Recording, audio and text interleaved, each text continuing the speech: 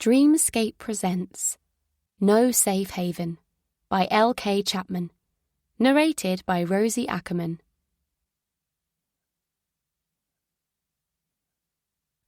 Cattleford, Chapter 1. A car sped past and startled me as I hovered on the curb outside Cattleford train station. Beginning to shiver in the frosty air, I pulled my coat more tightly around my body and stared in surprise at my surroundings. The little village was so sleepy and picture-perfect on this winter afternoon that it was like a Christmas model railway scene, with lights twinkling in cottage windows as the train disappeared into the distance. I should be clutching a pile of beautifully wrapped presents, not a bulging, hastily packed holdall that was fraying around the seams. It wasn't Christmas now. It was early January, and it wasn't anything pleasant that had brought me here this day. Sleet began to fall as I darted across the road, landing in icy splats on my sleeves and the strands of blonde hair that split over my shoulders from beneath my hood. I forced myself to slow down. Nobody knew I was coming here. I didn't need to run. Nevertheless, it was hard to break the habit of looking over my shoulder. Taking out my phone, I quickly checked the address I was travelling to, before hastily slipping it back in my pocket as though somebody might see. 11 Tricklebank Lane. The name was impossibly idyllic. Had I fallen into a fairy tale? The gently flowing stream I was now crossing via a pretty humped bridge was certainly nothing like the vast estuary I could just about glimpse from the kitchen window in my old flat.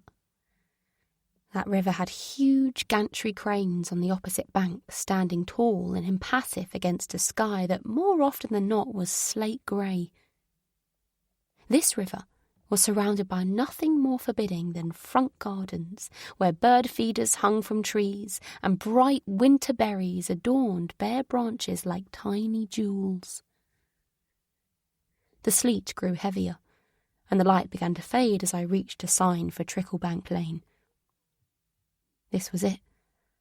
I paused and took a deep breath. What the hell was I going to say? In my frenzied flight from Habmouth, I hadn't even considered how I would explain myself. Just getting away had been all I could think about. I stopped at a sandstone cottage with ivy curling its way along the wall above the front door, beside which a ceramic sign with a picture of a hedgehog proclaimed it to be number 11. How lucky Harriet and Jessica Dunridge were to live in a place like this. Not that Harriet would see it that way. She'd always expected the best of everything. In a way, that's what I'd liked about her all those years ago. She knew what she wanted and how to go about getting it. Jessica, on the other hand, was a dreamer like me. Romantic and impulsive, darting from one thing to the next without having any idea how it would work out. Or at least, that's how I remembered her. I'd not seen the sisters for so long, I couldn't possibly know what they were like now. Even so, it was surprising that the two women, so different in temperament, were sharing a house together. How had that come about? It was a while before anybody answered the door. Had I definitely come to the right place? There were lights on behind the curtains, and I reached towards my pocket to check the address on my phone yet again, but my hand dropped as the door finally swung open. The woman standing there with a puzzled frown on her face wasn't instantly familiar, and I stared stupidly until finally it clicked into place. Her hair was so different, no longer falling in dark, bouncy curls around her shoulders. It was now styled in a short bob, with vibrant red highlights that matched her glossy lips. She was curvier than she used to be, quite different from the girl I used to sometimes swap clothes with, and she had a real presence about her, confident and self-assured, perhaps even a little intimidating. I blurted out her name. "Harriet!" She peered at me in bewilderment. "Poppy," she said finally. "What are you doing here?" "I know. I should have told you I was coming," I said a little breathlessly. "But I didn't know how to explain. I've got myself into a bit of a situation." "I did wonder why you asked for my address out of the blue," Harriet said. "But I didn't think you'd turn up on the doorstep. Come inside, it's freezing out there. I'll make some tea and you can warm up." After removing my wet boots and coat, I followed her gratefully into a rustic kitchen. The cabinets painted pea green, with a brightly patterned rug on the floor. It wasn't a huge room, though it felt big to me after the tiny kitchen in my flat, and the cosy atmosphere wrapped around me like a warm embrace. My eyes kept slipping back to Harriet. What had happened in the 20-odd years since we'd last spent any real time together? She wore no wedding ring, but hadn't I heard through the grapevine she got married? If she had, it must not have worked out. She was living with Jessica, and not her husband. "I'm so sorry to show up out of the blue like this." I paused when a small boy with floppy dark hair trotted into the room, stopped in his tracks when he saw me, then turned on his heel and ran out again. "That's Reef," Harriet said. "Jessica's son." "Reef?" I repeated, unsure whether I'd heard the name correctly. The expression on Harriet's face left me in no doubt as to what she thought of the unusual name her sister had chosen. "Yes," she said. "Jess was determined his name should be something to do with the ocean, since she met his dad by the sea. I didn't know she'd had a baby." "Well, you know Jessica," Harriet said. "Full of surprises. She went away with some friends for the weekend, and Reef turned up like a belated souvenir 9 months later. She seems to think it was destiny or something." She pulled her face. "So her and Reef's dad, they're not together?" "No," she said bluntly. I moved out of the way as Harriet called through the doorway to Reef. "Tea time in 3 minutes!" "Is Jess in?" I asked. "Yes, she's upstairs somewhere." Harriet handed me a mug of tea with a smile. "Are you staying somewhere nearby then?" she asked, as her eyes drifted to my large bag in the hall. No. Actually, Silence hung in the air for a moment, until Harriet nodded. "You need somewhere to stay?" "Yes," I admitted, embarrassed. "Do you have a spare room? I know it's a lot to ask when I just turned up." A little crease appeared between Harriet's eyebrows. "Forget I mentioned it," I said, and my stomach tightened with anxiety. "I'll find somewhere else. Please don't worry. I know how weird it is asking to stay when you haven't seen me since we were teenagers. It's not that I don't want to help, and we do have a spare room. It's just... Well, let's sit down in the lounge and catch up for a minute. The fire's going, and it's lovely and warm in there. You still look a bit chilled." "Poppy?" A voice on the stairs made me turn as Harriet led the way to the living room. And this face I instantly recognised. Jessica had barely changed at all. Her dark hair still fell in soft waves over her shoulders, reaching almost to the waistband of her skirt, and making a dramatic contrast to her porcelain skin and large blue-grey eyes. She smiled widely, rushing down the stairs towards me at a pace which set her dangly silver earrings swinging chaotically. "What are you doing here?" she asked me. "Did you say you were coming?" "No, I should have done. I'm sorry. It was all a bit last minute." Jessica bundled me into a hug, and as she let me go, leaving me a little startled by the enthusiasm of her greeting, she said, "You've got a dark cloud around you, but we can sort that out." I laughed uneasily. Yes, I suppose I do. That's how it feels. Now it was Jessica's turn to take in the sight of my bag in the hall. Are you staying? She asked. I don't know, I said. She can stay, can't she, Harriet? She said, without a hint of reservation over my sudden arrival and lack of explanation. She needs a friend right now, I can tell. And she looks half-starved. I folded my arms across myself self-consciously, and Harriet glared at Jessica. Well, she does, Jessica said, before disappearing into the lounge. She emerged a few seconds later, encouraging Reef along in front of her. The small boy glanced at me shyly from dark eyes fringed with thick lashes, and I smiled at him. Let's get you your tea, Jessica said to him. We've got a special friend with us tonight. Say hello to Poppy. She might need to sit down quietly for a bit, though. She looks worn out. I think she must have had a long journey. Hello, Reef said, looking at me curiously. Hello, Reef.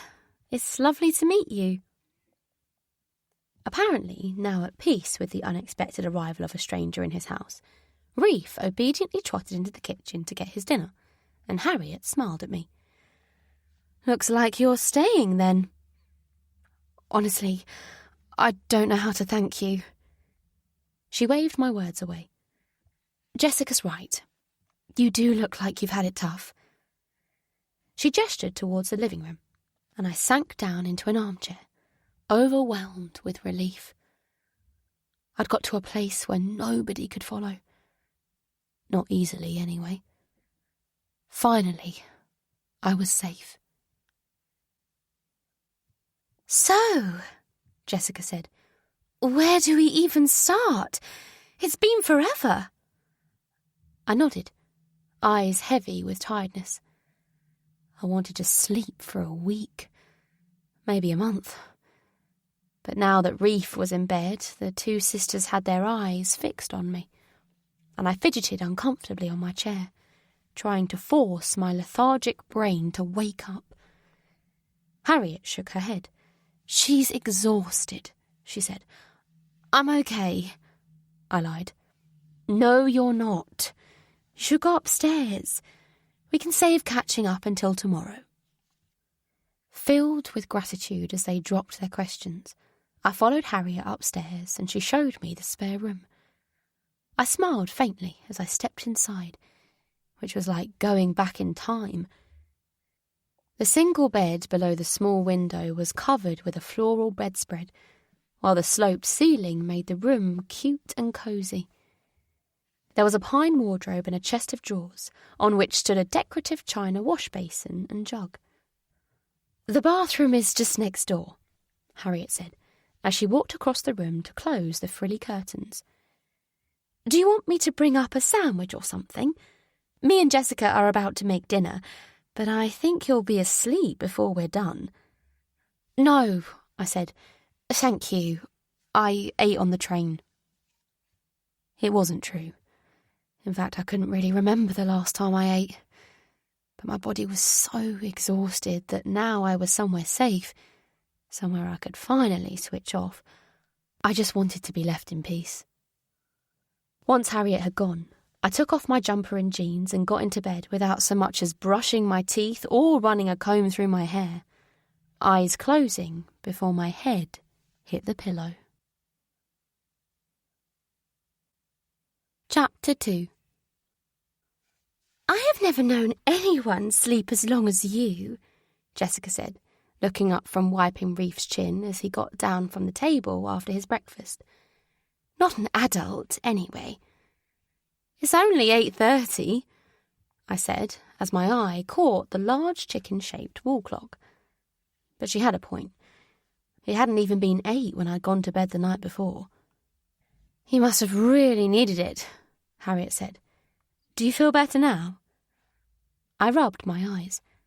My stomach was aching with hunger, but I couldn't start demanding food before they offered. There's tea in the pot, Harriet said, as if she could hear my thoughts. "Help yourself to toast or cereal."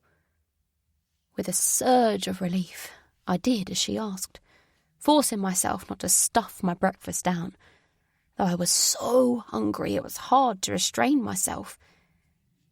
Reef sat on the floor playing a game on his tablet and glancing at me occasionally. "When does he go back to school?" I asked.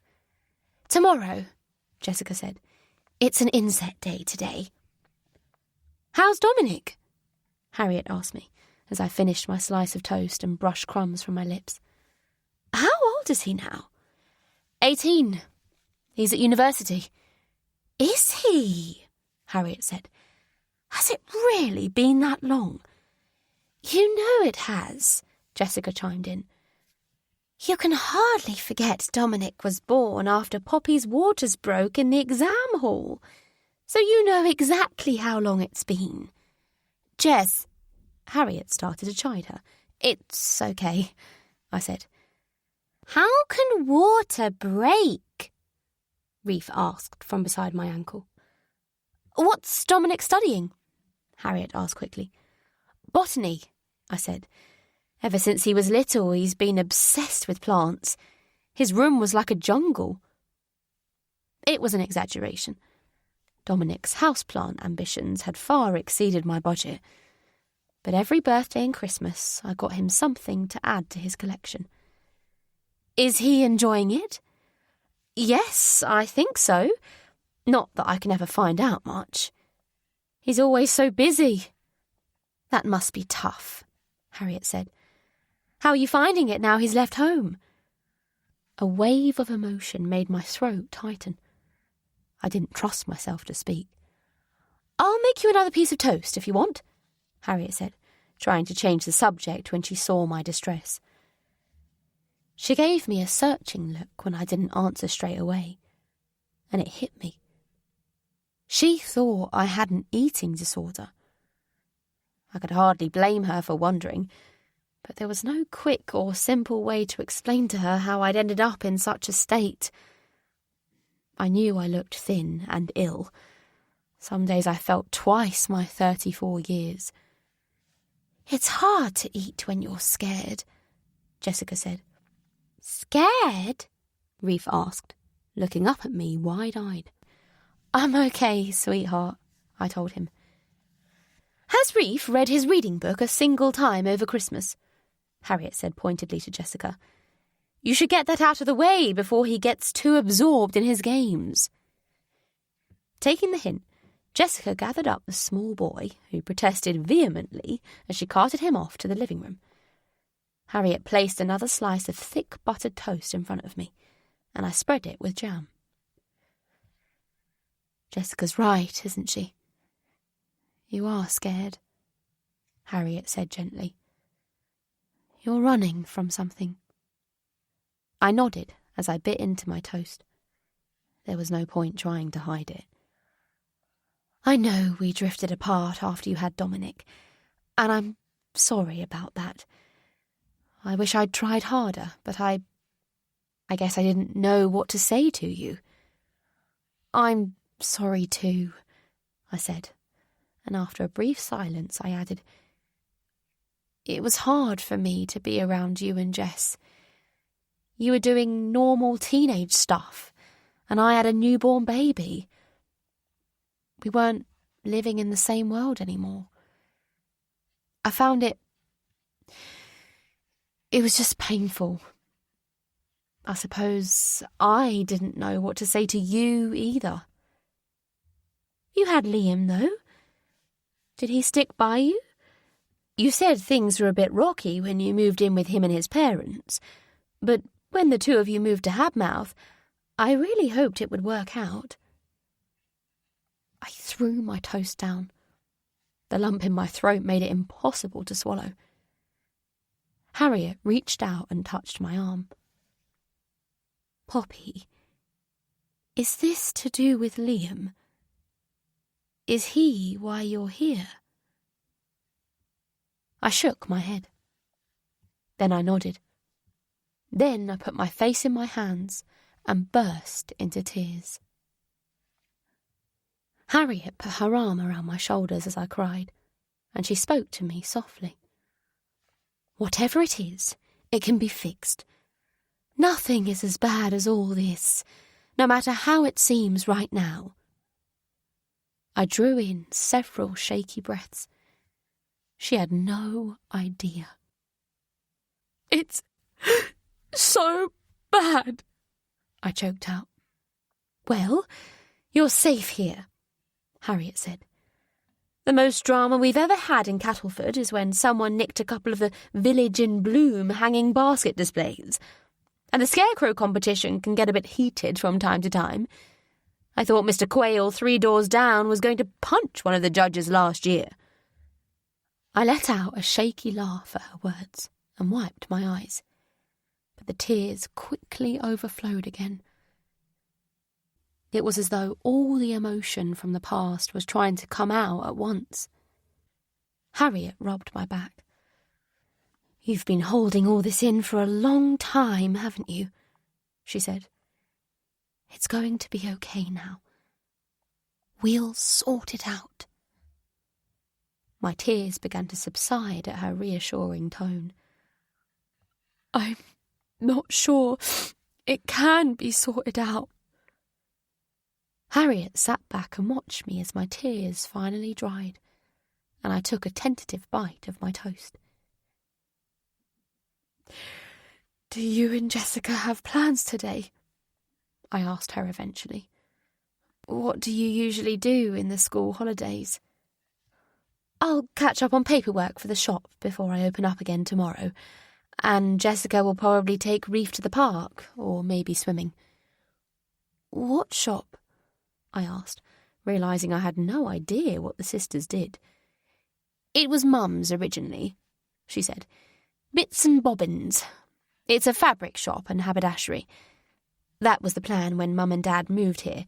Start a nice little business in a village, somewhere Jessica could get involved too. Jessica's a dressmaker. It works well. She can fit it in around Reef, and she gets customers via the shop sometimes." "And your parents, where are they now? Does your mum still run the shop, or is it just you?" "To begin with, I had nothing to do with the shop. It was Mum and Jessica's thing. Jessica carried on living with them. She never flew the nest. Then my dad got ill, and Mum had to spend more and more time looking after him. I was married at that point, and me and Ben, that's my ex-husband, had moved away. But we wanted to be close to family again. I stepped in and took over bits and bobbins, and me and Ben moved to a house in the village. But now you and Jessica live here together." "Yes. My dad died, and then 4 or 5 years later my mum met someone else. She married him and moved to Spain, and Jessica was here in the house on her own for a bit. Then me and Ben..." Her face contorted with pain. "Well, it didn't work out. We sold our house and I moved in here with Jessica. She needed me while she was pregnant and when Reef was first born. It wasn't an easy time for her." "I'm sorry about your dad and about you and Ben." Harriet nodded her thanks and stood up to clear the table, while I sat and sipped my tea slowly. My hands were still shaky, and my eyes were puffy. God knows what Harriet thought of my outburst, though it appeared she had taken it in her stride. Her unruffled, practical nature was soothing, and an unfamiliar sense of tranquillity filled me as she bustled around the warm and cosy kitchen. "How about I help out in the shop?" I suggested. "For free, of course, to make up for you letting me stay, just while I get myself sorted out." Harriet turned. "You're planning on staying a while, then?" I put my hand up to my mouth. Had they only meant for me to stay one night? I could hardly remember our conversation from the evening before, and now I put my foot right in it. "Sorry, It's okay," Harriet said. me and Jess realised you'd probably need more than one night. And I would appreciate an extra pair of hands in the shop. We've got someone who works Fridays and Saturdays to help me out, but having you there during the week would be good. And I'd enjoy the company. I tried not to show my relief too visibly. "Thank you," I said. "Really, Harriet, you don't know how much this means to me." Chapter 3. After a long soak in the bath, Harriet insisted I spend the morning relaxing. I sat on my little bed beside the window and gazed out at the view. The sisters' cottage garden was a little sorry for itself in winter, dormant as the plants reserved their energy to burst into life in the year ahead. Though here and there the odd cluster of berries added some cheer. Beyond the ramshackle stone wall at the bottom of the garden, leafless trees lined the edge of the stream. It was a dismal day, the sky a uniform shade of grey above the bare branches, sprays of drizzle misting the air. And yet I was still struck by the beauty of these surroundings. It was all so gentle, so serene. I got up and pulled on a thick jumper before making my way downstairs. "In this weather?" Harriet said when I told her I was going for a walk. "I need some fresh air and to clear my head." "Me and Reef could come," Jessica suggested. "He's full of beans no matter what the weather.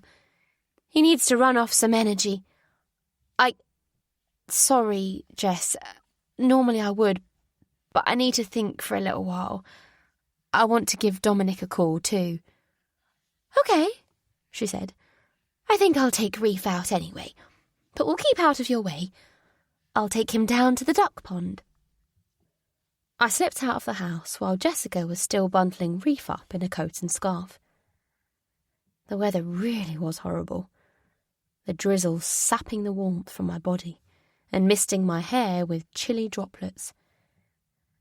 Nevertheless, I made my way to the centre of the village. No more than a small cluster of shops, the central square was empty apart from the war memorial and few vacant benches. I sat down on one and took my phone from my pocket. It was gone 11 now, so Dominic should be up. In fact, when my eyes fell on the screen, I was shocked to see how many missed calls I had from him. He must have been calling while I was in the bath. "Why haven't you been answering your phone?" Dominic said, his voice urgent. "I've been so worried, Dom. I'm sorry, I didn't. Max is freaking out. He says you've blocked his number and disappeared, that he has no idea where you've gone." "Me and Max are over," I said, as calmly as I could. "It's nothing to do with him, where I go, or what I do." "I know that," Dominic said, "but he was good to us, and he still cares about you. Couldn't you have told him you were leaving? Or me, at least. And why have you blocked him?" "I don't owe him any explanation," I said, more sharply than I intended. "Sorry, Dom," I said quickly. "I should have told you what was going on. I don't know why I didn't." I did know, of course. If I'd told him I was planning to leave, he would have been worried, and he'd have confided in Max. "I just need some space. I'm perfectly safe. You can tell Max not to worry, and you don't need to be concerned either. I will be changing my number soon, though. And when I do, please don't tell Max my new one. I want a fresh start, and Max can't be part of that. I need a clean break, and I think he does too. He just hasn't realised it yet." There was a short silence. "So you're really okay?" "Yes, I'm okay. I'm safe." I brushed away the drizzle that was settling on my face. What was wrong with my brain nowadays? I should have called Dominic before I went to sleep and told him that I'd left. Of course Max would go straight to Dominic and start worrying him once he realised I'd gone away. But I'd barely been able to keep my eyes open. My body just needed to stop. "Mum, where are you?" he asked me. "Where are you staying?" "I'm safe. That's all you need to know." "Are you sure you're safe?" "Yes, I'm sure." "What about money?" Dominic asked. "Shouldn't it be me asking you these questions? You're supposed to be the penniless student." Dominic let out a laugh. "Hardly," he said. "Between my student loan, my restaurant job, and the money Max gave me, I've got more cash than I could have dreamed of back when we—" He stopped abruptly, sparing me the memory, and I looked up at the sound of voices. A family were walking across the square, a couple of small dogs running along in front of them. They smiled at me and said hello, and I was startled for a moment. Then I smiled back, a little guardedly. "You don't need to worry about me," Dominic continued. "Although—" He paused, and I steeled myself. I knew what was coming. "I wanted to talk to you about that phone call." I closed my eyes briefly, glad when I opened them that the family had disappeared around the corner. "Why were you asking me those questions?" Dominic pressed me. "I thought you said we should never mention that night, and yet you—" "And we shouldn't talk about it," I said. "I wasn't thinking straight before, and I'm so sorry I scared you. I got paranoid, that's all. But it's fine now. I know it's hard, but you need to try and forget it. We can't change what happened." "I'll never forget it," he said quietly, and for a moment I couldn't trust myself to speak. I glanced up at the shop opposite me, trying to calm myself. It was closed, as all the shops were, apart from the small supermarket and the pharmacy. But this shop caught my eye, as it was so pretty with its powder pink paintwork, while the window display was a riot of colour. My eyes drifted to the name painted in sprawling curly script above the door. Bits and Bobbins. This was Harriet's shop. Oh, how wonderful to work somewhere so cheerful. "Mum! I'm sorry," I said. I didn't know what else I could say to him. "Just keep reminding yourself that it wasn't your fault. If it was anyone's fault, it was mine, okay?" "No, it was Liam's." I shivered involuntarily. The bench was damp, and rainwater was beginning to soak into my jeans. But I wasn't in a hurry to get up and start walking again. "You can't stay angry at your dad forever," I told him. "That man is not my dad." "Dominic, listen to me. Who's to blame for any of it doesn't matter anymore. And I know my actions probably make no sense to you, but once I've had a bit of time to make plans, I will explain why I had to leave, okay? I will make it right, I promise." There was a burst of laughter and shouting down the phone, and Dominic said flatly, "We were about to go out for breakfast." "It's nearly lunchtime." "Not when you don't go to bed until 3 a.m. the night before." "You go, then," I said, relieved that he was managing to enjoy himself despite everything. "Go and have fun." "Mum, I'm worried about you," he said. "Are you sure you're okay? I can send you money. I can come and see you. You don't have to pretend you're all right." "I'm not your responsibility. You're mine," I said, ashamed by his offer. "Oh, you know I don't mean it like that. We've always looked after each other, through everything." There was another burst of laughter, and his friends yelling his name, and Dominic sighed. "Go," I said. "We can talk another time. All you need to know is that I'm okay. I'm safe. And I love you." I paused. "It will be okay. I promise." As Dominic ended the call, I dug my nails into my palms until my eyes stung with tears.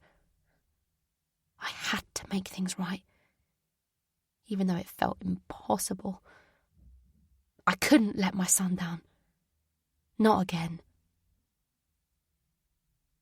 "So that's it," Harriet said. "I think you've seen it all." I nodded, slightly sad the tour of bits and bobbins was over. I'd enjoyed losing myself in the brightly coloured rolls of fabric towards the back of the store. Gazing at the patterns and stroking the rolls of cloth had made me feel cosy and safe, like an animal in a little nest. We now stood in a corner, surrounded by bright ribbons and thread in every imaginable colour, and Harriet eyed me quizzically. "It's a lovely little place," I said. "Does it get busy?" "People drive here from all around," she said. "There's nowhere else like it nearby. It's still not exactly bustling, not often anyway, but it's steady. We've got quite a few regulars. It's enough for me and Jess to get by, especially with her dressmaking too." "What do you need me to do?" "Well, I want to have a tidy up and reorganise the storeroom, but it's awkward when I'm on my own. I thought now would be a good time, with you here to help." "Okay," I said. "Just tell me what to do and I'll do it." We worked companionably until lunchtime, Harriet darting off to serve the odd customer who came in, while I tackled the disorder that had crept into the storeroom. She didn't try to press me on what had brought me to her door 2 days before, and I didn't volunteer any information. But at 12:30, she wrote a note saying the shop was closed for lunch and stuck it on the door. "We'll go to the pub for lunch," she said, "if you want to." I nodded, and we pulled on our coats, though the pub wasn't far. On the corner of the square, the rose and thistle appeared for all the world, like it had risen up from the earth, with its old stone walls strewn with ivy and a higgledy-piggledy assortment of windows, which looked like somebody had thrown them at the wall and then fitted them where they landed. I ate warily, sure that Harriet was going to start grilling me any second. Although it was the middle of the day, it was dull and dark outside, and despite our table being beside the window, it could almost have been evening. The food was delicious, though, and gradually my guard began to come down. "Did you manage to talk to Dominic yesterday?" Harriet asked me. "Yes, briefly." "Does he know where you are?" I hesitated. "No," I said. "Not exactly. He knows I'm okay, though." Harriet nodded as she finished her plate of ham, egg and chips and pushed it aside. "Poppy, I can see you don't really want to talk about whatever it is that's happened." If she was waiting for me to speak, she would be disappointed. My throat closed up, and I jabbed helplessly at the remains of my lasagna. "Maybe you could start at the beginning," Harriet suggested. "The last time we saw each other, you were about to move to Habmouth with Liam. What happened after that? Did things go wrong between you?" Her words opened up a great, yawning canyon in my mind, as though I was looking down on the last 18 years from a great height. I couldn't fall back in, not when I'd worked so hard to claw my way out. Before I could speak, there was a tap on the window. Jessica was outside, a hat with an excessively large, multicoloured bauble perched on her head, while her dark hair tumbled over her shoulders. She disappeared as she made her way to the door, and once inside she pulled up a chair and placed a bulging shopping bag on the floor. "I thought you must be in here when I saw the sign on the shop," she said. "I've been getting food for Reef's birthday party tomorrow." I smiled. Reef had been talking about little else that morning before school. "Why don't I pick him up later?" I suggested. "It'll give you more time to get organised. That's if Harriet can spare me from the shop," I added.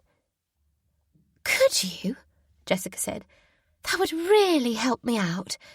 I had 2 brides come round for dress fittings this morning before I managed to get out of the door to get this food. I've not even bought Reef's presents yet. Having his birthday so soon after Christmas, it's chaos. Well, you definitely need the afternoon to yourself then, I said, imagining Reef's face if he didn't get all the various extra bits of train set that he'd insisted he needed. The house was littered with wooden track and little trains, which drove Harriet to distraction, though Jessica was apparently unconcerned by the mess, content to kick things out of the way when necessary. Jessica rushed off to take the party food back to the house, while Harriet and I, slightly reluctantly, left the cosy pub to make our way back to Bits and Bobbins. "Whatever it is," Harriet said to me as she unlocked the door, "it won't seem as bad once you've shared it.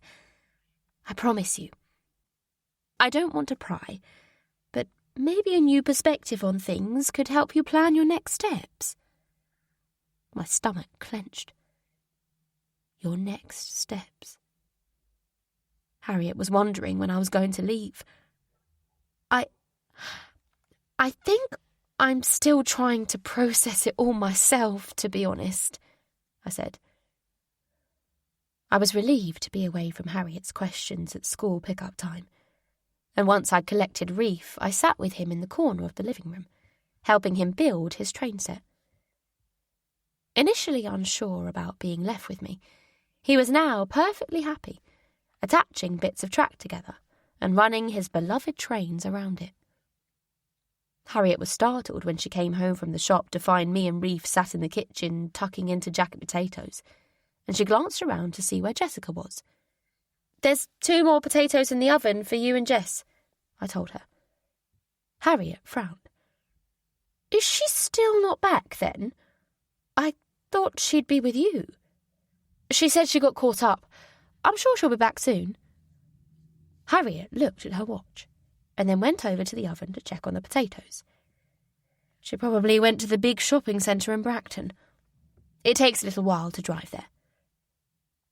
Jessica didn't arrive for another half an hour, when she burst through the door with bulging shopping bags. "Got a few other things," she said to me as she rushed down the hall, trying to keep the bags from Reef's sight. "Good," I said. "I'm glad I could help out." She beamed at me and dashed up the stairs for all the world like a teenager who had been allowed out to meet their friends when they were supposed to be grounded. Harriet's face was set in a look of disapproval, but she made no comment. Once Jessica had deposited the shopping in her room and come back to hug Reef, she'd lost none of her exuberance and started chattering away to him animatedly. "It's late," Harriet said. "He should be getting to bed." Jessica glanced at the clock. Then she chased Reef up the stairs to the bathroom, with much screaming and excitement from them both. Harriet shook her head and muttered something about hoping Jessica hadn't spent too much money. "It seemed like she needed it," I said. "She obviously really enjoyed herself. She's—" Harriet paused. "She's not that sensible with money," she said. "Or anything, really." "Well, I can relate to that," I said, before I could stop myself. Harriet pushed a stray strand of red hair away from her eyebrow as she looked at me. "Is it something to do with money? Is that why you're running?" My skin prickled. Why the hell had I said anything about it? Apart from anything else, Harriet would realise that if I had no money, I didn't have a chance of finding somewhere else to live, and would probably be keen to get rid of me before I managed to really get my feet under the table. I did have a little bit of money left, but it was hardly enough to keep me going for long, especially if pub lunches were a regular fixture for Harriet. Upstairs there was a burst of laughter and splashing from the bathroom. "Jess is in a good mood," I said. "She gets like this," Harriet said. "She's excited about things as Reef when she gets going." "I think it's nice." Harriet drummed her fingers on the kitchen counter. "Poppy, please. You can trust me. At least tell me what happened between you and Liam when you moved to Habmouth. It's ancient history.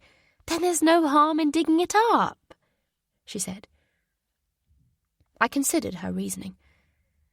Talking about what had happened all those years ago was painful. But she was right. It couldn't harm me. The thing was, perhaps it wasn't so ancient. After all, hadn't what happened back then sowed the seeds for everything that came after? And in the past few years, I'd certainly reaped what Liam had sown, in one poisonous harvest after another. Habmouth, Chapter 4. Weak sunlight spilled through the clouds, warming our chilly faces. The estuary was a dirty brown. The tide was out and birds had come to feast on the creatures in the mud. Dominic trotted along the path by my side, a 3-year-old barrel of energy, cheeks rosy and eyes bright. "When's Daddy coming back?" he asked me. I hated this question. Stuffing my hands deep inside my pockets, I turned my face away from him, and an icy wind blew strands of hair across my eyes. When's Daddy coming back? In some ways, I was surprised Dominic even knew who Daddy was, since Liam spent so little time in the flat with us. "He'll come back when he's ready," I said. It was the best answer I could give. 4 nights was the longest Liam had ever gone missing. Every night I expected to hear his key in the lock and for him to come stumbling in and pile into bed with me, expecting a quick fumble in the dark. "Why can't you just grow up?" I screamed at him the last time he arrived back from his disappearing act. He said I was boring and no fun anymore. I turned and scooped Dominic up into my arms, where he squirmed and struggled until I put him down again. He was getting heavy now. His coat was too small, and his shoes. Why didn't Liam understand that I was lonely? Achingly, crushingly lonely. He could go out drinking after work with whoever he was friends with now, but I didn't know anybody in Habmouth. I tried once or twice to go along to things with Dominic, but the fact that all the other mums were at least 10 years older than me left me feeling isolated and vaguely embarrassed, as if I had no right to be there. Not that anyone had ever been unkind, but the discomfort was too much. So me and Dominic kept mostly to ourselves since we moved. I could kick myself for being taken in by it all. I'd followed Liam here like an idiot when his uncle had given him a job on a building site. Believing Liam when he was filled with energy and optimism. When he cast away my doubts by painting a glorious picture of how we would live and how happy we would be. "It won't be like it is now," he told me as we sat squashed together in the cramped bedroom in his parents' house, our eyes on Dominic's cot in the corner of the room, and his toys and clothes all over the floor. "I'll be earning proper money, and we'll have our own space. And I'll sort myself out, I promise." I kicked out at a scrubby tuft of grass. What use were his bloody promises? They didn't put food on the table or new shoes on Dominic's feet. Sometimes it was as though the only thing I could rely on in this place was the estuary. Its rise and fall, its steady inevitability. Liam was about as trustworthy as a snake. Our relationship built on foundations no more stable than the mud stretching out below us that would soon be buried below the tides. I couldn't rely on him. I could only rely on myself. That night, Liam did come home. Not until after I'd finished getting Dominic into bed, though. God forbid Liam would be here to cook fish fingers, wipe grubby mouths, run baths or read stories. Our son was fast asleep by the time his dad burst in, with no apology and no explanation. Although he was a couple of years older than me, Liam hadn't managed to settle into looking like an adult yet. He was tall, but still lanky, as if his limbs were in permanent protest against his body. Tonight his dark hair was greasy, eyes red-rimmed with lack of sleep. Had he washed a single time since he'd gone AWOL? I wouldn't ask him where he'd been. He'd have crashed at friends' houses, sofa surfing, even though he had a home and a family. It hurt that it was us he was getting away from, but I'd hardened myself to that. "Is there any food?" he asked me. "Go and look for yourself." He threw himself down on the sofa. "I'm knackered," he said. A crazy urge to grab the lamp off the table beside him and smash it over his head nearly overwhelmed me. He was knackered. I had no doubt he was tired, but it was because he'd been partying for days. I was knackered from looking after a 3-year-old by myself. His 3-year-old. Dominic is fine, by the way. Pops, I don't like being called that. He put his head in his hands. "Why can't you just give me a break?" he said. "Whenever I'm here, you go on and on at me. Maybe you should leave again, then!" I screamed at him as a red mist descended. "You're no use to me! Just go away! Leave me alone! Leave me alone! I sank down to my knees against the wall, and eventually he got up from the sofa and came to kneel down beside me. "I'm sorry," he whispered, kissing my hair. "I know how shit I am at this." "You promised," I said. "You promised it would be different here." He tried to lift my chin with his hand, and I pressed it harder into my knees. "I love you," he whispered. Gradually, I raised my head and let my eyes meet his. "I won't disappear again," he said. "It was a pretty shit weekend anyway. I just didn't want to come home and have you disappointed with me." I gave him a shove. "That makes no sense," I said, my anger rising. But he grabbed me and kissed me. "I hate you," I told him when our lips parted. "I know," he said. But when he kissed me again, I kissed him back. Cattleford, Chapter 5. Jessica looked up from where she sat on the floral wool rug that covered the living room floor. Surrounded by rolls of wrapping paper and presents, her preparations for Reef's birthday were in full swing. "I can't imagine how it must have felt," she said. "Only being 19 and living somewhere you don't know, with a small child and no help." I sighed. I'd decided I would speak to both of the sisters together once Reef was in bed, and they'd listened in silence as I began explaining what had happened between me and Liam.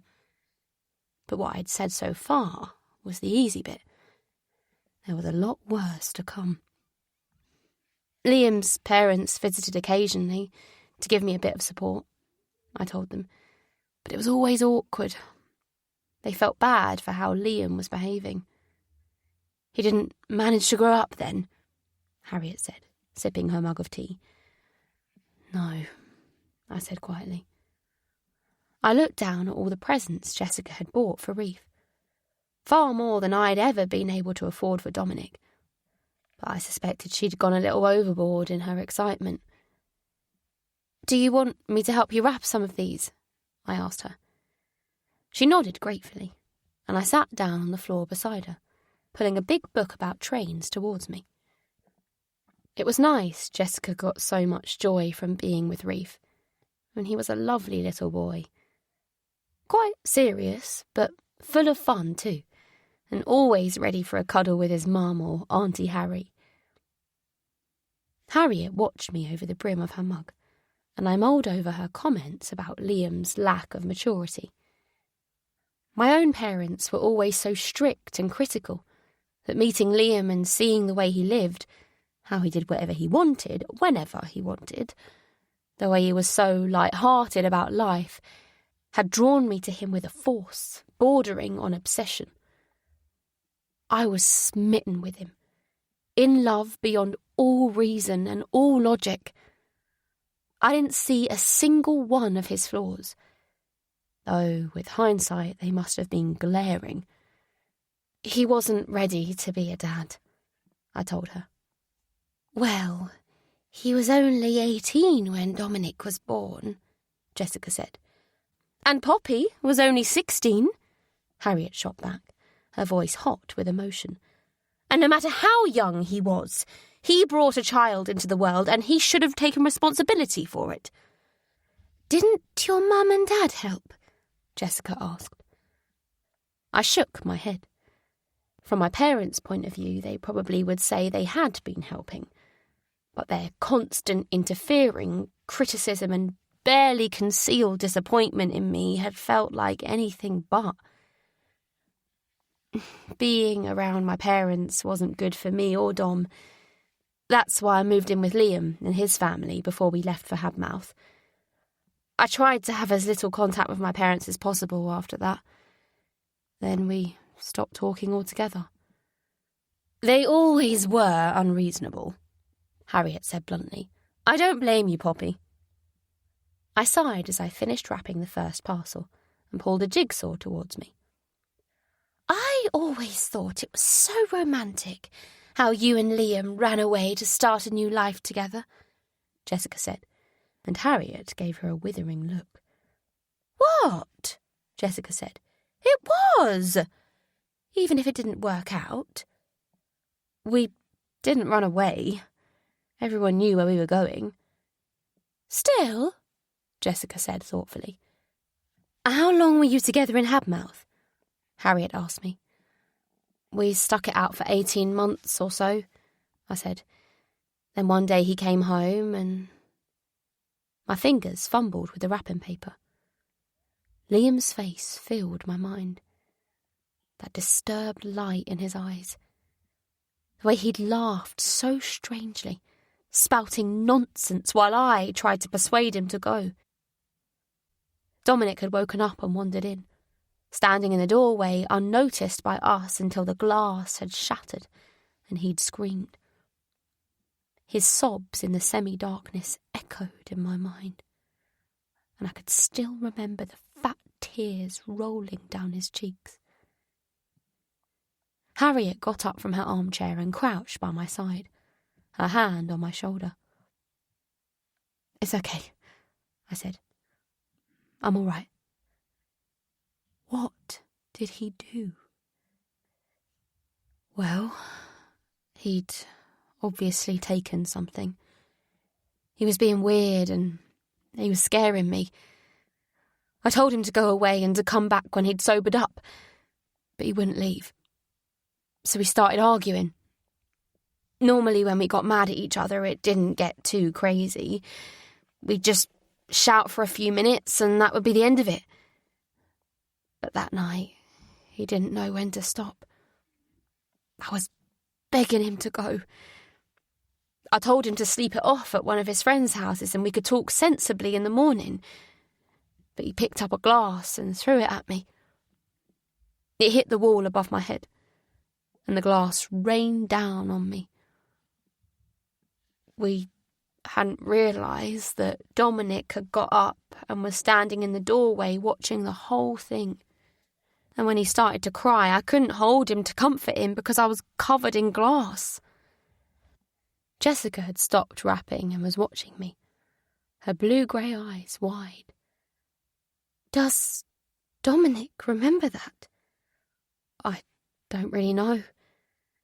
Were you hurt? Harriet asked. Not really. I had some small cuts, but I was mostly just in shock. He'd never done anything like that before. And he was aiming at me. I was lucky the glass only hit the wall. Please tell me that you kicked him out after that, she said. I didn't need to. He chose to leave. He looked at me and Dominic, saw how upset we were, and walked out. Managing to finish wrapping the jigsaw, I placed it on top of the pile of presents as Jessica started to work on the final one. I stayed on the floor, stretching my legs out in front of me as I rested my back on the sofa. A fire was crackling away in the log burner, and I was filled with such a strong desire to stay here forever that it took my breath away. "Good riddance," Harriet said. "You deserve better than him." The thing was, for a long time I hoped he'd come back, I said. I know that makes me sound weak, but Liam and I got together when I was only 15. He was my family. He'd always accepted me just the way I was. And when things were good with him, they could be so good. I was scared to be left completely on my own. I didn't want to go crawling back to my parents. So I stayed in Habmouth and kept hoping Liam would come back. But 1 week went by, then 2, then a month. I couldn't stay in the flat without Liam's money coming in. I was going to try and get a council flat, but Liam's parents said they would help me out with money for a little while. They wanted me to stay in the same place in case Liam decided to come home. He'd broken all contact with me and them, but we thought he might try to find me again when he was ready. They paid a few months' rent on the flat for me, and once Dominic started school, I got a job and could pay my own way. Just about. It was tough, but we got by. I just took life one day at a time. "And then?" Jessica said, tucking her long hair behind her ear as she fixed her eyes on me again. I didn't answer straight away. It felt wrong to gloss over all those years and so many struggles. I'd had to change jobs several times. Somehow I had a knack for finding work that wasn't stable or permanent. I was forced to leave the flat I'd shared with Liam when the rent went up, and I began a slog of moving around Habmouth. Changing home, changing job. That went on for years. There were other relationships, but none lasted longer than a few months.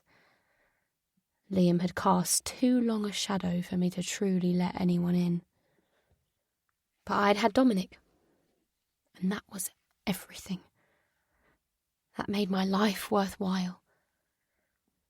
Eventually, once Dominic was older, I completed a bookkeeping course and found myself a new, stable job working in payroll.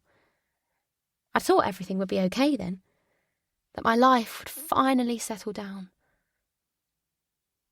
Both the sisters were watching me, waiting. One of the logs in the log burner made a loud pop that startled me out of my silence. "Then," I said heavily, "then Liam came back." Habmouth, Chapter 6. "What are you doing?" I asked Dominic, finding him sat at his desk wielding a knife and a pair of kitchen tongs, performing some kind of operation on a cactus. He paused the how-to video he was watching and turned to me, brushing his slightly too long dark hair from his eyebrows. "I'm taking a cutting," he said, as if it was the most obvious thing in the world. "Are you sure that's going to work?" I asked sceptically. The cactus consisted of many small mounds covered in yellow-brown spikes, and he was trying to remove an entire one of its lumps. "Yes," he said. I sat down on the end of his bed and he resumed the video. I watched him work in fascination, and once he'd removed the section, he placed it on the windowsill with the kitchen tongs. "Aren't you going to put it in a pot?" "It needs to heal over first," he said, turning to me, and I smiled at the enthusiasm in his eyes. "Cactus cuttings are different to other plants," he continued. "You can have this one if you want. He'll be happy in your room." "Thank you," I said. "I'd like that." He turned back to hunch over his cactus. When he was tending to his plants, serenity came over him, and it was a joy to watch. His windowsill was crowded with pots of cacti and succulents, his room being on the sunny side of our flat, while the dark north-facing windows in our kitchen and bathroom were full of ferns and other shady plants. "So, about your birthday, I told you I don't need anything big," he said. "You're really happy just to have some friends round for pizza? And a pitcher plant?" "Yes, and the pitcher plant." I paused. "I'll take you out somewhere as well, if you like. Just me and you." "Okay," he said. I got up, and on a whim I went over and put my arms around him. "I'm so proud of you," I told him. And although he tried to wiggle free, being a teenager he had to at least make a show of not wanting hugs from me, I could tell he didn't mind really. "I'll make dinner," I said. But as I got to the door, Dominic took me aback by saying, "Mum, I think someone is watching me." "What do you mean?" I said, turning to look at him. His eyes were clouded now, his brow slightly furrowed. "There's a man I've seen a few times, twice round here and once near school." Cold dread settled around my heart as my mind raced to 100 awful possibilities. "Has he tried to talk to you?" "No." I sat back down on the bed and looked at Dominic closely. "I'll phone the school and tell them, and I'll walk you to the bus stop in the morning. If we see him again, I'll call the police." "Mum!" Dominic protested. "I'm not letting some weirdo—" "I don't think he's a weirdo," Dominic said. "I think it might be Dad."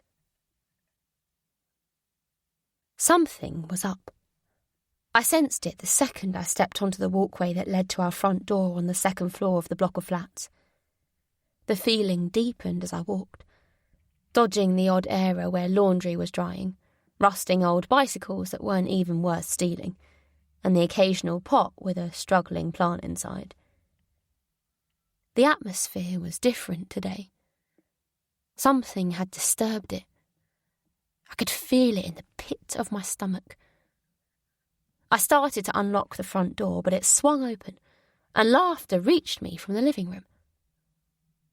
Not the laughter of Dom and his friends. It was Dom and a man. I ran down the hall and burst into the living room, hands tightening into fists at the scene before me. Dominic and Liam, both turning towards me guiltily. In the middle of the floor, ridiculously out of place on our disgusting hard-wearing blue carpet, squatted a brand-new PlayStation, still in its box. "Mum," Dominic started, but at my silence he faltered. Horror and shock washed through me. How dare he? How dare he? "Mum," Dominic said again. "What is that?" I asked, gesturing at the box. "It's I know what it is," I snapped at Dominic, before my eyes rested on Liam. "Why is it here?" I asked him, my voice like glass. "Poppy, let me explain." "No," I said. I bent down and picked up Liam's gift.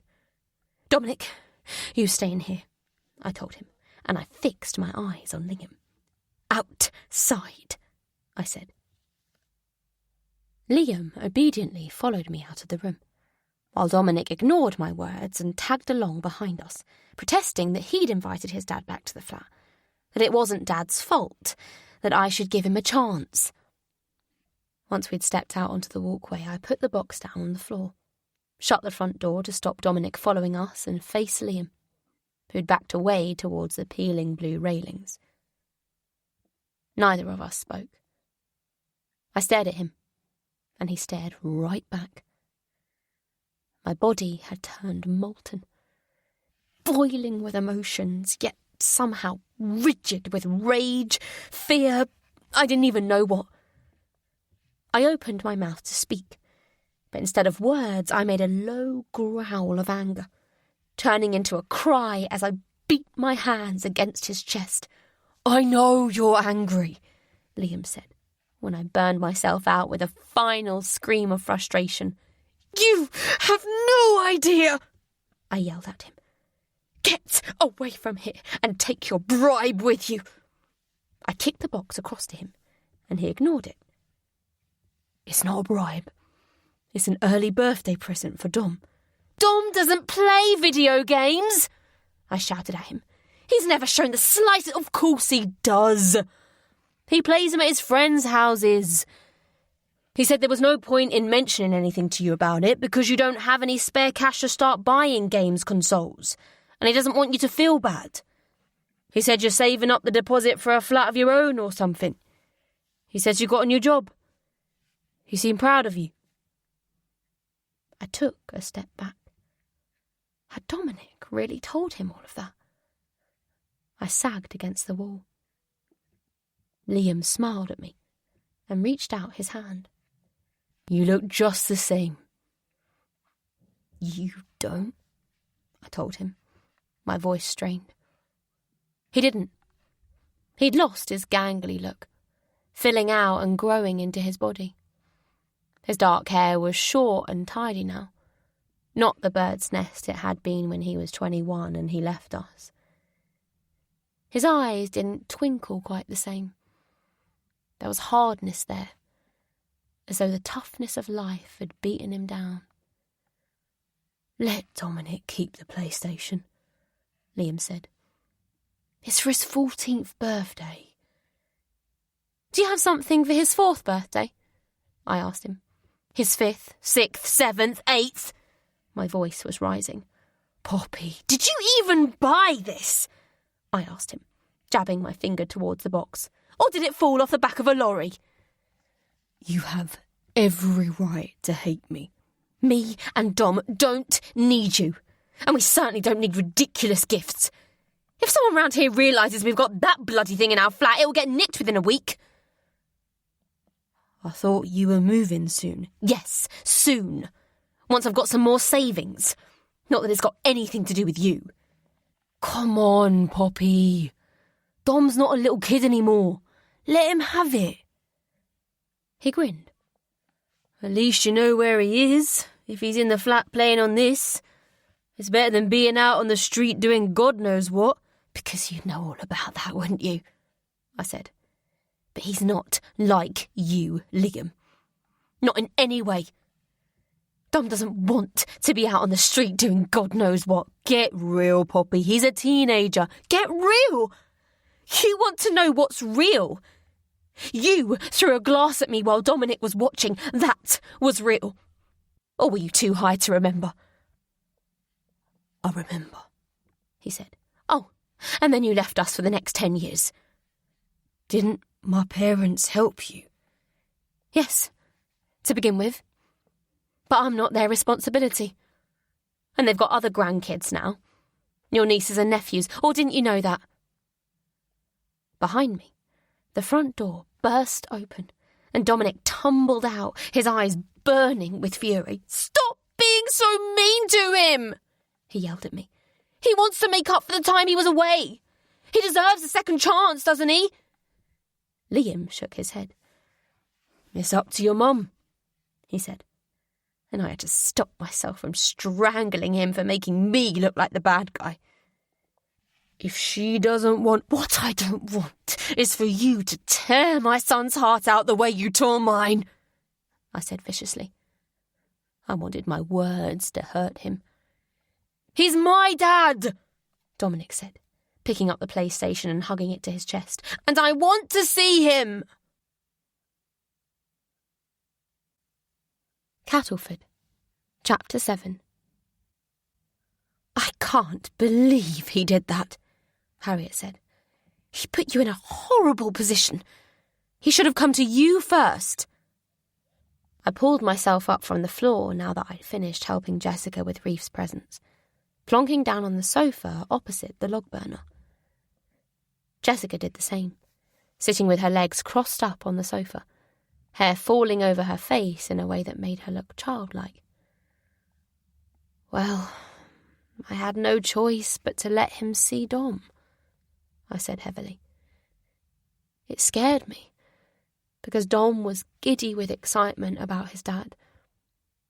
He said Liam was fun and cool, which I guess he thought I wasn't. I sighed. He was at such a tricky age. It was like he was searching for something. He was trying to figure out who he was and how he fitted into the world. I knew he'd started to think more about where he'd come from, even before Liam showed up. "Everyone needs to know where they came from," Jessica said softly. "What will you tell Reef when he asks?" I said. Jessica tucked her hair behind her ear and looked at me thoughtfully. "That he was a gift from the ocean," she said, apparently with complete sincerity. Unsure how to respond to that, I cast my mind back to how it had been when Liam first showed up. I'd been wary, even once I'd agreed to him and Dom seeing each other a few times a week.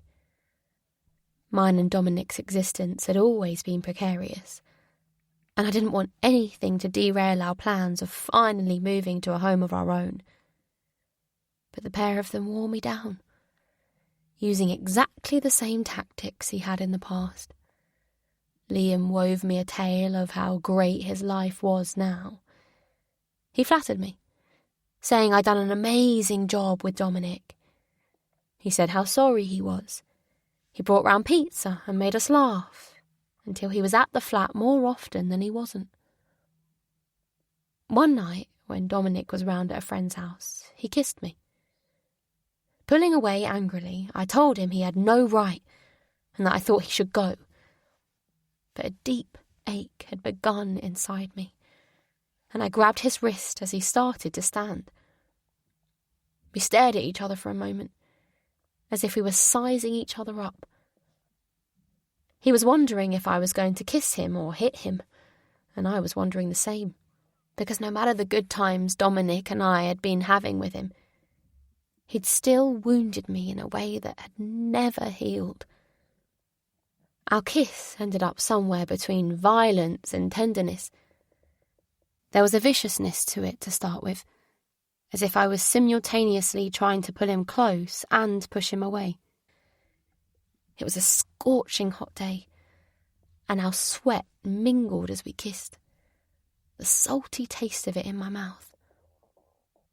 He tore at my dress before pushing my thighs apart so he could bury his face between them.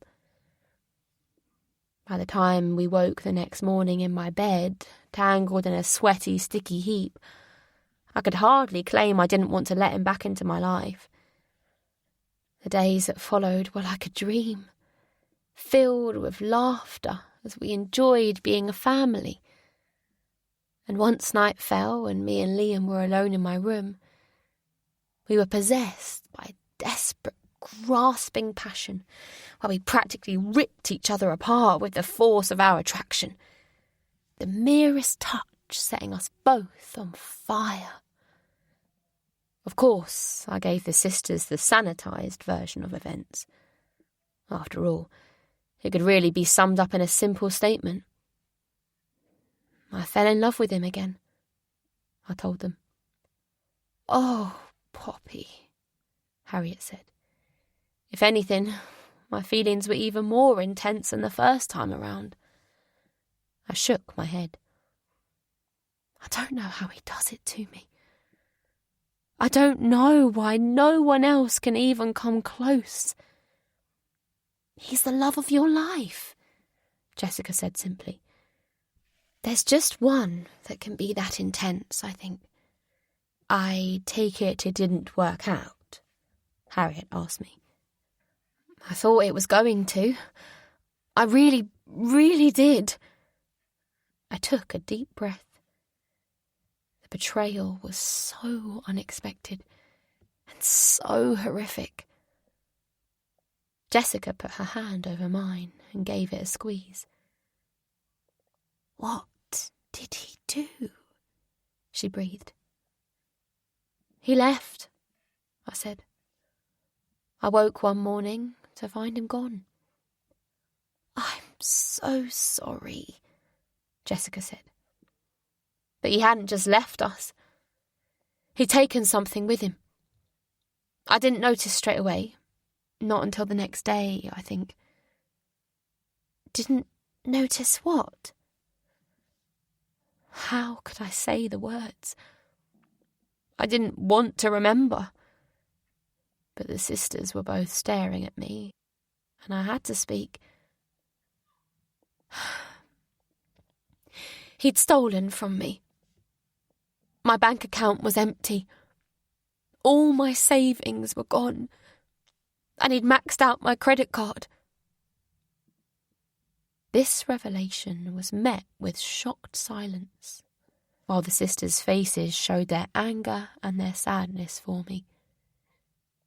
Jessica threw her arms around me, while Harriet said, "Men are all the same. They just use you to get what they want, then they throw you aside." "Dominic isn't like that," I said into Jessica's shoulder. "I've made sure of that." Jessica released me from her embrace. "Don't worry about her," she said. "Harriet's a natural pessimist when it comes to men." "What did you do, though, Poppy? About the money? Did you go to the police?" "No." "Why not?" Harriet said. "He stole from you." "Because I didn't want Dominic to know. I couldn't have Dominic know." "But how did you live? What did you do?" I sat back against the sofa and closed my eyes for a second. How did you live? Could I find the words to explain all that had followed? They wouldn't know what it was like to be so desperate, so afraid, and just so tired that you could be drawn into making the kind of awful decisions I had made. But I'd have to try. I owed them an explanation. Habmouth, Chapter 8. Sighing inwardly, I picked up my tea bag from the morning which I'd left drying while I was at work and dropped it into a mug. I left them to dry out where I didn't think Dominic would notice them. I had to protect him from how bad the money situation really was. I'd become pretty used to it. The hunger. After a while, it didn't hurt so much. Eating anything substantial made it worse, as my stomach would remember what it was like to be full, and demand it again later that day or the next morning. But even if I got used to the raw sensation of hunger, it still affected me in other ways, sapping my concentration and leaving me tired and drained, like I was permanently coming down with something. Footsteps along the walkway outside made me duck down so that I couldn't be spotted through the window. Please go past, please go past, please be someone else. At the knock on the door, my chest tightened, but I forced myself to stand up tall. I wouldn't let him see that he scared me. In fact, I would stand my ground. I couldn't give him what I didn't have, and he'd have to deal with it. "I know you're in there." His weaselly voice came loud and clear. Of course he did. He'd hang around outside, watching for me. I tried not to go out, but I had to go to work. And by now, Kevin, which I was quite sure was not his real name, was well aware of my routine. He hammered on the door again. I forgot I was holding a mug of tea, and my fingers opened, letting the mug smash to the floor, the precious liquid lost as it coated the ugly kitchen lino.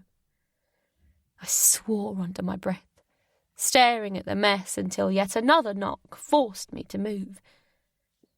Not answering the door wasn't really an option.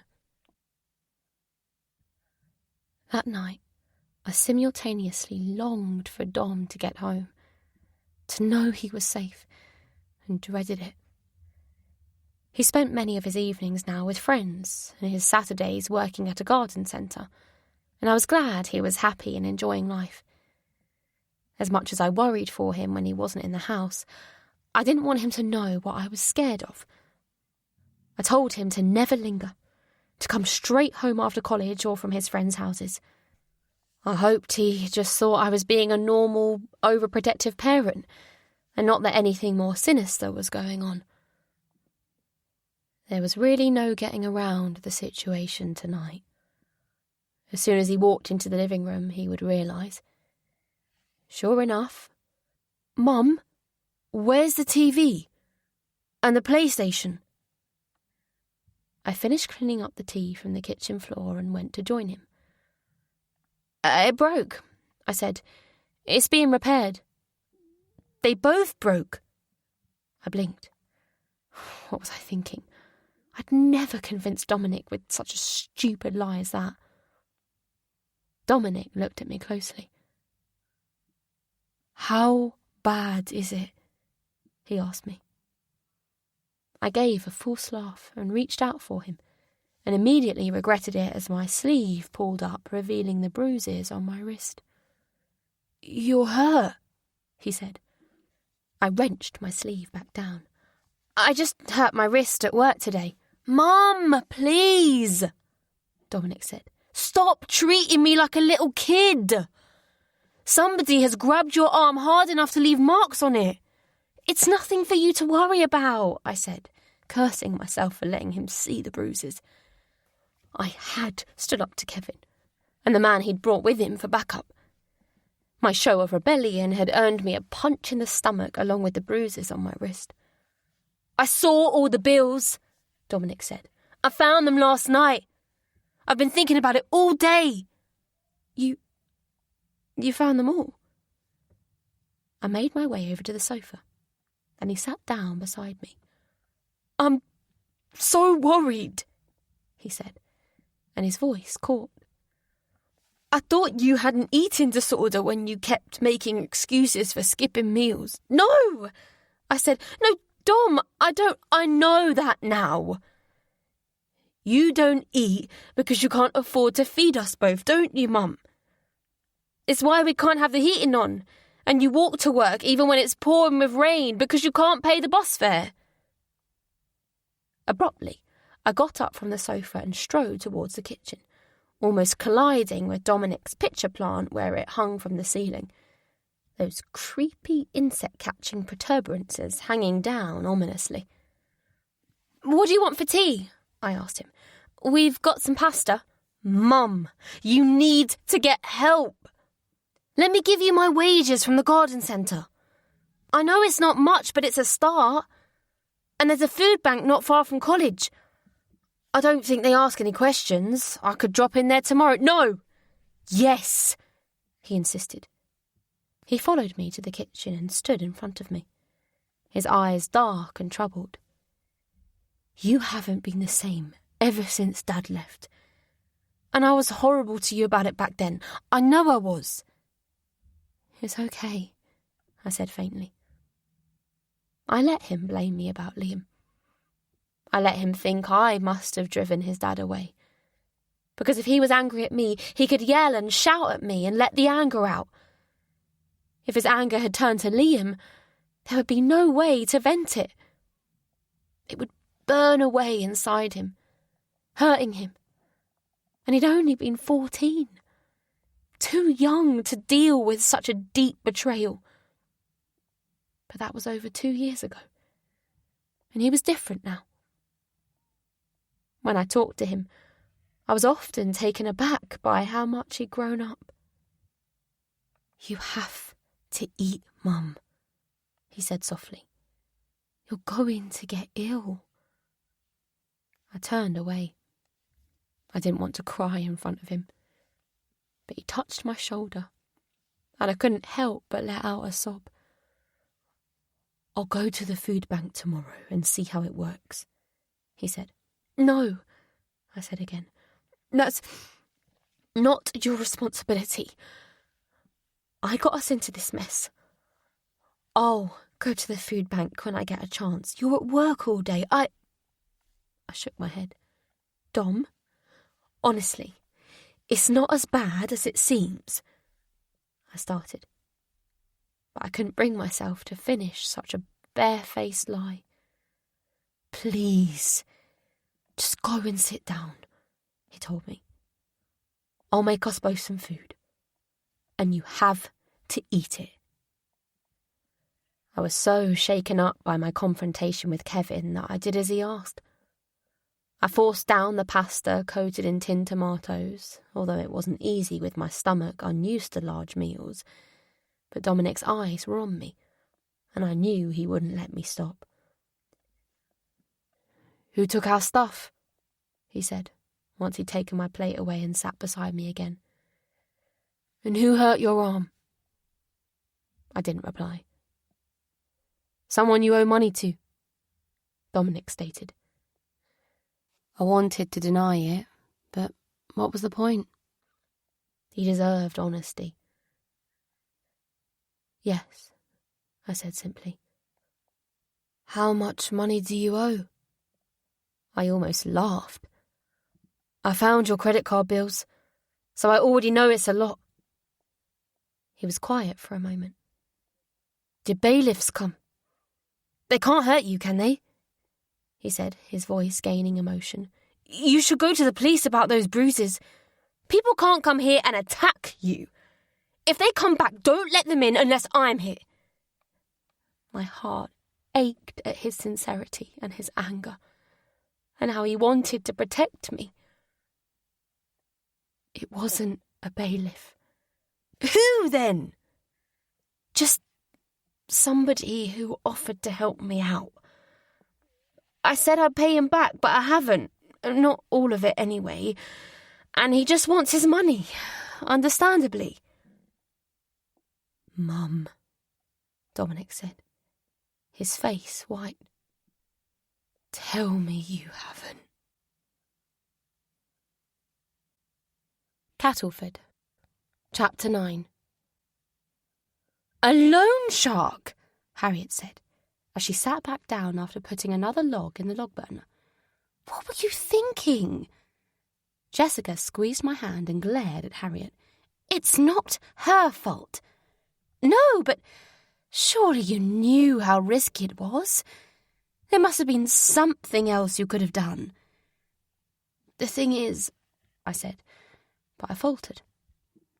How would I get them to understand?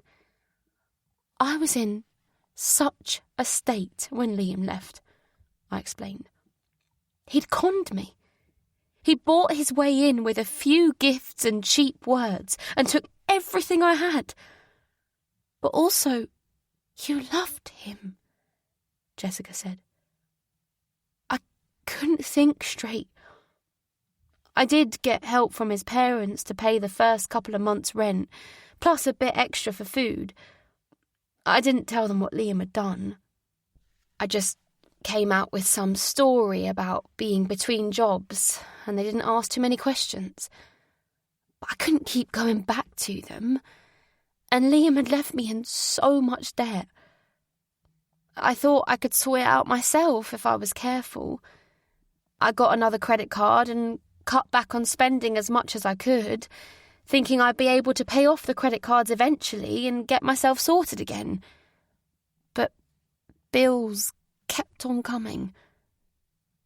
I clenched and unclenched my hands in my lap. It spiralled so quickly. I kept telling myself I could get on top of things. I started getting payday loans. But I was just getting loans to pay off loans. Soon no one would even lend to me anymore. I was barely sleeping, and my brain didn't work properly. I couldn't concentrate or make decisions. I had splitting headaches every day, and I felt ill all the time. I was so thin and stressed that my period stopped, and I remember being pleased because I didn't have to spend money on pads. I covered my face with my hands and then let them fall into my lap. I was ashamed. I was just so ashamed, I breathed, and frightened. One day I broke down to one of our neighbours, and she said she knew somebody who could help me out." Jessica had put her hands up to her mouth, eyes huge. "I can hardly listen," she said. "You don't have to. Me and Harry can talk somewhere else." "Don't even think about it," she said. "Of course I'll hear you out. And you're safe now. We won't let anyone hurt you here. I know you're probably thinking I'm completely naive." "Of course we're not," Jessica protested. "I wasn't rational anymore," I continued. "I was drowning, and I'd grab onto anything to save myself. I didn't think about what could happen in the future. It was just about getting through another day. So I met this man at my flat, and he was so friendly. It felt like he really understood, and that he would make it all go away. I wanted to hear that so badly. He said he needed to take something as security. He wanted my passport, but I managed to lie and convince him I didn't have one. The only valuable thing I owned was some old jewellery my grandma gave me back when I was still living with my parents. I have no idea what it was worth, probably not much. In fact, I'd forgotten I had it until he asked about jewellery, otherwise I'd have already sold it months before. I felt sick when I went to get it and handed it over to him. My God, Poppy. I couldn't speak any more, and both sisters put their arms around me. I was glad the next morning to be immersed in normality again. Reef got up early, squealing with excitement at the pile of presents. Wrapping paper flew everywhere, and Jessica encouraged him excitedly while Harriet tried to keep track of the gifts that had come from other friends and relatives, muttering about the need for thank you cards and how Jessica never remembered that kind of thing. "You don't have a plan, do you?" Jessica whispered to me when Harriet left the room and Reef played with his gifts. "You don't know what to do after you leave here. Is it that obvious?" "To me it is. I think Harry knows too." I nodded. I could hardly deny it. Jessica gave my arm a squeeze. "I don't mind what you did since Liam left you, or why you're here," Jessica said. "I like you. Reef likes you. It's good for the shop now you can help out. As far as I'm concerned, you can stay as long as you want. Does Harriet mind why I'm here?" I'd heard the sisters' voices after I'd gone to bed the night before, no doubt discussing what I'd told them. "I feel like my ears are burning," a voice in the doorway said. Harriet stood there watching us, her dark eyes troubled, though a bright smile lit up her face when Reef ran over to her, chattering excitedly about his presence. "We were just talking about what I told you last night." Harriet nodded and caught Jessica's eye. "Reef's not even in his uniform yet," she said. "Oh, he can go in late to school," Jessica said airily. No, he can't. The new term has only just started. He needs to be there so he doesn't get behind." "It's his birthday," Jessica said, her voice firm. "I'll take him in an hour." Harriet didn't reply to this, though her expression was stony. "She does like to get involved," Jessica said to me when Harriet left to go and have a shower, an edge to her voice. "He's my son!" Immediately the words were out of her mouth. Her face changed. "Sorry, Poppy. I shouldn't have said that. She does so much to help me, and when Reef was tiny, I couldn't have coped without her." She busied herself tidying the breakfast table, and I crouched down to gather up some of the discarded wrapping paper that littered the floor. The sisters' relationship was really none of my business. More concerning was that Jessica hadn't had a chance to tell me what Harriet thought of our conversation the night before. I had a feeling her thoughts about it were different to Jessica's. Bits and bobbins were surprisingly busy that morning, and Harriet and I were practically rushed off our feet until noon. Finally, the shop quietened down, and Harriet occupied herself tidying a big basket of wool that had endured quite a rummaging that morning. "It can't have been easy for you," she said, "to tell us everything last night." "It wasn't, but you have a right to know who you've got staying in your house." These words turned to ashes in my mouth.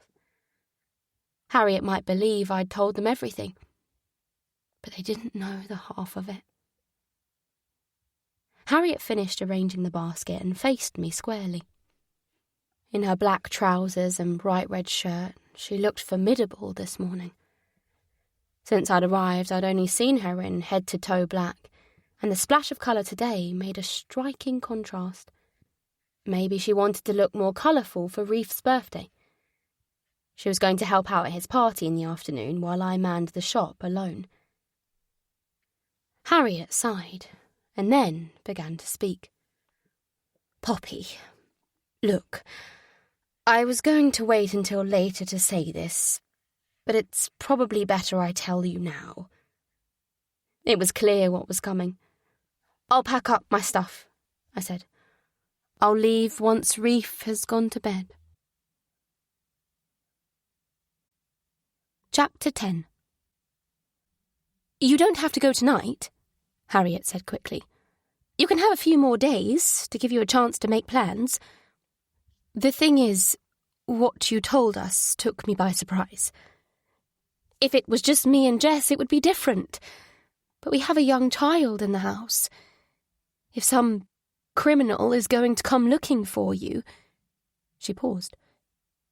"Is he looking for you?" I couldn't meet her eye. Kevin wasn't looking for me, but the man who was looking for me was hardly any better. "Why don't you take the afternoon off until I have to leave for Reef's party? You can call around some letting agents, see if they have anything." "Lettings agents will credit check me." "Oh, I see," she said, turning to fiddle with the wool basket again. "There must be something." "It's not your problem," I said. "I feel awful turning you out," she said. "I really don't want to. If there was any other way... It's just with Reef, we have to be careful." "There's no need to apologise. In your shoes, I would do exactly the same. You can't put Reef at any risk, and I wouldn't expect you to." Once Reef's friends had gone home with party bags clutched in sticky fingers, I helped the sisters tidy up, and then I went upstairs early to try to get some sleep. There was a soft knock on the door, and once I quickly pulled on the baggy t-shirt I wore in bed, I opened it to find Jessica. She gave me a smile. "Thank you so much for looking after the shop for Harriet," she said. "It's no problem." She hovered in the doorway, twirling her hair around her fingers as if she wanted to say more and couldn't decide if she should. "Harriet has told me that I need to leave," I said. "Yes, I know. I told her I disagree. She's right, though, Jess. I'm not angry with her. I'm grateful you let me stay here for even one night." Jessica came in and sat on my bed, so I sat down beside her. Her eyes were more grey than their usual blue, troubled and hard to read. "I can't imagine having to run away from here," Jessica said. "You had to run away from your home, and you chose us to help you. I feel like we're letting you down." "You're not letting me down. This is my mess, not yours." Jessica sighed. "I did something really bad once," she said, "and hurt people that I care about. So I know what it's like to regret things you've done. But the situation you ended up in wasn't even your fault. It was Liam's. And I got a second chance, so I think you should too." "Jess?" Harriet's voice in the hall was sharp. "I'm sure Poppy just wants to get some sleep." Jessica jumped like a small child who had been caught out of bed at night.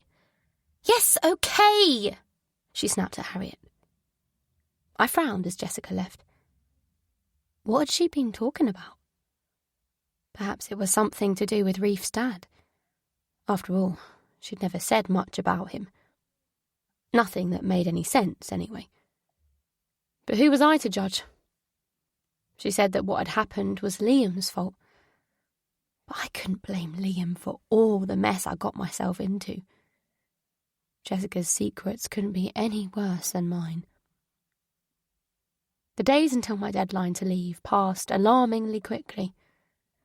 I tried to find a room somewhere nearby with a landlord who wouldn't ask too many questions, but without luck. Jessica suggested I move in with Dominic in his university halls, and though initially the idea seemed utterly ludicrous, not to mention almost certainly not allowed, I began to wonder whether it might work. Temporarily, at least. But going to Dominic wasn't a solution. I would be found there. Finally, the day arrived that I had to go, and I went up to my bedroom to pack. I'd heard there might be a room available to rent in a shared house in the next town, and if I could persuade Harriet to pay me for a few hours here and there in the shop while I found something more permanent, I would hopefully be able to make ends meet. But just as I was reaching up to get my bag down from the top of the wardrobe, Harriet burst in. "I gathered up things I could find she started, and then stopped abruptly. I quickly dropped my arms and tried to pull the front of my jumper back down, but it was too late. Harriet's eyes snapped away from my stomach to my face. "Why didn't you tell us?" I smoothed my baggy jumper over my bump. "It makes no difference," I said. Harriet stared at me as if I'd grown a second head as well as a bump. "It makes all the difference," she breathed. "Have you even found somewhere to go?" "I think I can get a room in a shared house." "Poppy, wait a second," she said, patting the bed as she sat down herself. I plonked down beside her. "I'm not going to let you go and stay with a bunch of strangers. I can handle it." "Then why are you shaking?" I clutched my hands together in annoyance that they had given me away. "You said yourself, Reef has to be safe." "But what about your baby?" she said, and then her voice turned officious. "You can't leave like this. You're in no fit state to go anywhere on your own." "I'm all right, Harry. I can sort things out. I'll be settled before the baby." My voice cracked, and she put her hand over mine. I looked after Jessica when she was pregnant, and when Reef was a newborn. She really struggled with the whole thing. Not that I'm saying you will, but she was on her own, and she wasn't sure where she was going with her life. I carried the burden for her, and I can do it for you too. Jessica's words from the night of Reef's party popped into my head. I did something bad once. "No wonder you've been so exhausted," she said. "How many months are you?" "About 4.5, I think." To my surprise, she reached out and touched my hair. "Let me help you," she said. "Stay here with us. You don't need to worry about a thing. Just get some sleep and focus on looking after yourself." After a few minutes, I lay down gratefully on the bed, while she stayed sitting beside me. "Whose is the baby?" she asked me softly. "It's not the man you borrowed from, is it?" "He didn't know," I said, my voice almost a whisper. I was giddy with relief. I didn't have to leave. "What happened then, Poppy? What did he do when you couldn't pay the money back? Or did you find a way?" I let out a long breath. I owed her the truth. A little more of it, at least. Habmouth. Chapter 11. I screamed at the sight of the photo, legs buckling, and although I clapped my hand tight across my mouth, sounds kept escaping from me. Quickly, I forced myself to regain control. But looking again at the photo brought on a fresh wave of horror and panic, and my hand shook so violently that the photo of Dominic blurred before my eyes. Pay up. Those were the words below the photo of Dominic lying on the ground, unconscious, bloodied and bruised. I had to call an ambulance, and the police. But where was he? He'd said he was going out to his friend James's house, and it was late now, so he must have been walking back home. Bile rose in my throat, and I ran to the kitchen sink, retching uselessly until a thin trickle came up from my empty stomach. "Think!" I said out loud to myself. "Think, think, think!" I punctuated every word by hitting my palm against my forehead, anger and fear surging through me. How had I let things go so far? Dominic needed help. But if I involved the police, Kevin or his cronies would come after me. If I called an ambulance, the police would likely get involved. But that wasn't important right now. All that mattered was making sure Dominic was okay. I ran back to the living room and scooped my phone up from the sofa just as it began to ring. Dominic! His voice was thick and confused. "Mom," he said. "Dominic, where are you? Please tell me where you are." Car park. "Are you okay?" I asked stupidly. "No, police," he croaked out. "They said..." "Yes, I understand," I said, my voice frantic. "I'm coming to get you. Tell me where you are. Were you walking back from James's? Did you go down Holbrook Road or Yew Hill? Are you near the dry cleaners?" "Betting shops," Dominic said. "I can see..." It fell into place. I knew where he was. A car park, half abandoned off of a street not more than 5 minutes' walk away. I ran down the hall, stumbling as I shoved my feet into my trainers before tearing out of the front door. "I'm coming," I told him. "I'm coming, Dom, and you're going to be okay. Don't be frightened. I'll be there soon." To my immense relief, Dominic's injuries looked worse than they really were. In fact, he was sitting up by the time I got to him, though his face was pale and his brown eyes glassy with shock. I threw my arms around him, then let go when he winced. "I'm still calling an ambulance," I told him firmly. But he grabbed my hand as I reached for my phone. "No," he said. "Don't call anyone." His eyes were so full of fear that I stopped, and he got to his feet unsteadily. "See," he said. "I can stand up. I'm fine." "You are not fine. You can't call anyone." He was so adamant that I relented, and he let me put my arm around him to help him as he took a few unsteady steps. But soon he was able to walk on his own. Arriving back at the flat, he sat listlessly on the sofa while I cleaned the cuts on his face. I fetched a pack of biscuits I had stashed away and made him eat 3, though the colour still didn't return to his face. "I'm so sorry," I told him, my voice choked with emotion. "I'm so sorry. This is all my fault." I waited for him to say something. Anything. "What happened?" I asked him.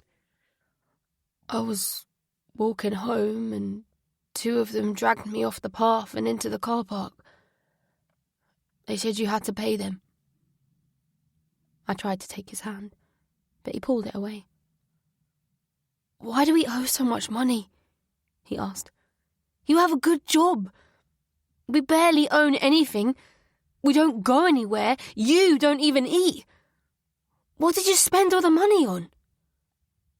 "I just made some stupid decisions, that's all.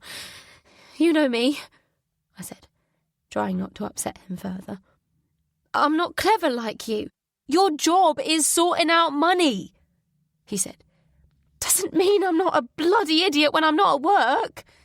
Stop talking to me like I'm a little kid, he exploded. I thought they were going to kill me. Then they started going on about money, and I realised it was you. It was your fault, he said, his voice breaking.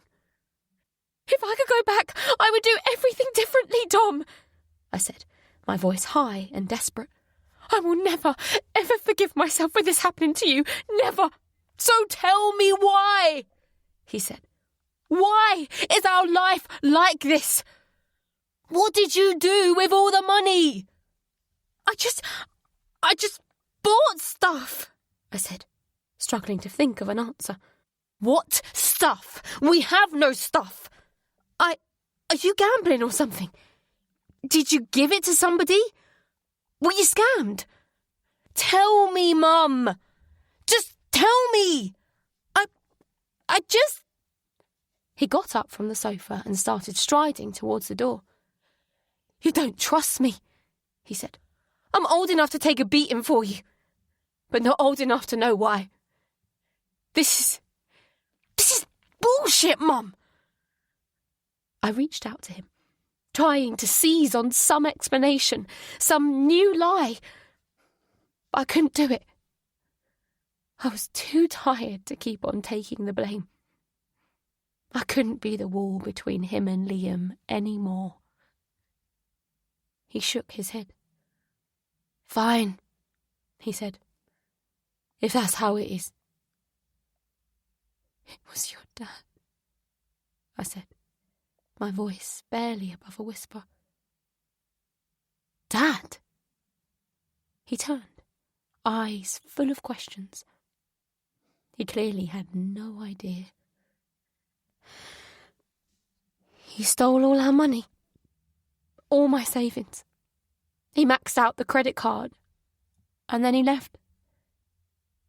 But he frowned as he tried desperately to understand. He bought me a PlayStation. He would have got it off some dodgy mate. I don't believe for a second he bought it in a shop. He stared at me in silence, until finally he said, I don't understand. Neither do I. But I think he must have been in trouble. He must have been desperate. He wouldn't do this to us. We're his family. I'm sorry, Dominic, but he did. You wanted me to tell you the truth, and this is the truth. I wish it wasn't. I'm still trying to understand myself. I still wonder what could possibly have driven him to it, but the truth is, we'll probably never know why. I don't believe you, he said, but his eyes were shiny. What I'd said had struck home. He turned again, and though I tried to call him back as he walked away, he disappeared into his room and slammed the door behind him. Cattleford, Chapter 12. Dominic must have found that hard, Harriet said. Sat up on my bed, resting my back against the wall, I listened to rain pattering against the window. A soothing, rhythmic sound. No matter how painful the memories were, it was cathartic to let it out. For somebody to hear and to make me feel for once like I wasn't losing my mind.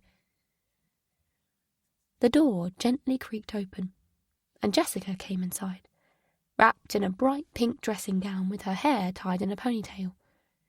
Sorry, she said.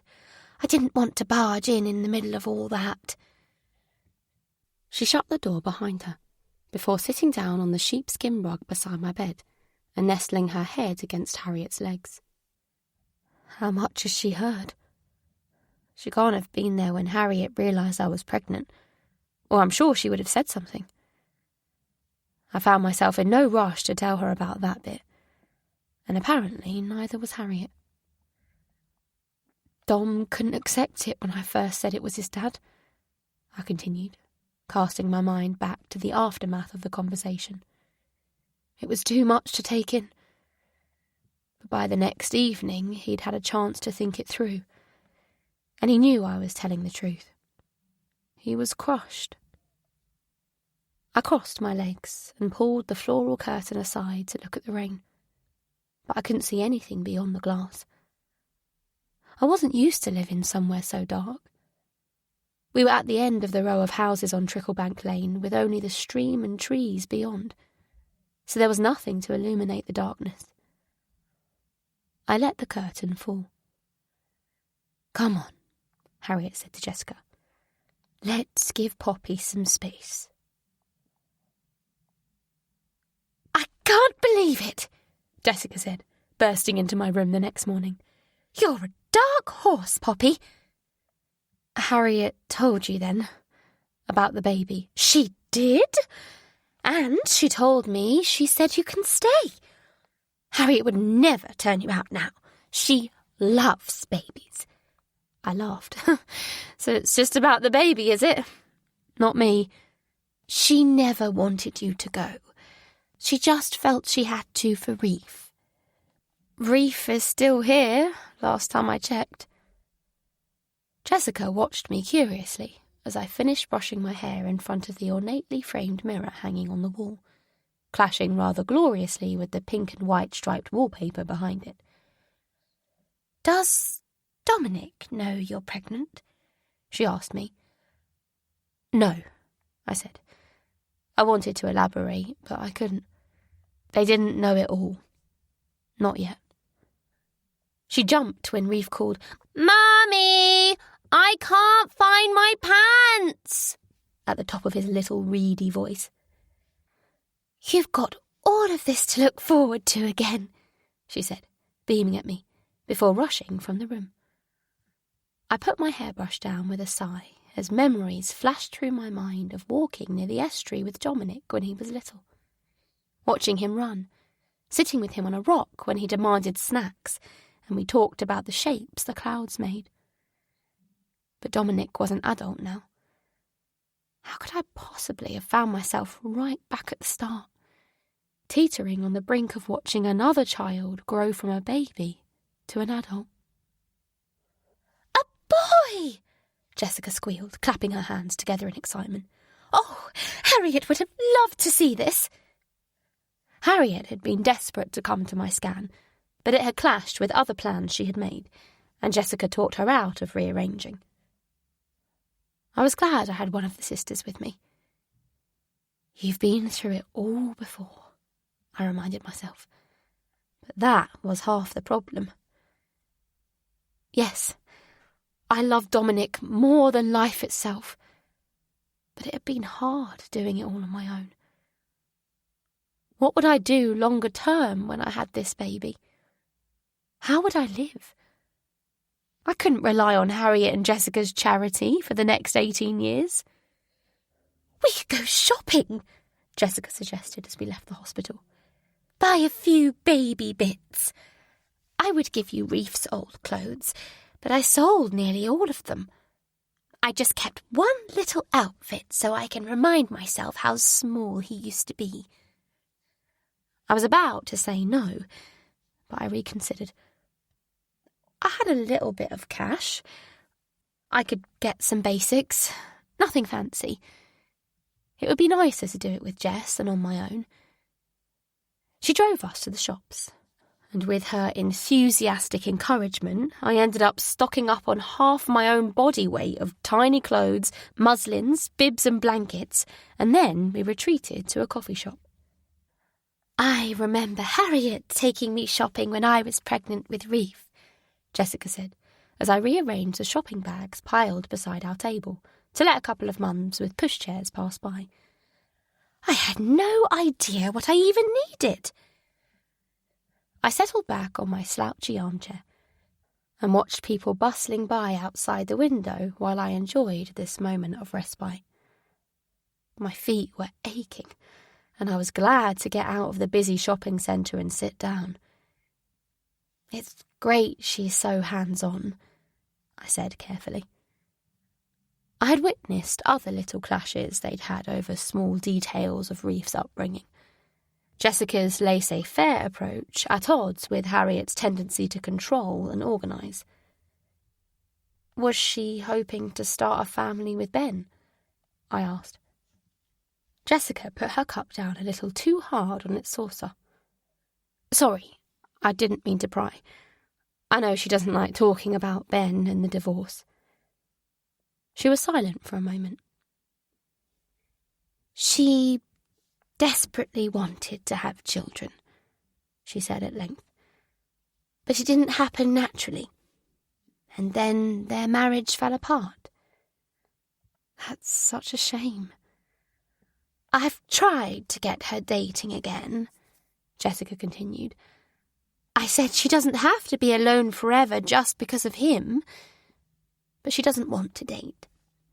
I don't think she wants another man. Just a baby." She stopped and put her hand up to her mouth, as if she'd said something wrong. "So, does Reef's dad not know about Reef at all?" I asked, unsure what to make of her behaviour. "He wasn't interested in Reef at all. I thought you met him on a weekend away and couldn't contact him again." Jessica took a quick sip of her hazelnut latte. "Yes, well, exactly." I frowned. None of this was making sense. But then that was par for the course with Jessica. If I wanted a straight answer, Harriet was the sister to go to. "Will you tell Dominic he's going to have a little brother now?" she asked me. No, not yet.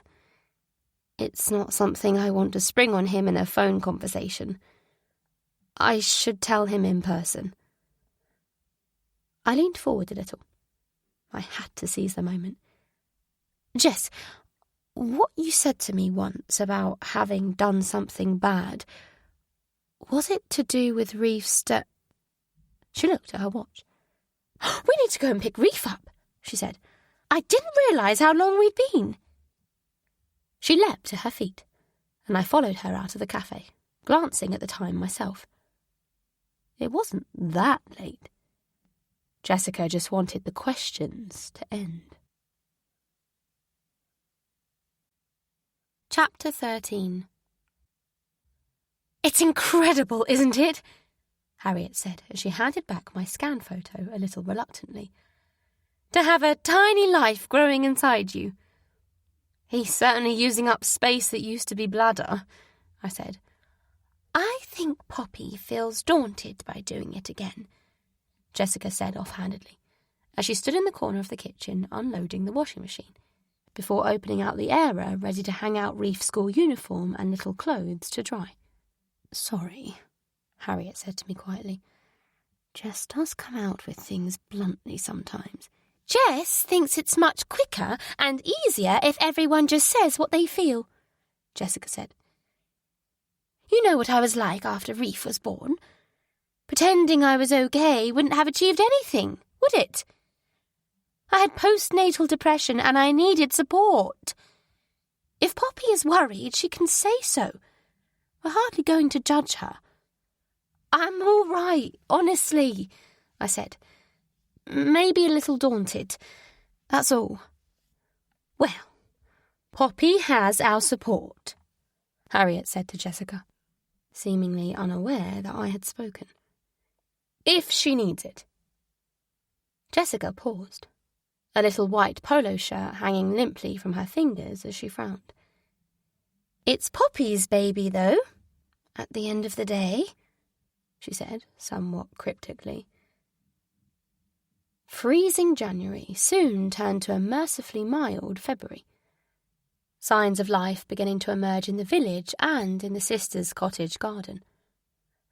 I could clearly feel the baby moving inside me now, and it was a relief not having to hide my bump while in the house with the sisters, though whenever I spoke to Dominic on the phone, I found myself clutching my stomach protectively, as though he could see me.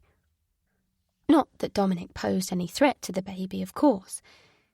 If anything, it was the knowledge of the baby that could cause a threat to him. He worried about me, though, and tried harder to get me to tell him where I was. "I'm okay," I reassured him when he called me one sunny but blustery morning. "Honestly, I am. I'm still with friends, and they are being incredibly kind. I'm safe here." "Are you eating?" "Yes, I'm eating." "And these friends? You're sure you can trust them?" I sighed, and as if on cue, Harriet knocked on my bedroom door and came in holding a glass of alarmingly green liquid. She set it down on top of the chest of drawers with the words, "It's full of vitamins," before scurrying away again. "Mum," Dominic insisted. Yes, I can trust them. What about you? Are you having fun?" I tried my best to listen, but my eyes kept slipping back to the glass. It was little things. Suggestions here, advice there, glasses of oddly coloured juice, an exercise ball, soft toys and little baby outfits that Harriet claimed she had seen in a sale and didn't want me to miss out on. I picked up my special pregnancy pillow, another gift from Harriet, and cuddled it on my lap. She's just being friendly. Harry was excited, that was all. It was clear how much she loved Reef, even if she disagreed with Jessica's parenting methods, and the thought of a newborn in the house just made her happy. "Mum," Dominic said, his voice turning serious again, "can you just please call Max? He's so worried about you." "He's still bothering you." "It's not bother. We're both worried. Mum, he thinks you're not okay, and that's why you won't say where you are. He says you've probably got no money and that you'll have stopped eating again. Then you can tell him he's wrong. I'm not a child. I don't need you two checking up on me. Tell him yourself," Dom insisted. "Stop making me your go-between." I closed my eyes for a second, ashamed. "Dominic, you're not being fair on either of us. And Max knows you've changed your number and keeps asking me to tell him your new one. I don't know what to say to him. How can I explain why you won't speak to him when I don't even know myself?" "I understand," I said heavily. "The position I've put you in isn't right, and I'm sorry. But please just trust me a little longer. I have my reasons, and I will tell you everything when it's the right time. And look, you don't have to listen to everything Max says. After what he did to help me. If it wasn't for him—" "Yes, I know," I said quickly, before he went into any more detail and upset himself. "At least you could hear him out," Dom said. "Tell him he doesn't need to worry." The baby kicked, and I stroked my bump. I was desperate to tell Dominic the truth. But I had 2 babies now. Never mind that one was 18 and one was yet to be born. They both needed me to do the right thing. And telling Dom the truth about why I was behaving the way I was would scare him half to death. I'd been the wall between him and Liam once before, protecting him from the truth. Now I'd do the same again. He couldn't know what kind of a man Max truly was. Not yet. Not until I had a proper plan. As I said goodbye to Dom, I picked up the juice Harriet had brought me and eyed it uncomfortably. I sipped it, and concluding it was not something I would want to savour, I pinched my nose and downed as much as I could in one go. My phone vibrated, and I picked it up and read Dominic's message. "I wish you'd tell me what is going on." I put my phone down on the bed beside me. It wasn't like I had all the time in the world. The baby was coming in a matter of months. My past was going to catch up with me, and I needed to get ahead of it. But it was too big for me to figure out alone. I would have to tell the sisters about Max, and sooner rather than later. Habmouth, Chapter 14. Are things okay at home, Poppy? Max asked me. I turned to look at him, surprised at the sudden, serious turn in the conversation. I fussed around with my watch, hanging loosely from my wrist. What did he mean by asking me something like that? Though I'd grown used to Max stopping by my desk more often than was necessary, especially when my co-worker wasn't around, the conversation was usually light and trivial. Occasionally he managed to make me laugh, though God knows I had little enough to laugh about. But despite us enjoying each other's company, he was my boss, and I suppose he thought my welfare was his responsibility. He sat on the edge of my desk when I didn't answer straight away, and I looked down into my lap. I didn't want to answer his question, and for my facade to crumble. Work was where I could be normal.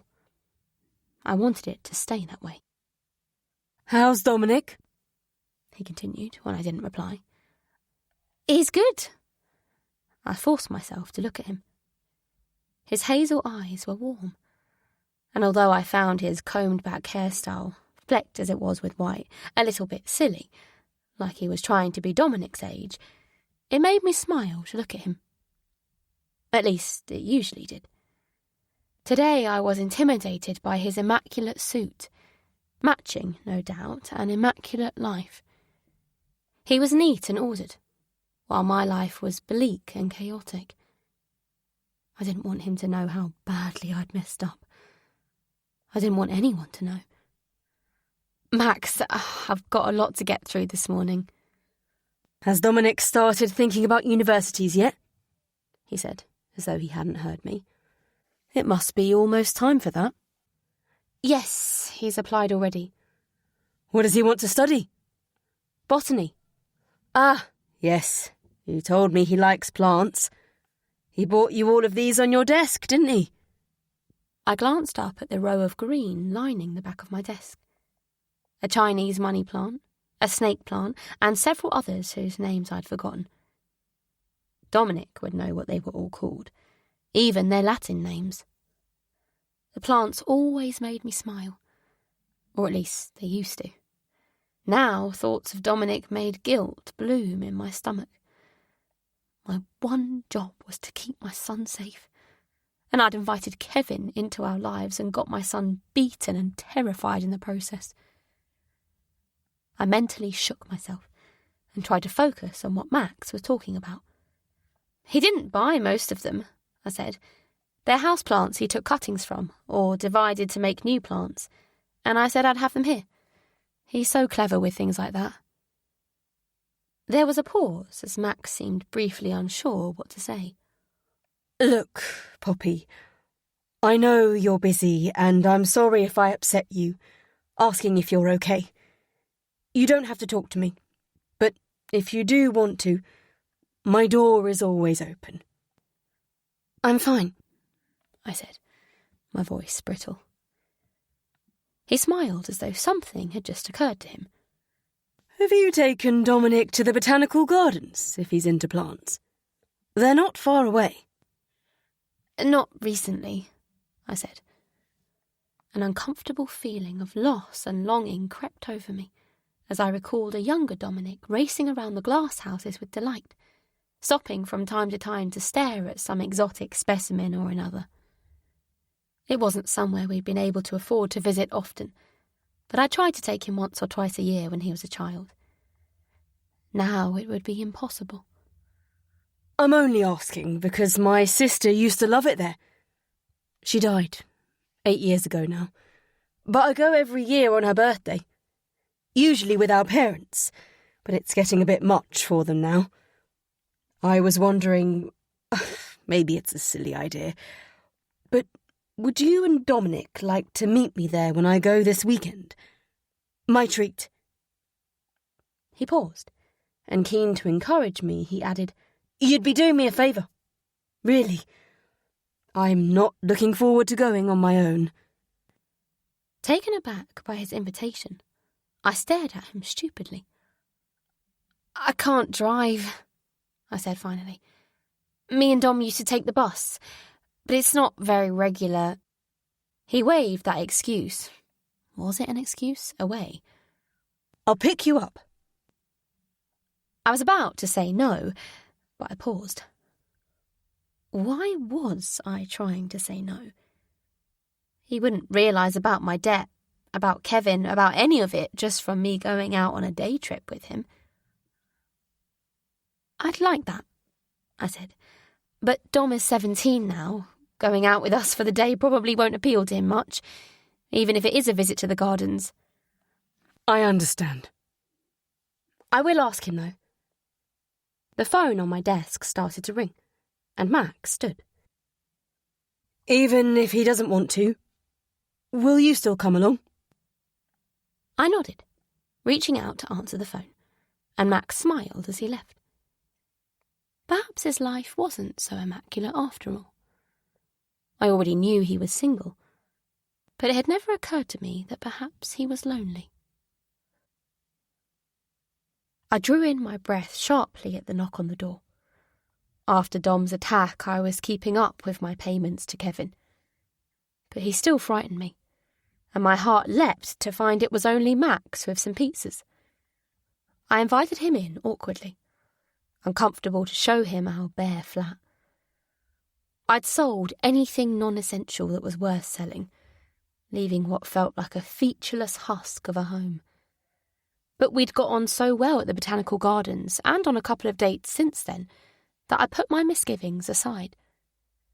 Why should I be ashamed of my flat? It might not exactly be beautiful, and the block that housed it had certainly seen better days.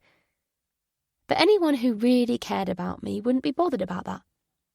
And Max was certainly unfazed. Dominic emerged from his bedroom, and finding Max in the hall with a stack of pizza boxes, he muttered, "So this is him, then?" "Dom," I said, "don't be so rude." It's okay, Max said. "No, it isn't," I insisted, upset that their first meeting was already going badly. As I suspected, Dominic had not wanted to come with us to the gardens, though he'd had a wistful look on his face as he thought about the place. He'd been deeply sceptical at the idea of me having a relationship with my manager, and I hated the way his eyes were so full of mistrust as he took in the sight of Max. "Liam bribed us with pizzas too," he muttered darkly. "Liam is his dad," I explained to Max quickly. "He doesn't call him Dad because he left us when I was a little kid. Came back a couple of years ago, pretended he was interested in us, then stole all our money and left us with nothing," Dominic said bluntly. "I'm sorry to hear that," Max said. "But I'm not trying to bribe anybody or take anything from you. Your mum told me you like pizza. That's all." "You couldn't pick a worse place to come looking for money." "Max is not here for that," I said. "Not everyone is like your dad." I gave up. Dominic wasn't going to take my word about Max's character. After all, I'd let Liam back into our lives. We sat together in the living room in silence. Dominic had changed since being attacked and finding out what his dad had done. He'd grown harder and angrier, and I could swear even the features of his face had grown sharper and lost their softness. Though perhaps that was just him growing up. Either way, it was as though something had been stolen from him.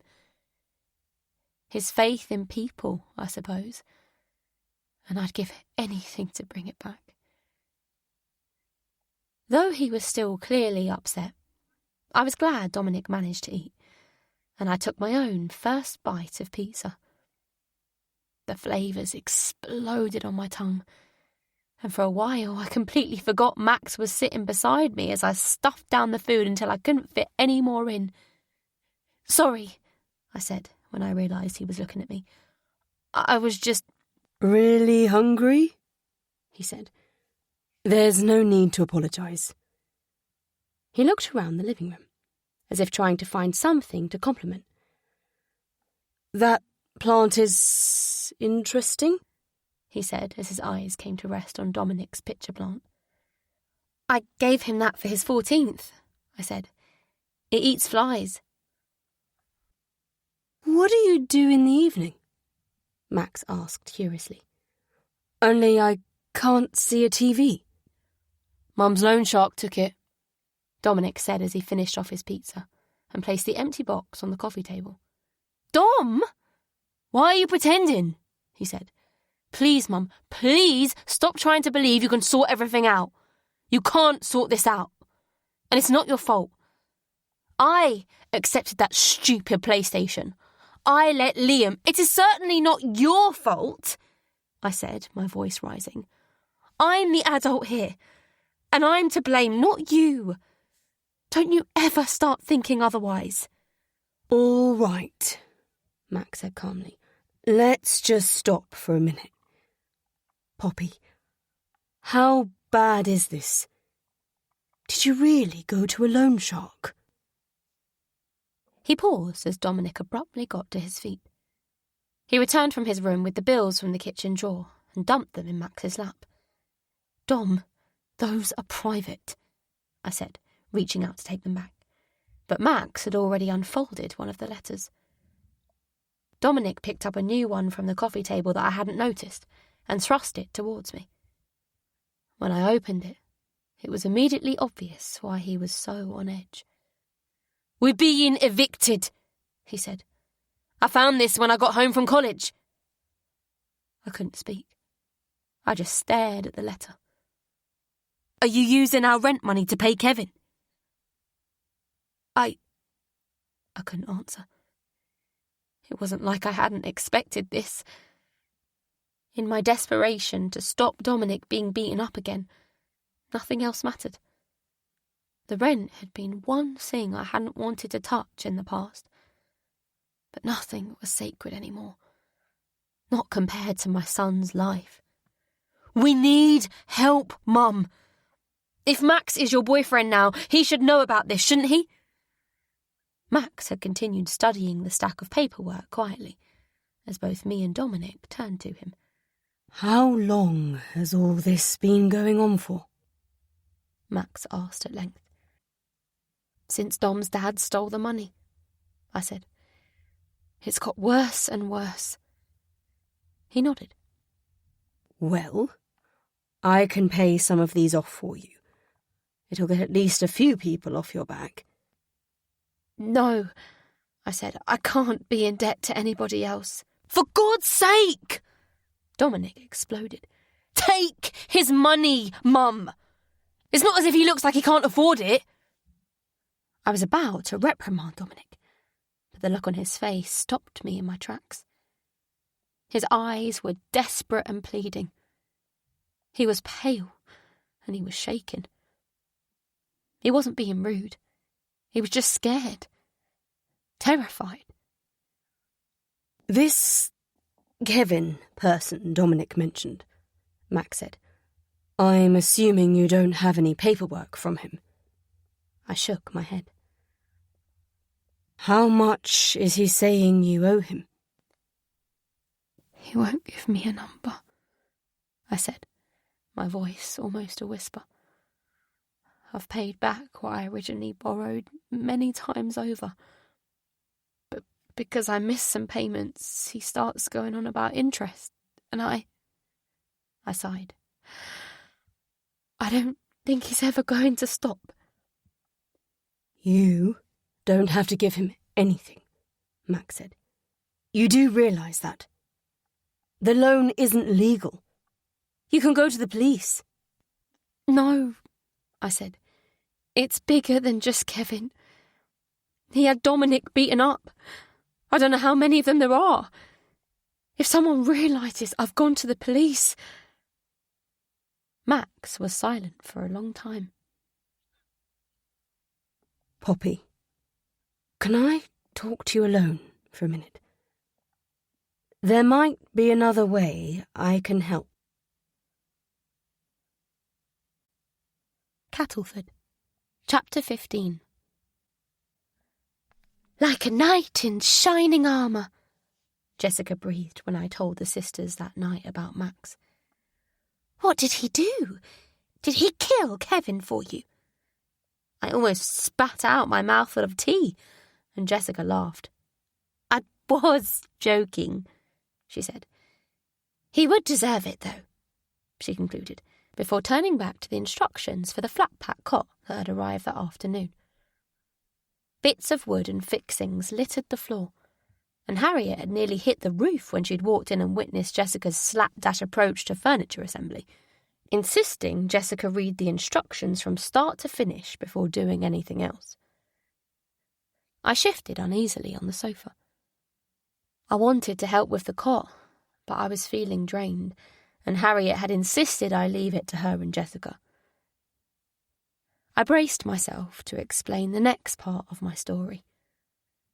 Max's other way to help had been a curse as much as a blessing. But I'd gone into it with my eyes open, and it hadn't been a decision I'd taken lightly. The sisters turned to me, sensing a new mystery. "What did he do, Poppy?" Harriet asked uneasily. I took a deep breath and let it out slowly. "He told me a way I could make money," I said. "Plenty of money." "Oh, no," Jessica said, her eyes wide as she threw her hands up to her face. "It was nothing like what you're thinking," I said. "Nothing seedy." "But it was something bad." I leant back heavily against the sofa cushions. A nagging pain had started in my back. Was I coming down with something? The drained feeling was turning into something worse, like I was just starting with a nasty case of flu. I tried to focus. Should I really tell the sisters about it? I'd be putting them in an impossible position. I couldn't expect them to keep it secret, could I? But carrying it around with me any longer was too much. I needed somebody to understand. "It was fraud," I said. "The place we worked, QHM Solutions, it was a big company with hundreds of employees. Max told me that he had added a couple of extra employees, pretend ones, onto the payroll, and collected their salaries. He said I could do it too.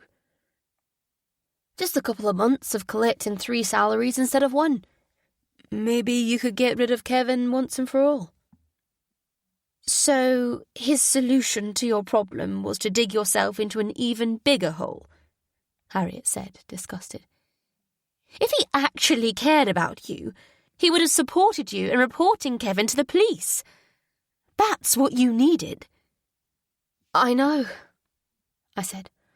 "I wish Max's suggestion had made me realise there was something off about him, and that I'd never even contemplated doing what he said. I wish I'd been brave enough to go to the police about Kevin myself, regardless of whether anyone was supporting me to do it. Things could have worked out so much better if I had. But I was frightened and embarrassed to talk about it. I fixated on being able to pay Kevin off without anybody else ever having to know I got into the situation in the first place." I sighed. The fraud made me sick to my stomach. I'd been so proud to get the job. I'd had to do a bookkeeping course at the same time as working 2 jobs to get myself where I was, only to now abuse my position and steal from the company. But I just kept thinking that perhaps I could pay Kevin off once and for all. If I managed to get enough cash together at once, maybe he really would stop, and I'd be free. Or he'd realise you had access to a lot of money and carry on bleeding you dry, Harriet said darkly. "Well, did it work?" Jessica asked. "Did you get Kevin to stop?" The mug of tea I was holding fell from my hand and spilt over my lap as I cried out in pain. "Poppy!" Harriet gasped, leaping up to take away the mug and pulling off her jumper to try and soak up the hot liquid from my lap. "It's okay," I said. after catching my breath as the cramp subsided. "It wasn't that hot anymore." Harriet's face was full of panic. "But you were in pain! What's wrong? Where does it hurt?" Another wave of pain had me clutching my stomach, and Harriet sprang into action. "I'm taking you to hospital." "I'll be okay in a minute," I protested. "I don't know, Poppy," Jessica said, looking at me closely. "You don't look right. Let Harriet take you to get checked over. It can't do any harm, can it?"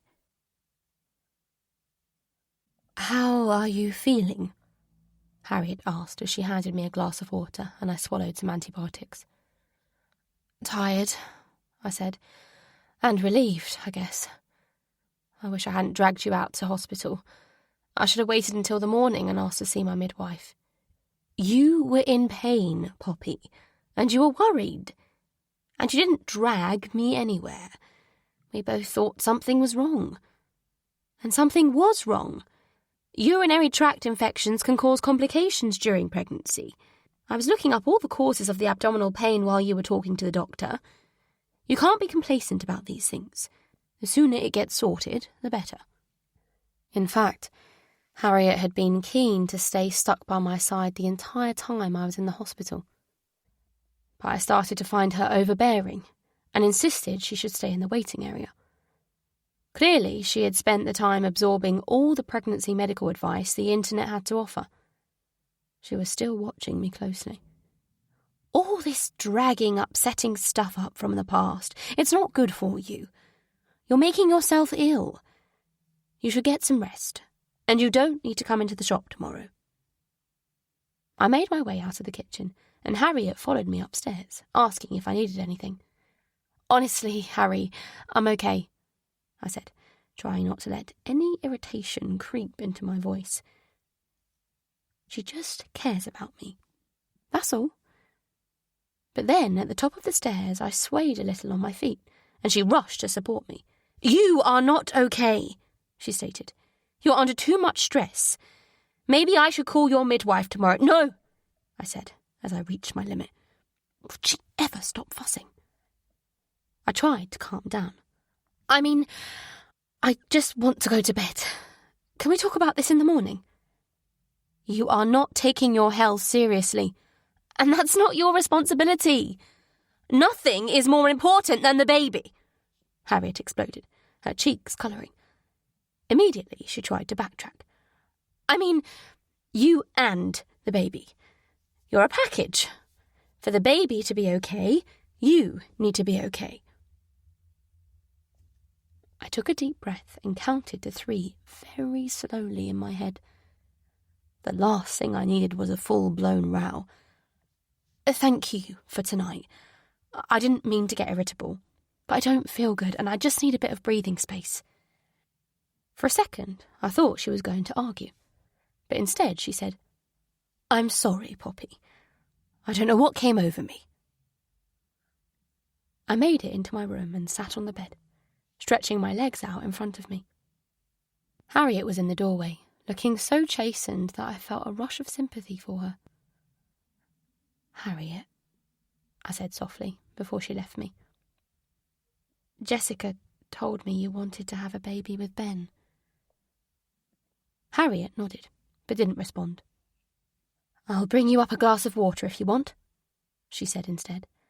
"And you need another blanket. It feels chilly tonight." "The baby keeps me pretty warm," I said. "He's like a little radiator." Harriet smiled, though her eyes were troubled. My comment about her and Ben had upset her. "Okay," she said, "and you just stay in your bed tomorrow morning. I'll bring you breakfast and your antibiotics. No arguments." Chapter 16. Just as Harriet had instructed, I stayed in bed the next morning. Having been shivery and feverish all night, I needed the lie-in. But by the afternoon I had improved and went downstairs to look for Jessica, who I assumed would be working. Sure enough, she was ensconced inside her sewing room, a large, slightly ramshackle conservatory at the back of the house, which she kept in a state of perpetual chaos, much to Harriet's irritation. The blinds were all open, flooding the space with light, and she had the radio on quietly. "Jess?" I said softly, not wanting to make her jump, as she was completely absorbed in her work. "Oh, hello," she said, looking up at me with concern, as if she thought I might keel over. Her face cleared as she concluded I wasn't going to. "You look a bit better. Sorry the stuff for the cot is still all over the floor in the lounge. Me and Harry will finish it later and get it all out of the way. Hopefully I might be able to help you with it by then," I said, as I made my way towards her table, where beautiful ivory satin was draped. "What are you working on?" "Taking in this dress," she said. She held it up. "Pretty, isn't it?" I admired the strapless gown with its dramatic spray of diamantes. "Did you make the whole dress?" "No, not this one. It's from Bracton Brides. They recommend me to customers for alterations sometimes." I pulled up the rattan chair from the corner of the conservatory to sit down near to her, and she smiled at me. "Do you wish you'd got married, Poppy?" "What, to Liam?" "Well, whoever," she said. "Not that there's not still plenty of time, of course." I pretended to be absorbed in admiring the dress. Max had in fact asked me to marry him.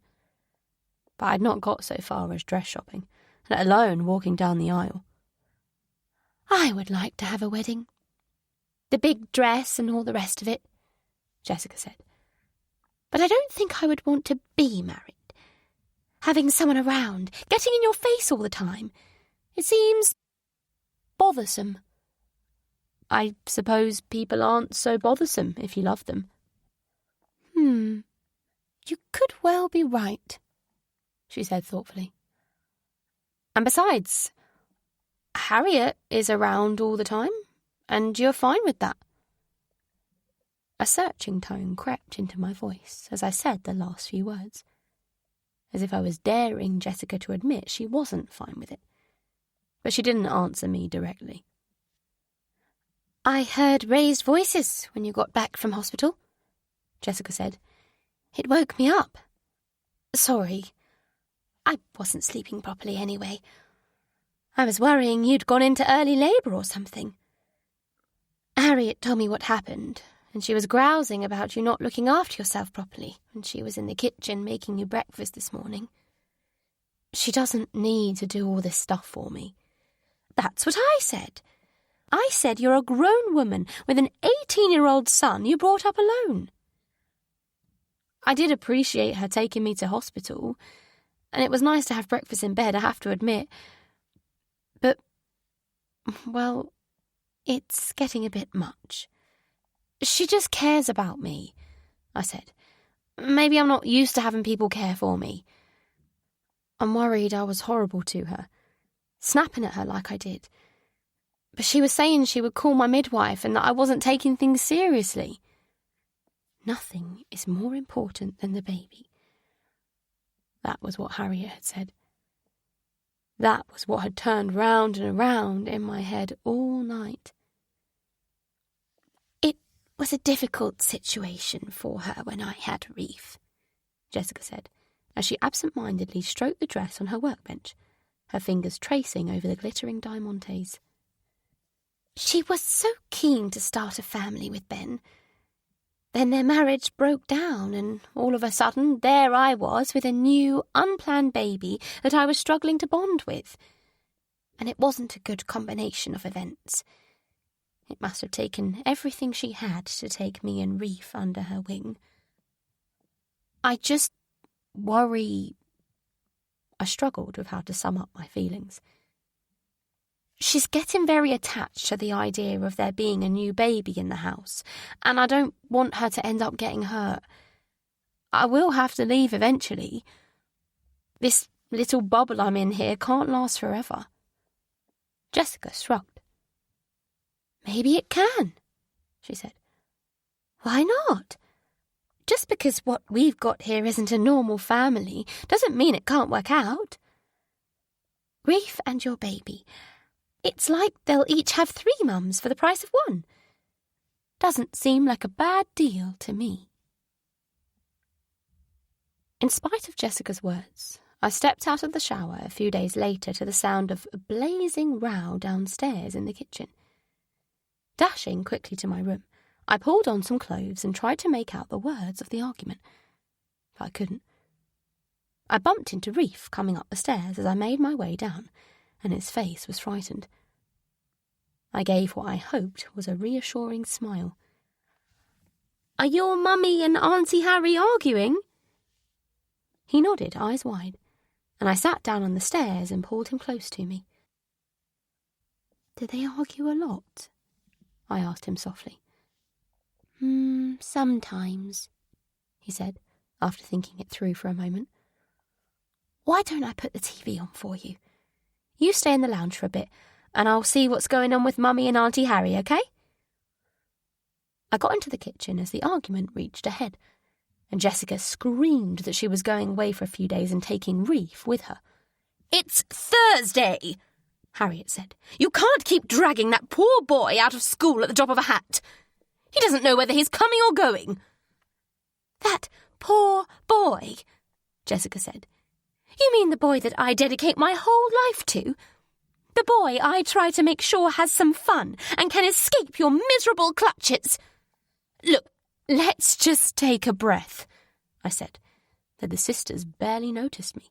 "Fine," Harriet said. "Fine, you go then. Walk away from the life you have trapped me into." Jessica dashed out of the room, and I hovered in the doorway, unsure which sister to go to. In the end, I stepped further into the kitchen. What was that all about? I asked Harriet. The life Jessica had trapped Harriet into. "I told her Reef can't have chocolate spread on toast for breakfast on a weekday." That was it? I asked. "That's all I said. She blew it completely out of proportion." Apparently, Harriet wasn't prepared to be drawn any further on the subject, so I went upstairs to Jessica's bedroom, where she was haphazardly stuffing clothes into a suitcase. I wasn't sure how she could even see what she was doing in the perpetual semi-darkness of her room, which had a heavily embroidered voile curtain draped over the small north-facing window. Fairy lights twinkled around the shelves on the wall, though, and every surface was cluttered with colourful ornaments, some of which caught the light and glittered enticingly. "Jess, wait," I said. "Harriet said this was just because of chocolate spread." "Yes, of course she did. Making out that I'm being hysterical. It's not just about that. She's a total..." Jessica struggled for words strong enough to sum up the situation. Finally, seizing on some and punctuating them by slamming her hand against the suitcase, she said, "A total fun sponge." If Jessica hadn't looked so utterly furious, I would have laughed. "Jess, remember what you said to me about us all being a family? A weird family, but still a family." "I must have been soft in the head that day," she said. Then she let out a laugh. "I'm sure that's what Harriet thinks of me. That I'm unhinged, an unfit mother too wrapped up in herself to think about what's best for Reef. But it's not true. Just because I value fun and adventure, and all Harriet cares about is duty and being a martyr. You'd better watch your back, Poppy, before she gets her claws into your baby." With that, she zipped up her suitcase and rushed off to Reef's room, and the sound of drawers being opened and slammed closed drifted down the hall. There was nothing I could do right now. They were both too angry, and the last thing I needed was to get caught in the middle. But a lot of odd things had been said. Why was Harriet trapped? Why did Jessica say that Harriet was being a martyr? I couldn't make heads nor tail of it, but then it wasn't really any of my business. It was probably best if I stayed out of the way and waited for it to all blow over. Shall I open up the shop? I asked Harriet when I went back downstairs. I can do it myself. I think you need to take a moment, I said carefully. I will open up. Just join me when you're ready. She'll be back, Harriet said. She throws a tantrum every now and again, but she needs me. She's never been much good on her own. Chapter 17. I woke to blackness, my heart pounding. Where was I? A sense of foreboding gripped me, and I opened my mouth to call out to Dominic when finally reality clicked back into place. I was at Harriet and Jessica's house, not my old flat. Kevin wasn't coming. Max wasn't coming. Dominic was safe. A floorboard creaked in the hall, and feeling completely awake, I got out of bed and slipped out onto the landing, where I nearly collided with Harriet. Oh, sorry, Poppy, she said. Did I wake you up? No, maybe. It doesn't matter. I was feeling unsettled anyway. I paused for a moment, then added, It's weird without Jessica and Reef in the house. Oh, it's not the first time she's done this. I gathered that. Harriet pulled her red dressing gown more tightly around herself and sighed.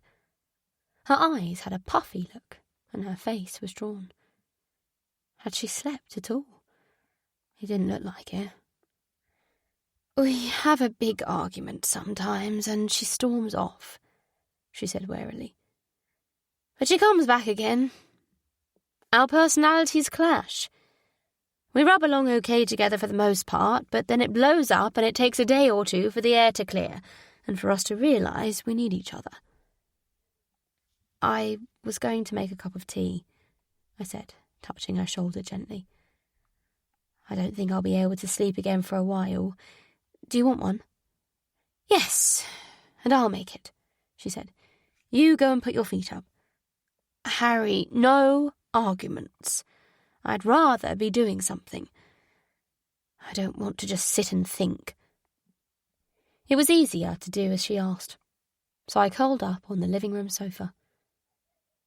Despite her assurances that Jessica always came back and that things would return to normal again, Harriet was clearly rattled. Had the argument been worse than usual? Or was my presence upsetting the balance? I couldn't stand the thought that I might be causing stress, when the sisters had done so much for me. Harriet handed me a mug of tea and sat down on the armchair near the log burner. I wished that a fire was lit. I'd feel better watching the cheery, comforting flames. Instead, I picked up the purple and white checked throw from a basket beside the sofa and snuggled myself up in it. Harry, I said carefully, why did you say Jessica had trapped you into your life here? Startled, her eyes flashed with some strange emotion, but she simply shook her head. Oh, it was nothing. I don't know. I was just angry. It sounded like more than that. I pressed her gently. I waited while she stared down into her mug of tea. Eventually, when I was about to give up on an explanation, she said, I didn't think my life would be like this, that's all. Not so long ago, I was married. I worked in a buzzing, busy office, and I had friends and a social life. I thought I was going to start a family. You said you wanted to move back here, though. Yes, when my mum and dad were here and I was hoping to get pregnant and thought I would benefit from their support. But then my dad died, and my mum moved to Spain, and all of a sudden here I am looking after a business I'm not really interested in, marriage over, and instead of having my own family, I'm living with Jessica and helping her raise her son. Yes, I love Reef and Jessica, even though she drives me round the bend.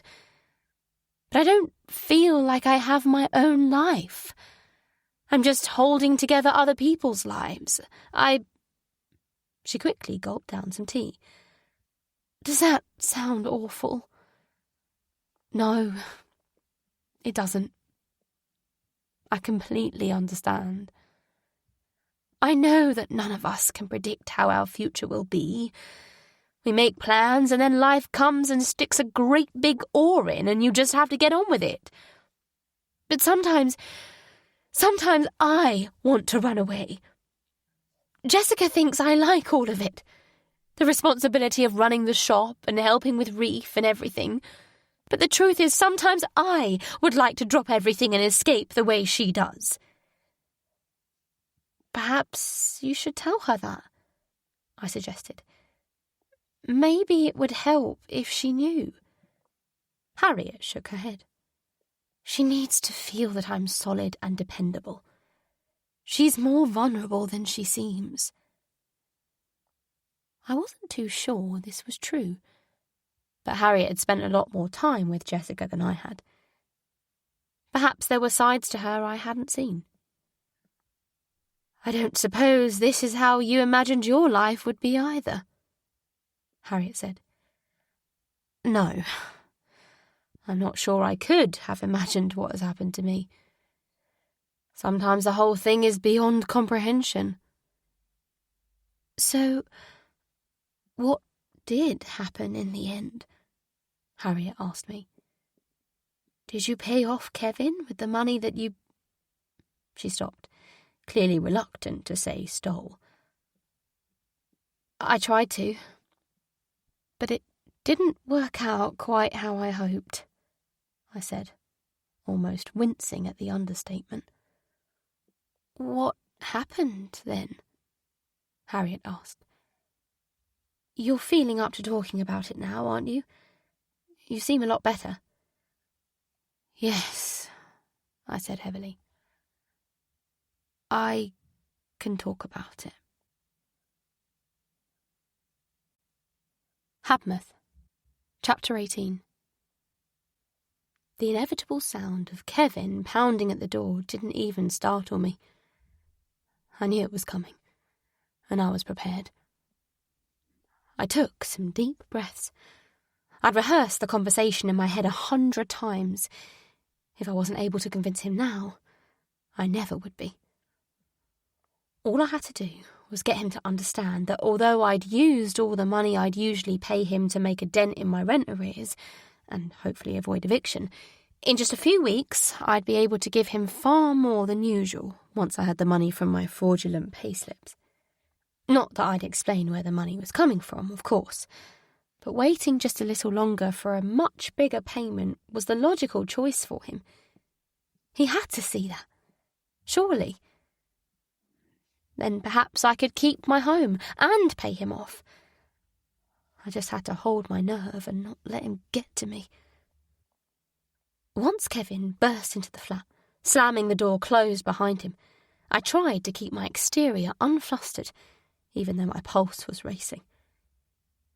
In his late 20s, Kevin stood nearly a foot taller than me, and though he was as skinny as a rake, I knew firsthand from the bruises he'd made on my wrist that he had plenty of brute strength.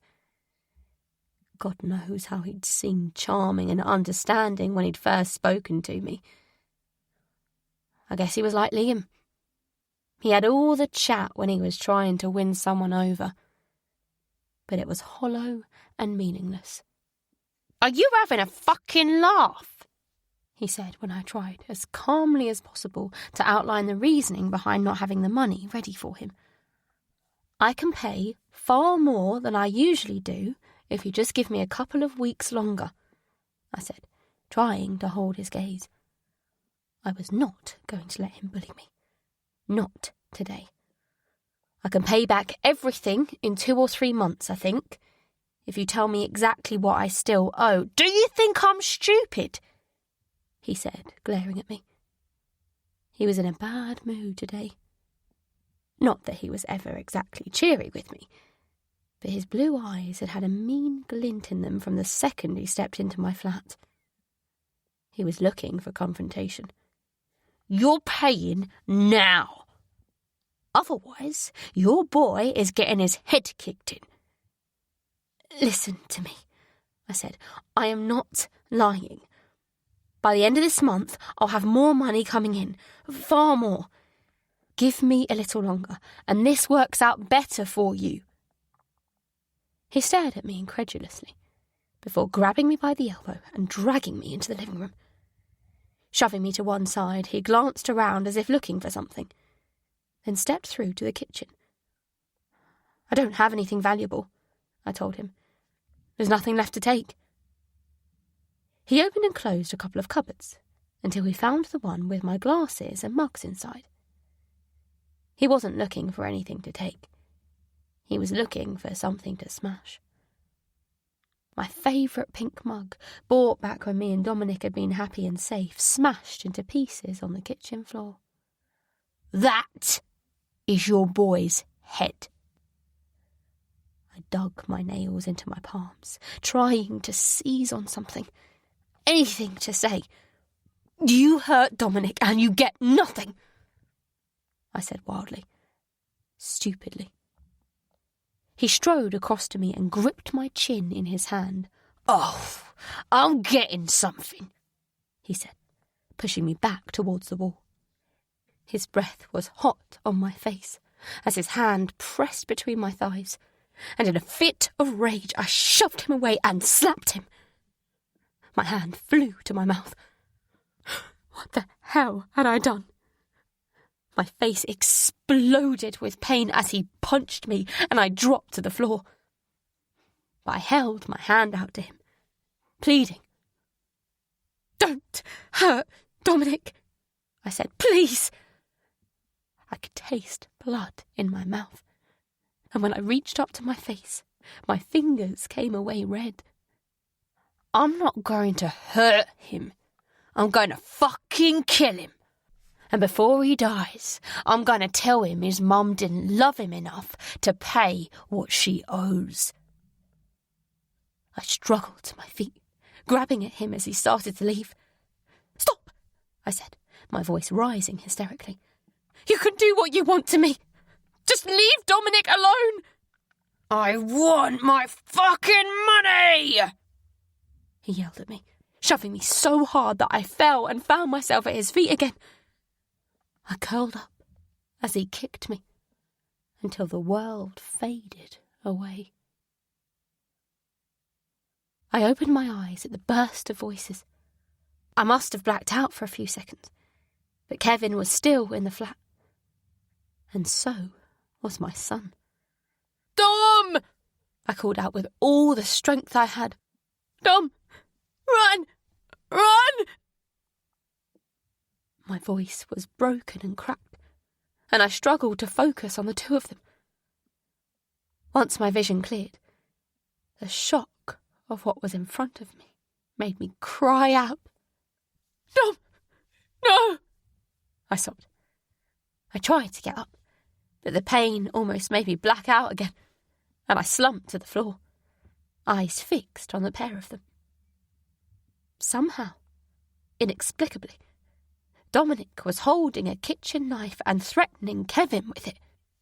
"I said fuck off," Dominic said, gesturing towards the front door, his voice surprisingly strong as my consciousness began to fade. "Now!" The front door slammed closed, the sound shocking me awake again.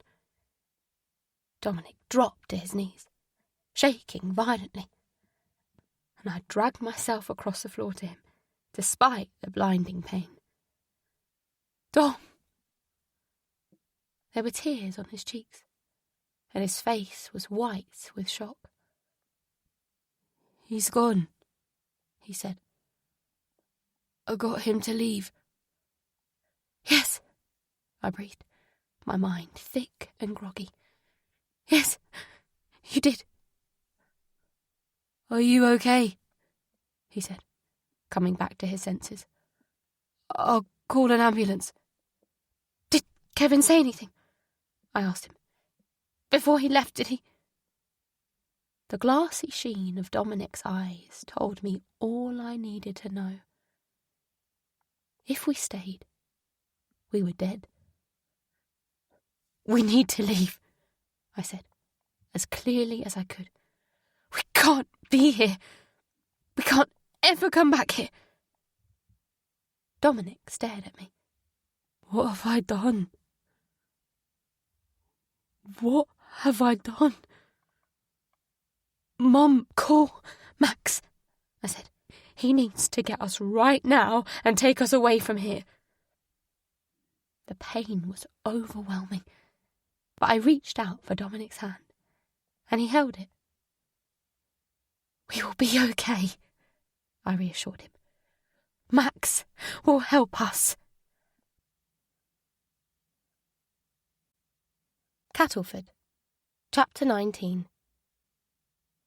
On Sunday morning, when we hoped Jessica would be coming home, Harriet sat in the kitchen staring at her phone, eyes full of shock.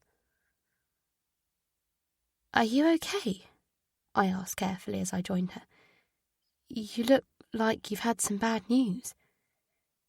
She snapped out of her trance and put the phone down on the table, picking up her mug of coffee instead and taking a long sip. I sat opposite her. "So?" "It's Jess," she said. My heart sank. "Is she all right?" I asked. "Is Reef okay?"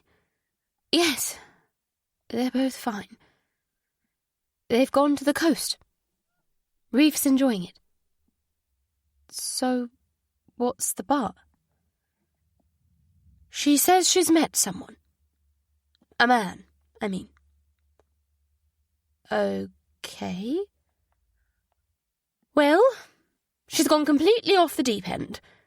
She says they're going to be together, but he's asked her to come and live with him at his house the other side of the country." Harriet's shock turned abruptly to anger. "I don't know what goes on in her head.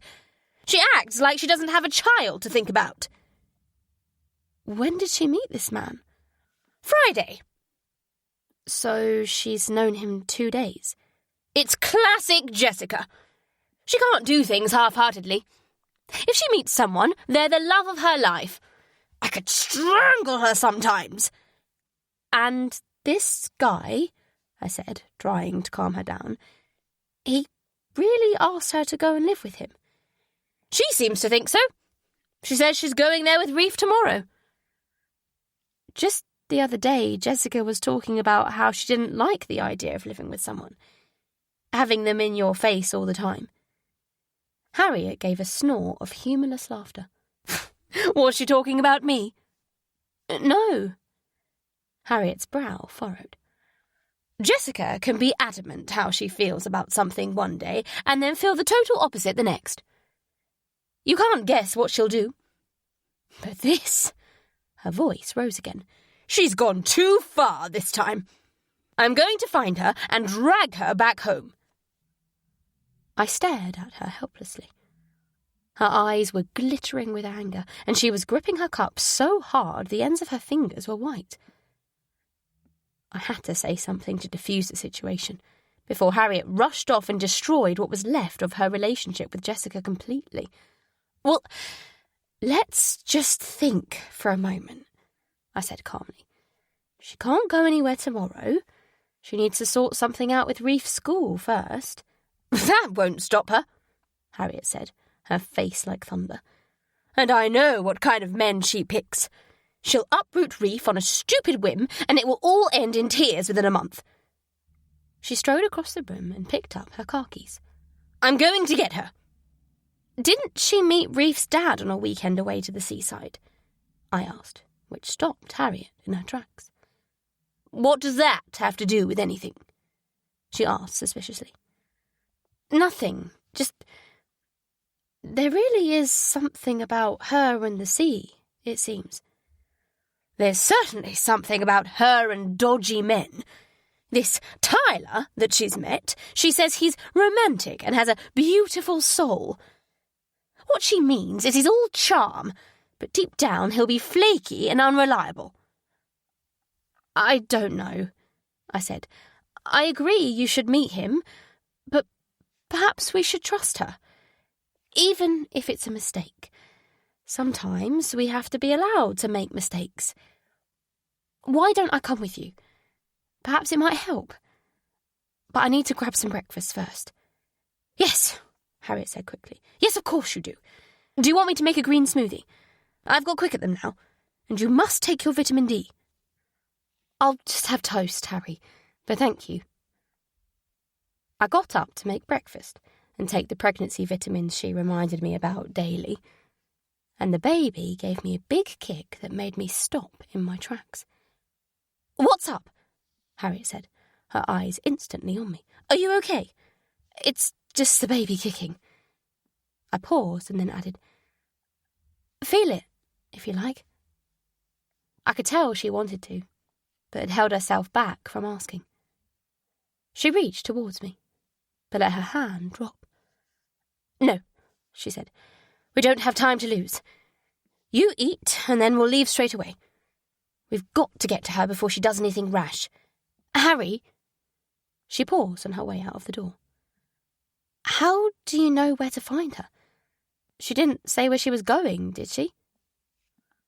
Oh, I found the address of the bed and breakfast in her emails. Does she know that you know her password? I'm not sure, she said, as though it had never occurred to her to worry about it. It's not like I go snooping on her all the time. It's just a precaution for times like this. She rushed off to get her coat, and I stared at the empty doorway where she had just been standing. Could I really blame Jessica for running? If Harriet wanted that much control over her life, the house must feel like a prison. Standing at the door of an old-fashioned bed and breakfast, I glanced at Harriet, whose face had regained the furious expression she'd had earlier that morning. Look, are you sure about this? I started to say as Harriet reached for the door. But the decision was taken away from us when it burst open and Jessica nearly collided with us. Behind her, Reef paused and gave us a smile, a red bucket and spade dangling loosely from his hand. Harriet, Jessica said. Poppy, what are you doing here? What do you think we're doing here? Harriet said, her face reddening. Your message this morning. You didn't really think I was going to ignore that, did you? The door opened again, and a man stepped out, pausing beside Jessica. He looked from us to Jessica questioningly, before running a hand through his dishevelled brown hair and giving a wide grin. "What can we do for you, ladies?" he said. "Is this him?" Harriet asked. When Jessica didn't answer, Harriet turned to Tyler. "I'm Jessica's sister, and I've come to take her home." "Harry!" Jessica cried. "Why do you always have to do this? Why do you always try to ruin things for me?" Alarmed by his mother's outburst, Reef looked up at her in confusion, and I took the little boy's hand. "Why don't I take him down to the beach?" I said. It was only the other side of the road, down some steps in the steep sea wall. Harriet nodded, and Reef and I made our way across the road, until finally the sounds of Jessica and Harriet's argument were whipped away in the breeze. "What are they shouting about?" Reef asked me. "They're not shouting," I said automatically. Then I paused. "Well, I suppose they are shouting a little. Sometimes grown-ups disagree with each other. They shouldn't be shouting, but they just need to talk it through. Then they'll be friends again. Do you ever get cross with your friends?" "Sometimes," Reef conceded. "It feels bad for a little while, doesn't it? But you make up again and everything's okay," I reassured him. "Like it will be with Mummy and Auntie Harry." "Is it because of Tyler?" Reef asked. "Perhaps," I said. "Your Auntie Harry doesn't know him yet." "He's nice. I like him," Reef told me. "He said he'd teach me how to throw stones really far into the sea." I gazed out to the ocean. the surface of which was ruffled by choppy waves, seagulls circling above it. Why couldn't life just be simple? Everyone was always so tied up in knots, trapped by their pasts and scared of their future. I was no different. "Were you going to throw stones this morning?" I asked Reef. "Yeah, before we go away." "Well, I can try to teach you, although I'm probably not as good as Tyler is." "Auntie Harry doesn't like Mummy having new friends," he said, as we slipped and slid our way down a bank of shingle to get closer to the ocean. "They always have fights about it. But it's nice to have friends." "I think Auntie Harry just wants to make sure your mummy makes good friends," I said, though his statement made my skin prickle. What on earth was going on between the sisters? Why didn't Jessica tell Harriet to get stuffed? In her position, that's what I would do. But to my surprise, when Jessica and Harriet finally came down to the beach where Reef had started skimming pebbles, without a huge amount of success, Tyler was nowhere to be seen, and Jessica's eyes were puffy with tears. "I'm not saying never," Harriet said. "You can stay in touch with him, see how things go." "I don't think he's going to like that." "Then he isn't really right for you," Harriet said. "He shouldn't make you rush things. If he's serious—" "He was serious," Jessica said. "We were both serious." "I can't believe you've done this to me again." "You scared him off. No one wants anything to do with me after they've met you." Jessica stopped talking as she reached Reef, and her face softened. "Is Tyler going to come and throw the stones?" Reef asked. "I don't think so," Jessica said. "Not today." Reef ran over to Harriet and abruptly hit her in the side with one of his little hands. "Why do you have to make everyone go away?" he shouted in his little angry voice. "Why are you so mean to everybody?" "You have no idea what I've sacrificed for you," Harriet yelled. "For both of you." She faced Jessica. "Your son just hit me," she said. "Good," Jessica said. "Well done, Reef." Without another word, Harriet turned on her heel and stormed off down the beach, while Jessica knelt beside Reef. "You shouldn't hit people, Reef," she said softly. "Even if you're really cross." "I am really cross," he said. Jessica put her arms around him. "I know," she whispered. "I know, Reef. I am too. But Auntie Harriet is usually right about things. We have to listen to her." Reef nodded against her shoulder, a fat tear rolling down his cheek. Chapter 20. "You don't have to listen to her," I told Jessica, once Reef had calmed down and was hunting for shells along the shore, whooping when waves came to lap around his wellies. I didn't want to cause trouble, but the way Harriet had swooped in and left Jessica and Reef in tears shocked me. After she'd stormed off down the beach, we'd seen no sign of her, though presumably she would turn up again eventually. Jessica sighed. "I do. Why?" Jessica started absent-mindedly picking up handfuls of sand and letting it run through her fingers. "You should be careful," she said eventually, startling me. "She'll want your baby. I can see her plotting already." What? Had I heard her right? "She started looking up how to adopt Reef when he was born," Jessica continued, her voice full of spite. "She always wants to interfere. She still thinks he's hers, just because she had to look after him a lot when he was first born and I wasn't well." I was so astonished that I couldn't answer straight away. and Jessica quickly snapped out of her dark mood and said, "Ignore me, Poppy. I'm just upset. She's done a lot for us. More than I could ever have expected. I shouldn't resent her." My eyes slipped towards Reef. He was splatting heaps of sea foam with his spade, delighted as it sprayed all over his wellies and trousers, and I smiled, thinking of Dominic when he was that age. My smile quickly faded, and I put my hands on my bump. No matter how I tried, I could feel nothing but dread about the new baby. My circumstances were far more precarious now than when I'd had Dominic at 16, and it had been challenging enough back then. She'll want your baby. I could see her plotting already.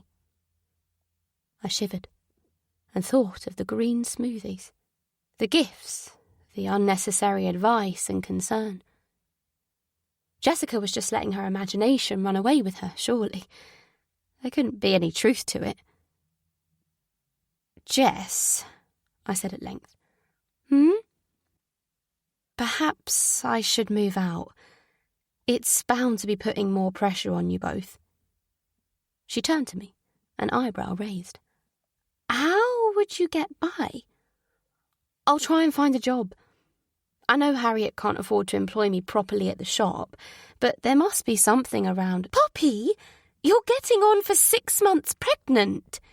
Now isn't the time to begin a new job. And I can't imagine you're keen to start applying for benefits and having people dig around in your history when you were stealing from your old employer. So what would you do if you moved out? Where would you go, really?" I stared at her, stunned to get such a stark reality check from the sister whose head was usually in the clouds. Of course, she was right. What would I do if I left? But what she'd said about Harriet and my baby had unsettled me deeply. How could I stay in the house when Jessica had made an accusation like that? "Can you really not go to Max?" she said, her voice having lost its bluntness now. "It sounds like he tried to help you." "No," I said flatly. "Well, then, it doesn't seem like you've got a lot of other options," she said. She brushed sand from her legs and stood up abruptly, her upset about Tyler seemingly having been forgotten. "Reef, let's go and get an ice cream," she yelled down to her son. "Come on," she said, holding her hand out to help me up. "I'll get you one too. You look like you could do with some sugar." "Jess," I said, once I was on my feet, "I'm sorry about Tyler." She shrugged. "I'll do what Harriet said. Keep in touch with him. If it's meant to be, it's meant to be. Love finds a way." Habmouth. I woke to the sound of voices outside the door, and I sat bolt upright, terrified, staring at my surroundings in total confusion. My eyes came to rest on the large picture opposite the bed, an abstract scene of blue, purple and green brushstrokes that could depict anything from wild moorland to a peaceful coastal landscape, depending how you looked at it. The pieces clicked into place, and I sank down gratefully into the soft sheets of the king-size bed in Max's bedroom. "Is she okay?" Dominic's voice came to me clearly through the closed door. "Yes," Max replied. "She's asleep. I'm going to make her some breakfast." "But she slept all day yesterday, and the day before." I rubbed my eyes. It was true. Since I'd called Max to come and rescue me and Dominic from the flat and we'd fled to his house, it was like all the sleep I'd missed out on through the months of stress and fear descended on me at once, and I could barely keep my eyes open. "Your mum's been through a lot, and she's in pain from Kevin attacking her. It might take her a few days to get back on her feet. She's been running on empty for a while, and she's recovering from everything that happened." There was a brief silence, and I strained to hear Dominic's next words, said more quietly. "Thank you for looking after her," he said. "If you hadn't been able to come and get us..." "You don't need to thank me. I'm glad I could help." "I just wanted him to leave. I know how stupid it was to pull a knife on him, but I thought he was going to kill her." Tears sprang to my eyes, and I choked back a sob. "I should have done more," Dominic continued. "I should have realised sooner what was happening so I could help her with money. I would have given up college and tried to get a job. I would have given her all the money I earned at the garden centre rather than saving it for university." "That's not what your mum wants. And you need to go into college this morning. You can't stay here every day. But I know what you're worried about. I'll drive you there and back, and I'll drop you right at the door. If any of Kevin's people are looking for you, they won't get a chance to go near you. And you're on revision leave soon anyway, aren't you? You won't even have to go in except for exams, and I'll take you to those." I put my hands over my mouth to stop myself letting out a cry of relief. Thank God we had Max. "Your mum will be okay now," Max reassured him.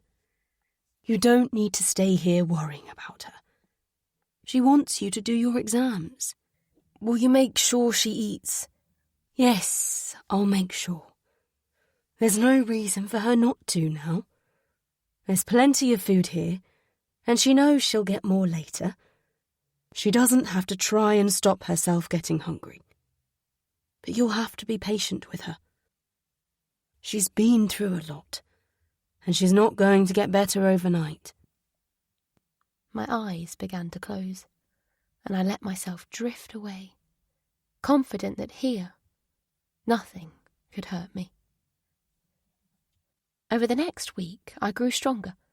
The bruises from Kevin's beating began to settle down, and I told Max I thought I was well enough to go back to work.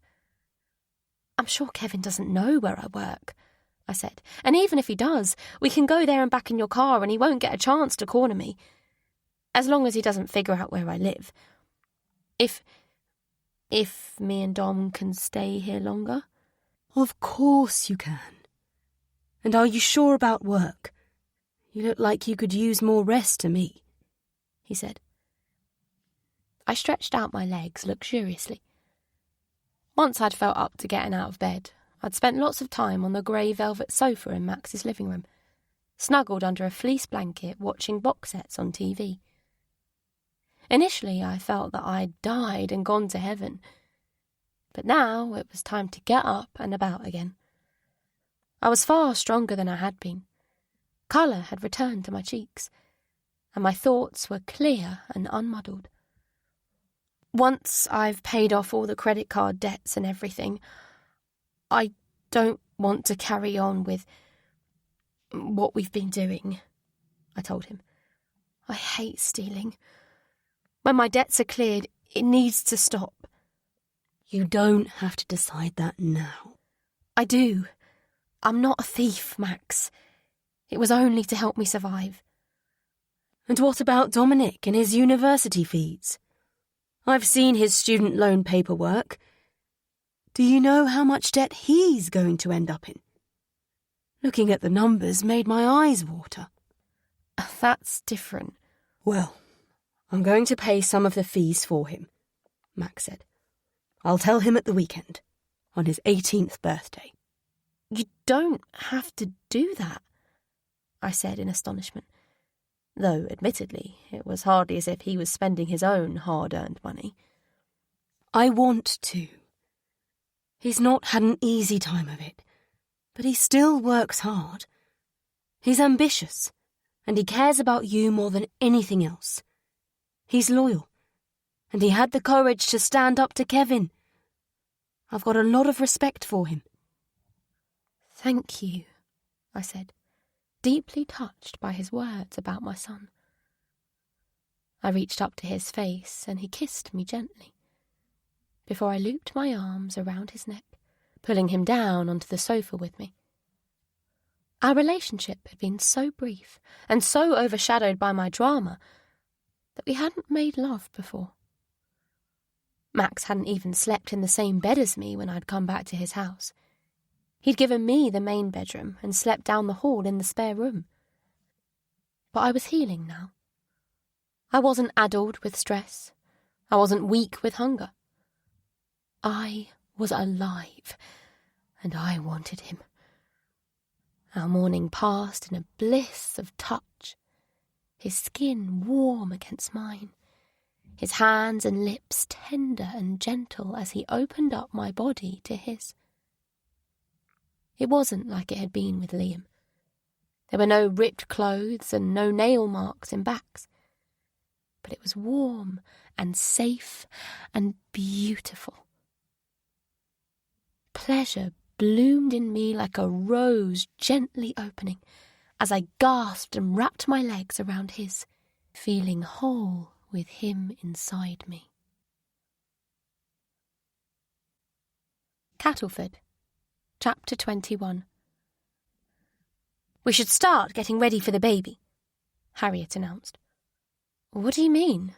I asked her as I finished tidying away rolls of fabric. It had been a brisk morning, and my back was starting to ache. Had I ached like this when I was pregnant with Dom? I couldn't really remember, but I didn't think so. "You've got the cot and some baby clothes, but that's not enough. You need a pushchair, a baby bouncer, a baby bath. You should get a few toys and books too." She took a breath before adding, "If you're struggling for money, I can't ask you to do that. You already bought the cot, and you've given me so many gifts for the baby. Do you have any money left? From from what you were doing?" "No," I said, after a brief pause. "You don't sound sure." I sighed. "I don't have any money left from that. And even if I did, I can't build my future using it. I want to start things with this baby the right way." "But how are you going to do that?" Our conversation was interrupted by the phone ringing, and while Harriet talked to her customer, I continued tidying, trying to immerse myself in the myriad colours and textures of the shop. My life had never had so much colour. The flats Dominic and I shared had always been drab, and the estuary, as much as I loved it, was nearly always on the spectrum of brown to grey. Inside bits and bobbins, it was like a rainbow had exploded, and I loved it. I was so distracted with my thoughts that I didn't hear Harriet finish the phone call, and her voice startled me. "If you wanted to focus on getting a different job or doing some training or something, I can help out. With the childcare." "What do you mean?" "Well, you'll need something to live on," she said quickly. "You'll need a plan for the future. This is real, Poppy. You've only got a little bit more time, and then the baby will be here. But I can help." Her cheeks coloured a little. "If you want me to." "Won't you need to run the shop?" Harriet's cheeks reddened further, and she turned away from me. "Ignore me," she said. "It was a silly idea." "Well, you're right that I need to plan for the future," I said. "This stuff with me and Jess," Harriet said at length. "I know it probably looks like I'm a control freak. It's got nothing to do with me. You haven't seen Jess when she's been really struggling," she said. "There are times she's completely relied on me, and I've had to step up whether I wanted to or not. I've made a lot of sacrifices for her, and that makes things strained sometimes." "Is that why you were looking into adopting Reef? When she was really struggling?"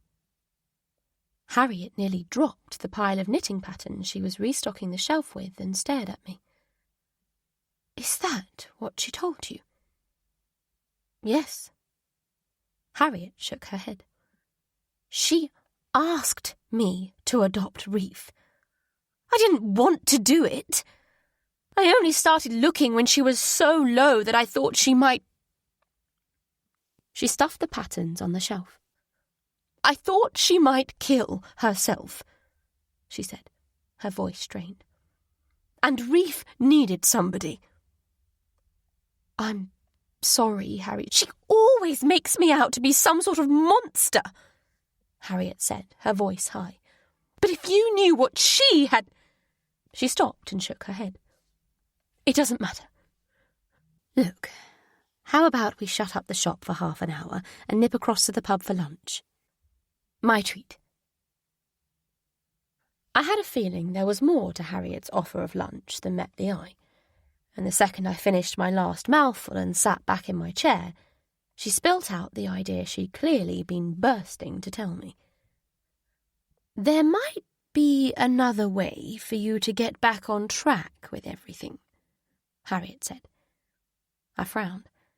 Her voice had a wheedling tone to it that made it clear I wasn't going to like what she had to say. And what is that? I asked, tearing my eyes from the window. It was so pretty outside today. The old buildings in the village square framed wonderfully by such a perfect clear blue sky. It had been rainy the day before, and the puddles had frozen to ice overnight. Harriet had clutched my arm when we'd set out in the early morning to bits and bobbins, clearly worried I'd slip on the ice and hurt the baby. It's going to sound a bit mad, she continued, but just bear with me, Poppy. Hear me out. Yes, I'll hear you out, I said. It was hardly as if I'd thought of any good solutions myself. Okay, so you wait until the baby is born. Don't tell anyone you've had it. No one knows you're pregnant anyway, apart from me and Jess. Some people may suspect at the shop, but as long as you stop coming in before your bump gets really visible, Harry, what on earth? Just listen. You turn yourself in for the fraud after the baby is born, and if you have to go to prison, we will look after the baby. Me and Jessica, until you get out again. I stared at her in astonishment. What? That way, you keep the baby away from Max, if that's what's important to you. But you can also clear your name and start over. You're not going to get a massive sentence, not if you own up to it. You might not have to go to prison at all. Offer to pay back the money. I know you can't, but at least show willing. Show that you're sorry. If you did end up having to go to prison, we're your safety net. We'll keep the baby safe until you're ready to look after him again. I struggled to take it all in. About to say no, I caught myself. It sounded crazy, but could it work? Starting again with a clean slate, keeping myself and the baby away from Max and having a chance to rebuild my life. It certainly had an appeal to it. Think about it, Harriet said. But what about you? It's too much. I can't ask you to... You didn't ask. I offered. And it's a genuine offer.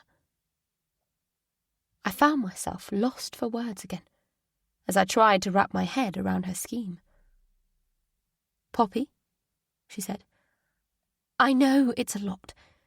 You don't have to decide right now. But I can see you're terrified of Max, even if you haven't told us why. I know you can't see any way out of this. I said, it's just going to the police. Yes, it's scary, she said. Of course it is. But is it worse than being in hiding forever?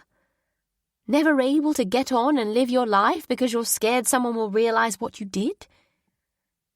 You don't understand, I said. Maybe it could work, but there's more to it. There's a lot more. Then tell me, what went wrong between you and Max? She reached across the table towards me, and I gripped her hand. Her face was kind, those dark eyes beneath her choppy red fringe searching mine. But Jessica's words rang in my ears. She'll want your baby, I can see her plotting already. Habmouth, Chapter 22. Dominic's reaction when I showed him the ring was not what I was hoping for. He stared at the diamond for a moment, forehead creased, and then stopped his packing for university to sit down at the desk Max had bought him to use during his exam revision. It wasn't the only thing Max had given him. There was a new bed, new curtains, and cheerful pictures hanging on the freshly painted walls. This was our home, a proper home, a place we could be safe and feel cocooned. Max had put so much effort into making me and Dominic feel welcome, even though Dominic was about to leave for university. Max's words about Dominic's room had touched me deeply. "I want him to know he always has a home here," he had said. "This room is his, whenever he needs it." Those words were what stayed in my head whenever I had to brush off some offhand hurtful remark Max made about me, and the strange distaste he seemed to have at the idea that I was okay now, and didn't rely on his help and protection the way I once had. I sat down on the bed beside Dominic's desk, waiting for him to say congratulations, or that he was happy for me. Instead, he said, "Are you sure about this?" "Of course I am. I wouldn't have said yes otherwise." He rubbed his hands against his jeans as though the thought of what he had to say to me was making his palms sweat. "Dom," I said before he could speak, "I know these past years have been hard and unsettling. Did you say yes because I'm leaving in a couple of days?" I paused. Yes, the thought of Dominic going away to a different city was tearing my heart out. We'd always been together, and we'd always been so close. Nobody understood me better than Dom, but knowing he was about to take the first step towards a future he'd dreamed of since he was only little made any pain I felt worth it. "Look, I know you're wary of letting anyone in after what your dad did to us," I said, "but we can trust Max. He's been so kind and generous to us. He even gave you all that money to help you through uni." "I like Max, but I don't trust money. Where's it all coming from?" I couldn't meet his eye as he asked me that. "Well, money makes you secure," I said quickly. "If I've taught you anything from the mess I made of my life, I'd hope it would be that.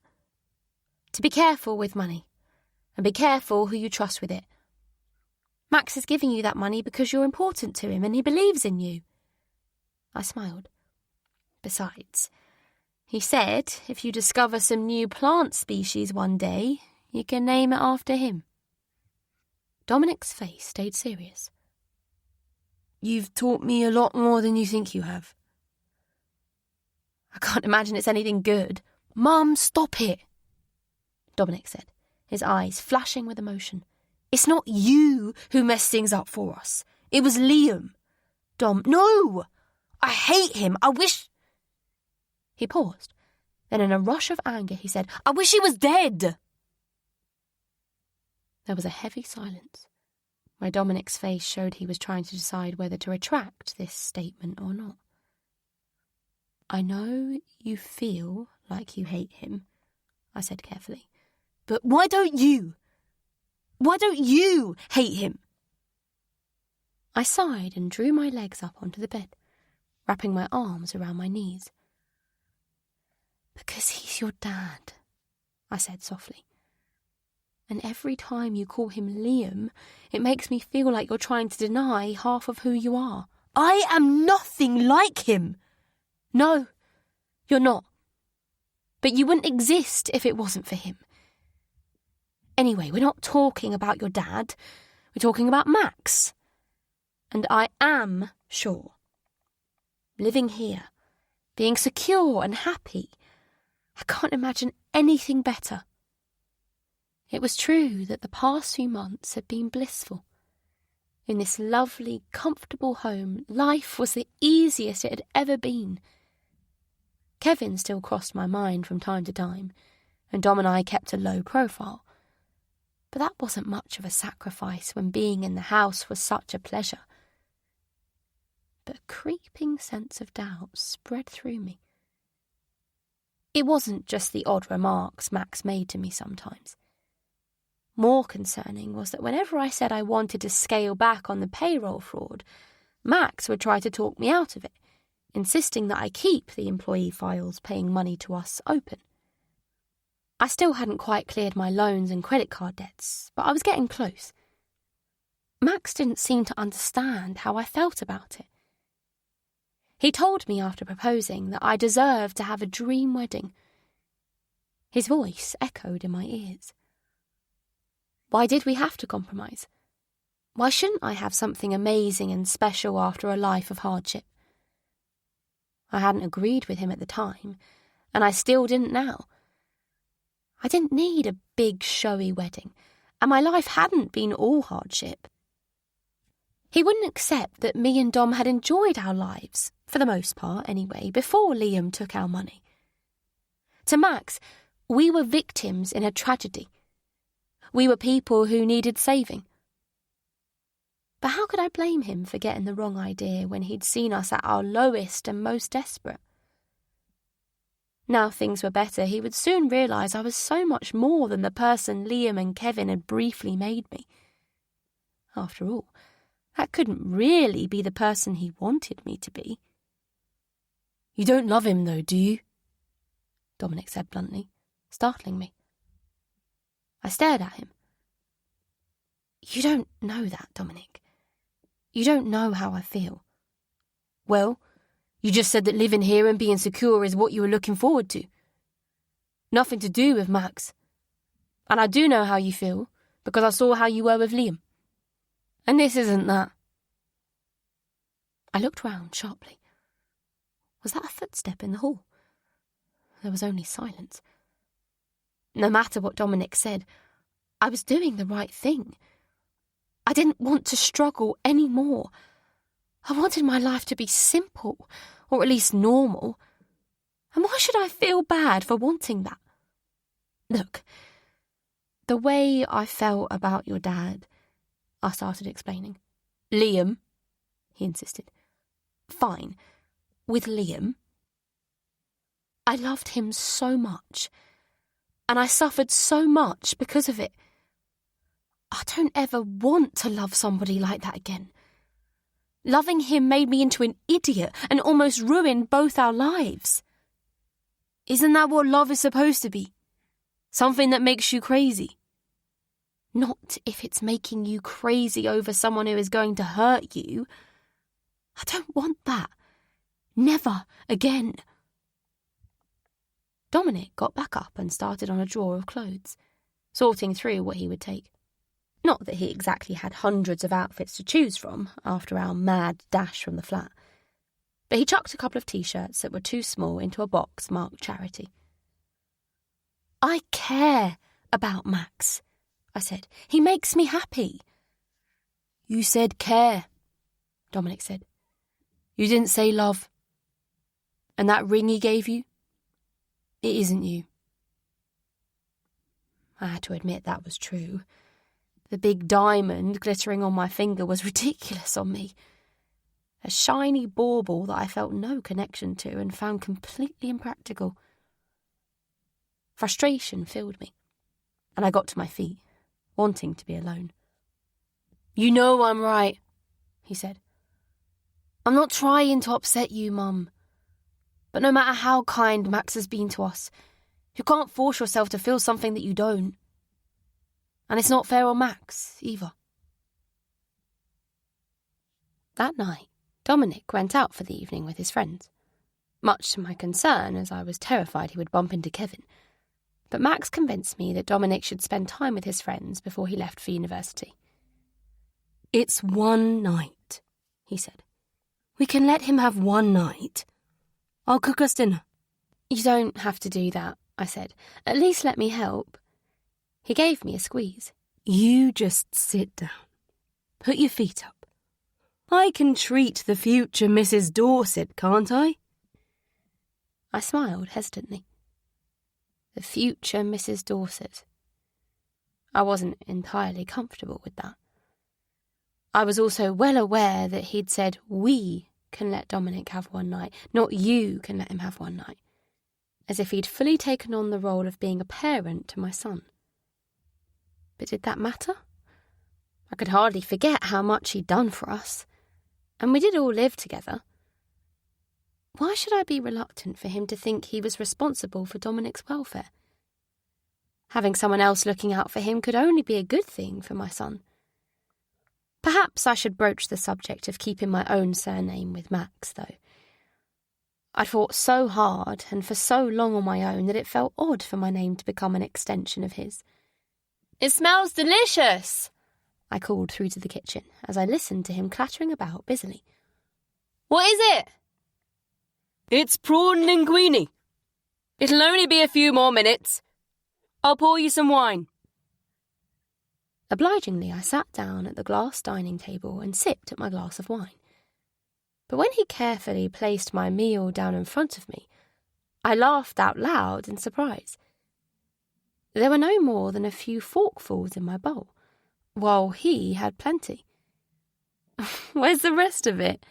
I asked him playfully. If it was some sort of joke, I didn't get it. What do you mean? He asked, as if he genuinely didn't understand. He began winding linguine around his fork, while I stared helplessly at my own meal. "Maybe you could give me a little of yours. It smells so good and No. "I don't understand," I said, irritated now. "Is this some sort of joke? I'm really hungry." I thought that's what you like. "What?" I said, as a cold feeling spread through me. The room began to blur before my eyes in my panic over his bizarre comment. Something was wrong here. Very wrong. I shook myself. Stop overreacting. There would be some simple explanation for his behaviour. But his voice had been hard, and his eyes had lost their warmth. He put his fork down and looked at me steadily. I heard your chat with Dominic. "I thought it was best if it came from me that we were getting married," I explained quickly, trying to sound as innocent as possible. "I'm sorry. Did you want us to tell him together?" Are we getting married? I said yes, didn't I? You want to marry somebody you only care about, do you? I gave an uneasy laugh. "Look, Dominic was worried about me, that's all. He thinks I said yes because he's about to move away, but that's not—" It's not because you still love Liam, then? "No," I said. "I hate Liam. I want to bloody strangle him for what he did." You didn't tell Dom you hated him? "It's complicated," I cried. "I'm not going to tell my son I hate his dad, even if he thinks it's what he wants to hear. And besides, Liam gave me Dominic, and that's the greatest gift I could ever have. But I'll never forgive him for what he did to us. Never." Max went back to his food, loading up a huge forkful which he chewed thoughtfully. I just thought I got it wrong. Maybe you don't want kindness. Maybe you want a man who's going to leave you starving and destitute, and at the mercy of charming gentlemen like your friend Kevin. I pushed my chair back and stood up. "You're being ridiculous," I said. "I'm sorry you were upset by what you overheard, but you're blowing it completely out of proportion. Liam was my first boyfriend. It was very intense, and he made a mark on me." Yes, he did! Max shouted, and I jumped, his ferocity startling me. He almost had you and Dom out on the street. He left you at the mercy of a bunch of criminals. I saved you. And yet you'll never love me like you love some scumbag who was only screwing you because he wanted to steal your money. "We're stealing money, Max!" I shot back at him, trying to not let my hurt show. "And you don't even want to stop!" You have no debts to pay. You weren't even short of money to start with.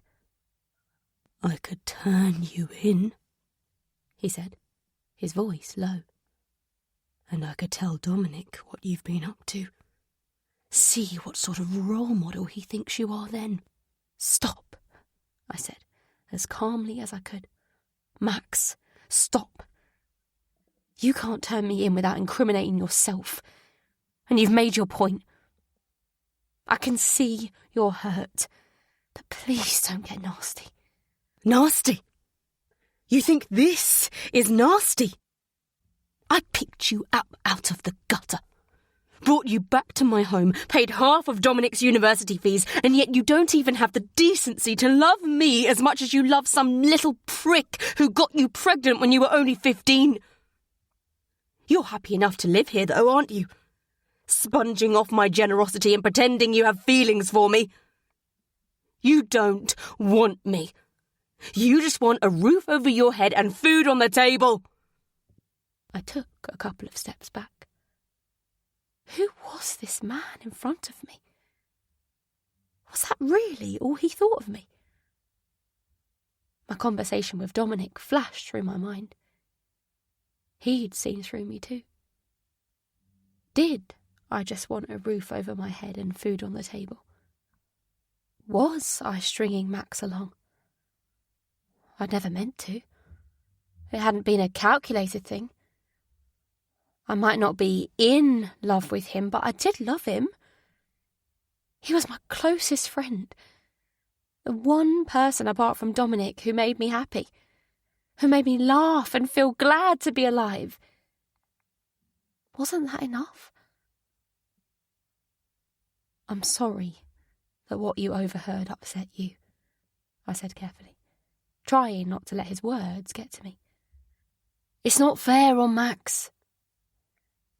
That was what Dominic had said, and I could see why Max was hurt. But Dominic didn't understand how complicated it was, and what a tangle my feelings were in. Just because it wasn't how it was with Liam, did that really mean my relationship with Max meant nothing? I do love you, I continued. We have so much fun together. We're always laughing. Are we laughing now?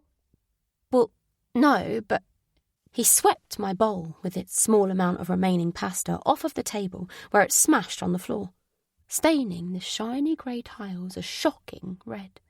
A few days of going hungry, and perhaps you'll remember where your loyalties lie. He spat at me. Cattleford, Chapter 23. So, are you still feeling okay about Harriet's offer? Jessica asked me, looking up as I stepped out of the back door to join her in the garden. It was a bright, early spring morning, and though the sun didn't have a lot of warmth to it, it was pleasant to be outside. Jessica was kneeling on the patio, next to a large raised bed. Harriet would say it's too early to start doing this, she said, not bothered that I hadn't answered her question. She says it will just fill up with weeds and we should wait until it's a little warmer. But as soon as it's March, I want to start planting things. What are you going to plant? I asked her, as I helped move the cardboard that was covering the bed to stop weeds from taking hold. Lettuce, radishes, and Swiss chard, she said. And later, when Reef gets home from school, we'll plant some sunflower seeds in pots. I glanced around the garden. It was still mostly bare of leaves and consisted of shades of brown, but some daffodil bulbs were beginning to bud, which made me smile. Harriet doesn't really like coming out into the garden, Jessica said. Why not? She shrugged. Sometimes I think she doesn't want to move on from her misery, she said. She doesn't want to see new life and hope. Apart from my baby. She's excited about that. Jessica paused in the middle of reading the back of a seed packet. Yes, that's true. That's what she needs. Something to make it worth getting up in the morning. She fixed me with a piercing gaze. How are you feeling about the plan, really?" I sighed as I sat down on the bench near the raised bed. It was a little damp, but I got uncomfortable if I stood for too long. Though Harriet's idea had sounded completely outlandish to begin with, I had to admit that if it worked, I would get my life back. Someone at QHM Solutions could stumble across the fraud at any moment, and even if it wasn't discovered that way, I couldn't be sure Max wouldn't turn me in, despite the fact he'd be admitting his own involvement too. Simply waiting for my crime to be discovered was excruciating, and deep down I knew it was only a matter of time until somebody realised what I'd done. I might have fled somewhere Max couldn't find me, but if the police got involved, they would be able to track me down. Confessing had to be the best way of both soothing my conscience and reducing the severity of my punishment. But I couldn't turn myself in just yet. If I was pregnant when I confessed, I was sure Max would find out about the baby. If I could hold my nerve and pray nobody stumbled upon the fraud before I'd given birth, perhaps I really could turn my life around with Harriet's plan. After all, I couldn't run forever. It was daunting, though. There were so many unknowns. Somehow I wasn't able to sum all that up for Jessica. So, in answer to her question of how I felt about the plan, I said limply, "I don't know." "You don't know how you feel about it?" Jessica asked. "No, I mean, I do know how I feel about it. Sort of." "And?" "Well, it's complicated. What Harriet has suggested is a huge thing, and I'm scared. And—" I instinctively lowered my voice, even though Harriet was out at the shop. "I keep thinking about what you said to me on the beach that day, about Harriet wanting the baby." "Oh, that was just the anger talking," Jessica said, waving her hand dismissively.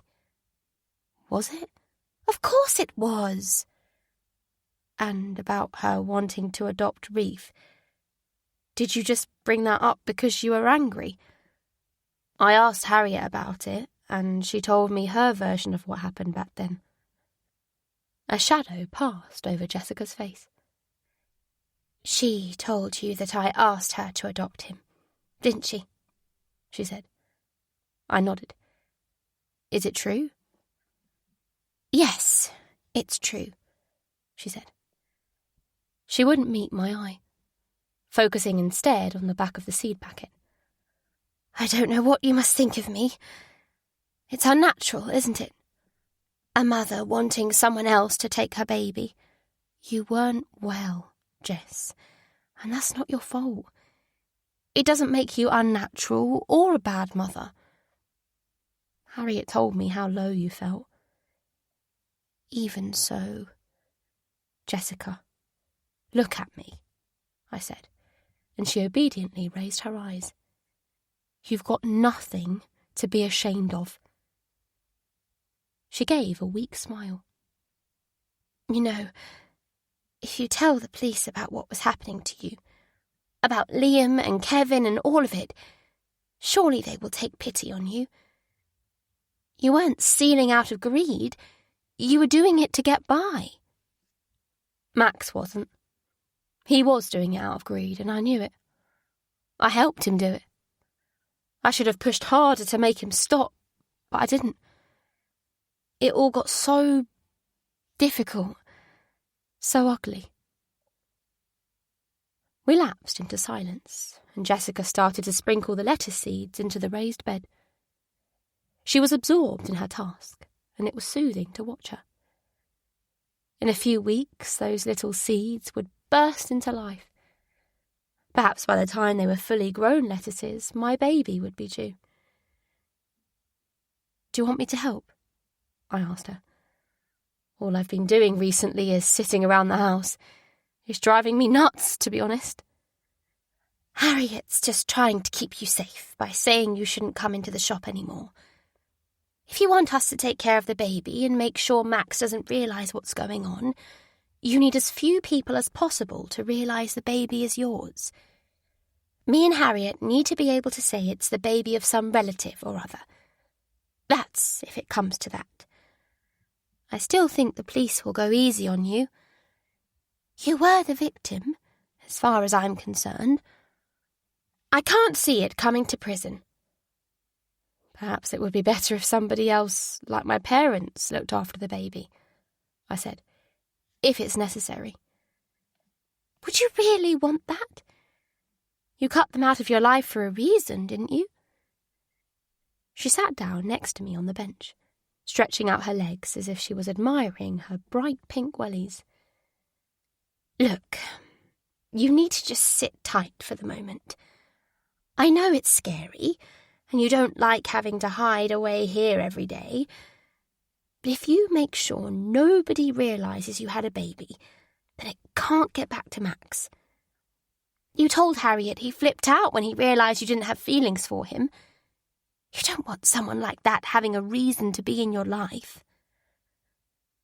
I closed my eyes, the gentle rays of sun warming my face.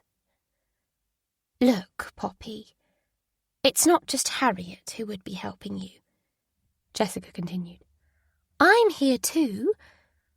Let us take care of the baby if we need to. No one knows you're here. No one knows you're pregnant. It could really work. The hospital and the midwives know I'm pregnant.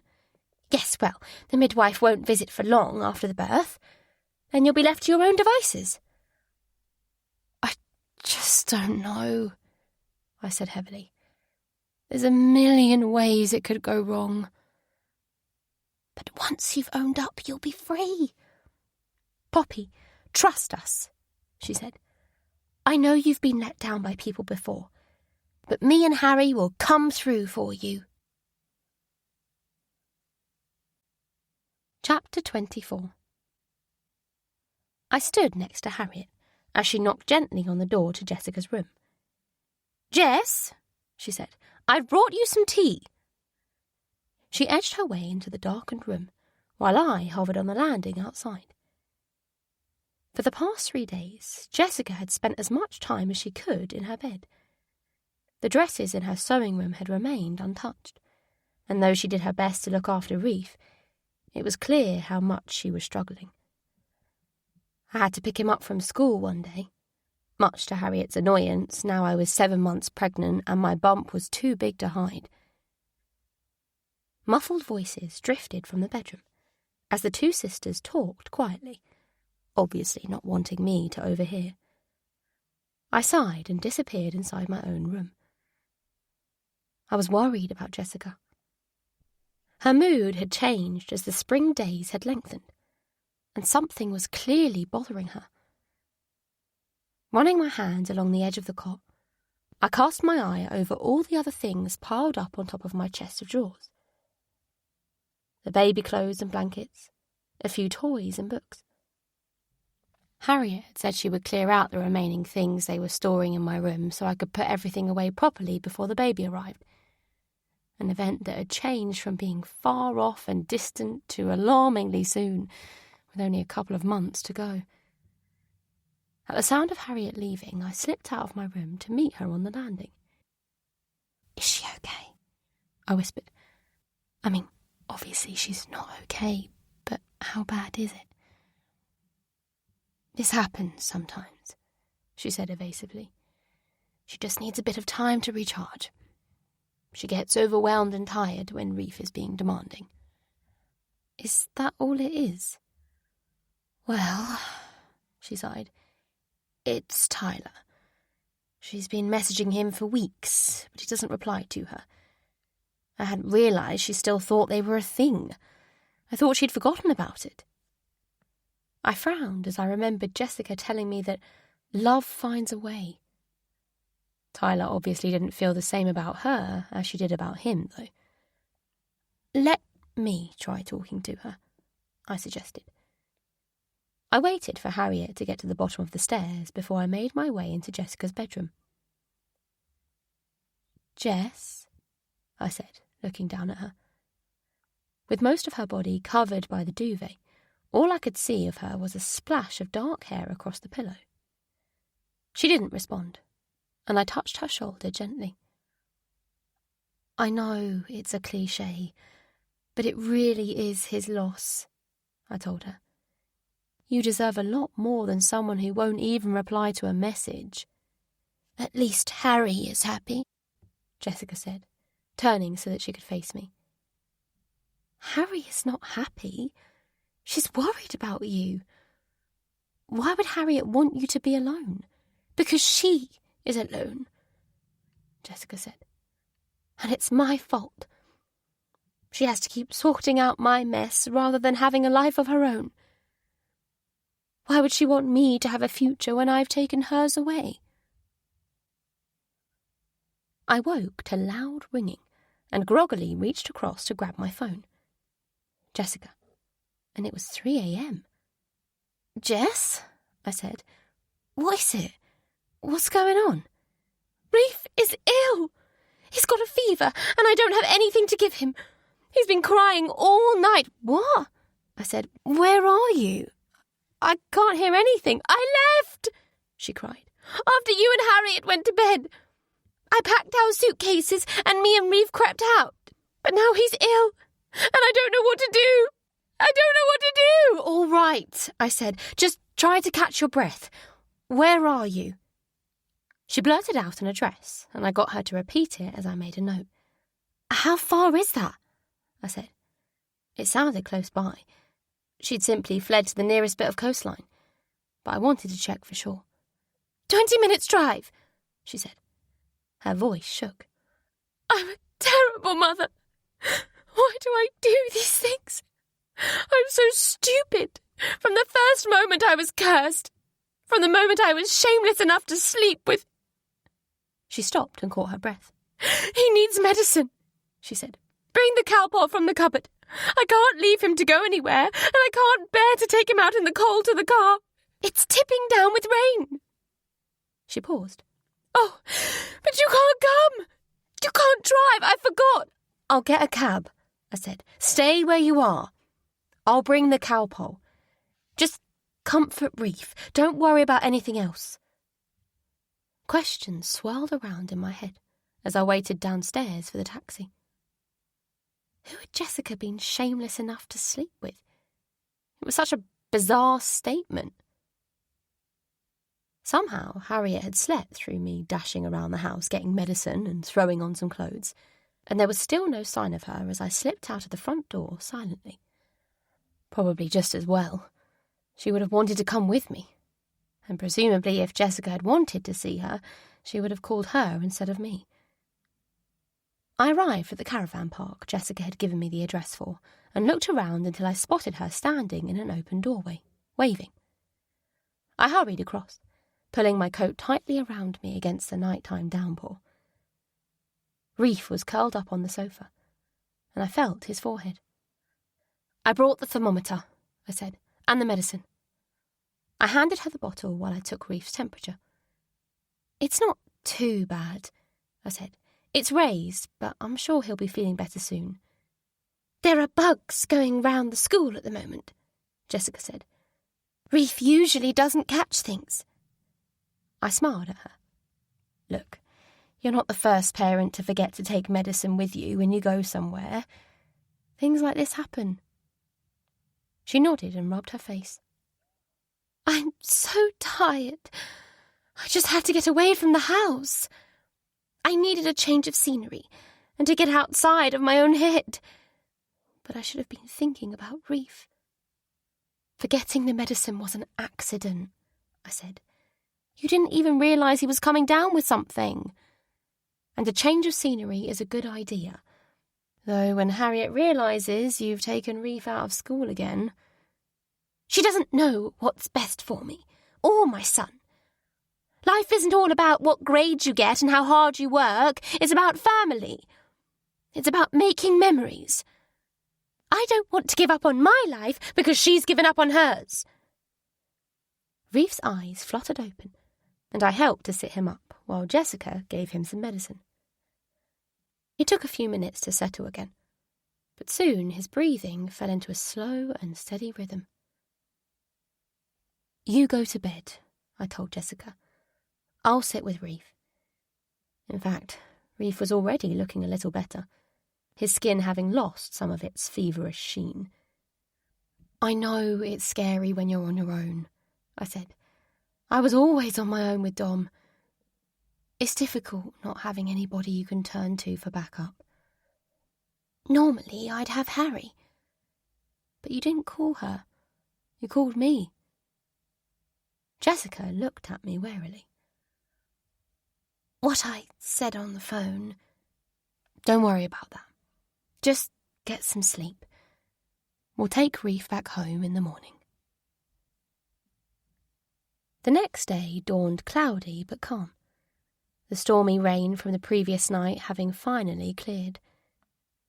I dipped in and out of sleep on the sofa next to Reef, and when Jessica joined me in the early morning, the little boy was fast asleep. "Poppy, I'm so sorry," Jessica said. "I shouldn't have called you and stressed you out, and I shouldn't have made you sit with a sick child when you're pregnant. The last thing you need is to catch whatever Reef has." "It's probably just a nasty cold," I said. "Nothing more than that. Anyway, I need a wee. This baby is really giving my bladder a squeeze this morning." "I'll make some tea," Jessica said. A few minutes later, I sat with her at the small table, while Reef continued sleeping. "Jess," I said slowly, "Reef's dad isn't some guy you met on holiday, is he?" Jessica shook her head, her hands clasped around her mug of tea. "Who is he?" I asked quietly. "And why did you say sleeping with him was shameless?" "I can't tell you," she said. "Why not? Was he married when you started seeing him? Was it an affair?" "I wish that's all it was," she said. For a moment I stared at her, totally bewildered. And then an idea hit me like a bus. I knew exactly who Reef's dad was. How hadn't I seen it before? "Jess," I said softly. "It wasn't..." I paused. If I was wrong, she would be horrified at my suggestion. But I was utterly convinced my instinct was right. "It wasn't Ben, was it? Harriet's ex-husband?" Chapter 25. Jessica's eyes were wide with shock. "How did you..." "So it's true, then?" She nodded. "Jess, how did it end up happening?" "I don't want to talk about it," she said. "It's so awful. You can't believe anyone would ever do it. My own sister's husband." I smiled at her kindly. "Torturing yourself about it this much after all these years isn't helping anybody. You have to forgive yourself." "I can't," she said. "I mustn't."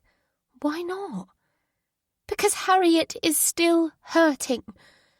As long as she's hurting, I should be hurting too." "That's not true. Perhaps if you can forgive yourself, it will help her to heal as well." Abruptly, she stood up and went across to Reef, feeling his forehead before sitting down beside him with a sigh. "Do you have any food here?" I asked her. "No. I was going to go across to the little shop and get some croissants." She looked at me with concern. "You look exhausted," she said. "I'm okay." "No, you're not." She glanced between me and her son. I can't believe I've done this. I let myself get so wound up about bloody Tyler that I ran away and hurt the people who actually do care about me. Jess, I said calmly, it's all right. Everyone is fine. Reef is catching up on his sleep, but he's not feverish now. He'll probably be completely fine by tomorrow. But you do need to message Harriet and explain where we are. She'll be getting up in a minute, and she'll worry when she realises none of us are there. My words did the trick, as Jessica's face lost its haunted look, and after messaging her sister, she bustled off to get dressed and buy some croissants. By the time she got back with our breakfast, Reef was beginning to wake up, and he ate a few bites of a pain au chocolat, though he didn't have much appetite. Admitting defeat, Jessica tucked him up under his blanket and put on the TV, before sitting down at the table opposite me. It wasn't just physical, Jessica said once she'd finished her croissant, her voice low as Reef was the other side of the room. Ben had this way of drawing you in. I know what that's like, I said, thinking of Liam. He seemed to be offering me everything I ever wanted, she continued. I always had kind of a sheltered life, staying at home with my parents rather than moving out. I felt safe with them, but it got boring sometimes. I started to want adventure, and Ben fed into that. He encouraged all my wild ideas. He said we could go travelling, that I didn't need to hold myself back and be afraid. And I believed him. Now, of course, I know it was all empty promises to manipulate me. As soon as he found out I was pregnant, he didn't want to know. He was absolutely furious when I said I would tell Harry. He told me I was deranged and childish, and that it had all been a big laugh to him. He said he only slept with me because I was there, and I made it so easy. But I was in love with him. I thought we were going to be a family. As much as I knew it would hurt Harriet, my feelings for him overwhelmed me, and I couldn't help myself. And he laughed at me for it. What a complete pig, I said. I never saw it, the contempt he had for me. He seemed so charming and funny. I looked over at Reef, who was completely absorbed in his cartoons. What happened then? Jessica's face grew guarded, and she lowered her voice further. Well, I told Harriet about the baby, and all hell broke loose. They got divorced, and I never saw him again. I drained the last of my tea, watching Jessica closely. She was agitated, running her hand through her hair over and over. But Harry stuck by you, I said. She said Ben was the one to blame, and that he'd taken advantage of me. She was there by my side through everything. She still is, even though I can see how much it hurts her to watch Reef grow up and know who his father is. And you invented the story about his dad being someone you met by the sea. You even chose the name Reef to support it. She sighed wistfully. Sometimes I almost convince myself to believe it, because it's easier if I can tell myself that's what happened. We fell into silence as I considered all she had said. I'm so sorry, Jess, I told her at last. For you and for Harriet. That's why things are so weird between us. I don't blame her for getting mad at me sometimes. I'm not sure there's anyone else in the world who would put up with someone who betrayed them so badly. Well, you have to hold on to people you really care about, I said. even if sometimes it hurts. I jumped out of my skin at the hammering on the door of the caravan, and Jessica leapt to her feet. "I told her she didn't need to come here," she said. "You think it's Harry?" Sure enough, once Jessica unlocked the door, Harriet spilled into the caravan in a blaze of fury. "What is wrong with you?" she shouted at Jessica. "You scared me half to death telling me Reef was ill, that Poppy was sat up with him half the night. Poppy is pregnant, Jess. What the hell were you thinking, dragging her out of bed and exposing her to whatever it is that Reef has?" "I'm okay," I said. "I know I'm pregnant, but I'm not ill. I'm perfectly capable of helping out with things." "Yes, apparently more capable of helping out than Reef's own mother," Harriet said, her cheeks the same colour as her red highlights. "Stop shouting!" Reef cried from his spot on the sofa. Immediately, Harriet rushed over to him, making a show of fussing over him. Expecting Jessica to be angry, I was surprised when she went and sat down beside Harriet, apparently having shaken off her sister's direct attack on her parenting without comment. In fact, she said softly, "I'm sorry." Harriet stared at her in blank amazement. "What?" "I don't want to fight. I know I shouldn't have run off with Reef in the middle of the night. I was upset about Tyler, and I wasn't thinking straight. But I'm thinking straight now." Reef snuggled up against Harriet's legs, and Jessica laid her head on Harriet's shoulder. I couldn't help but smile at the sight of the three of them. No doubt they had their struggles, but the bonds between them were strong. Strong enough to overcome some pretty daunting odds, anyway.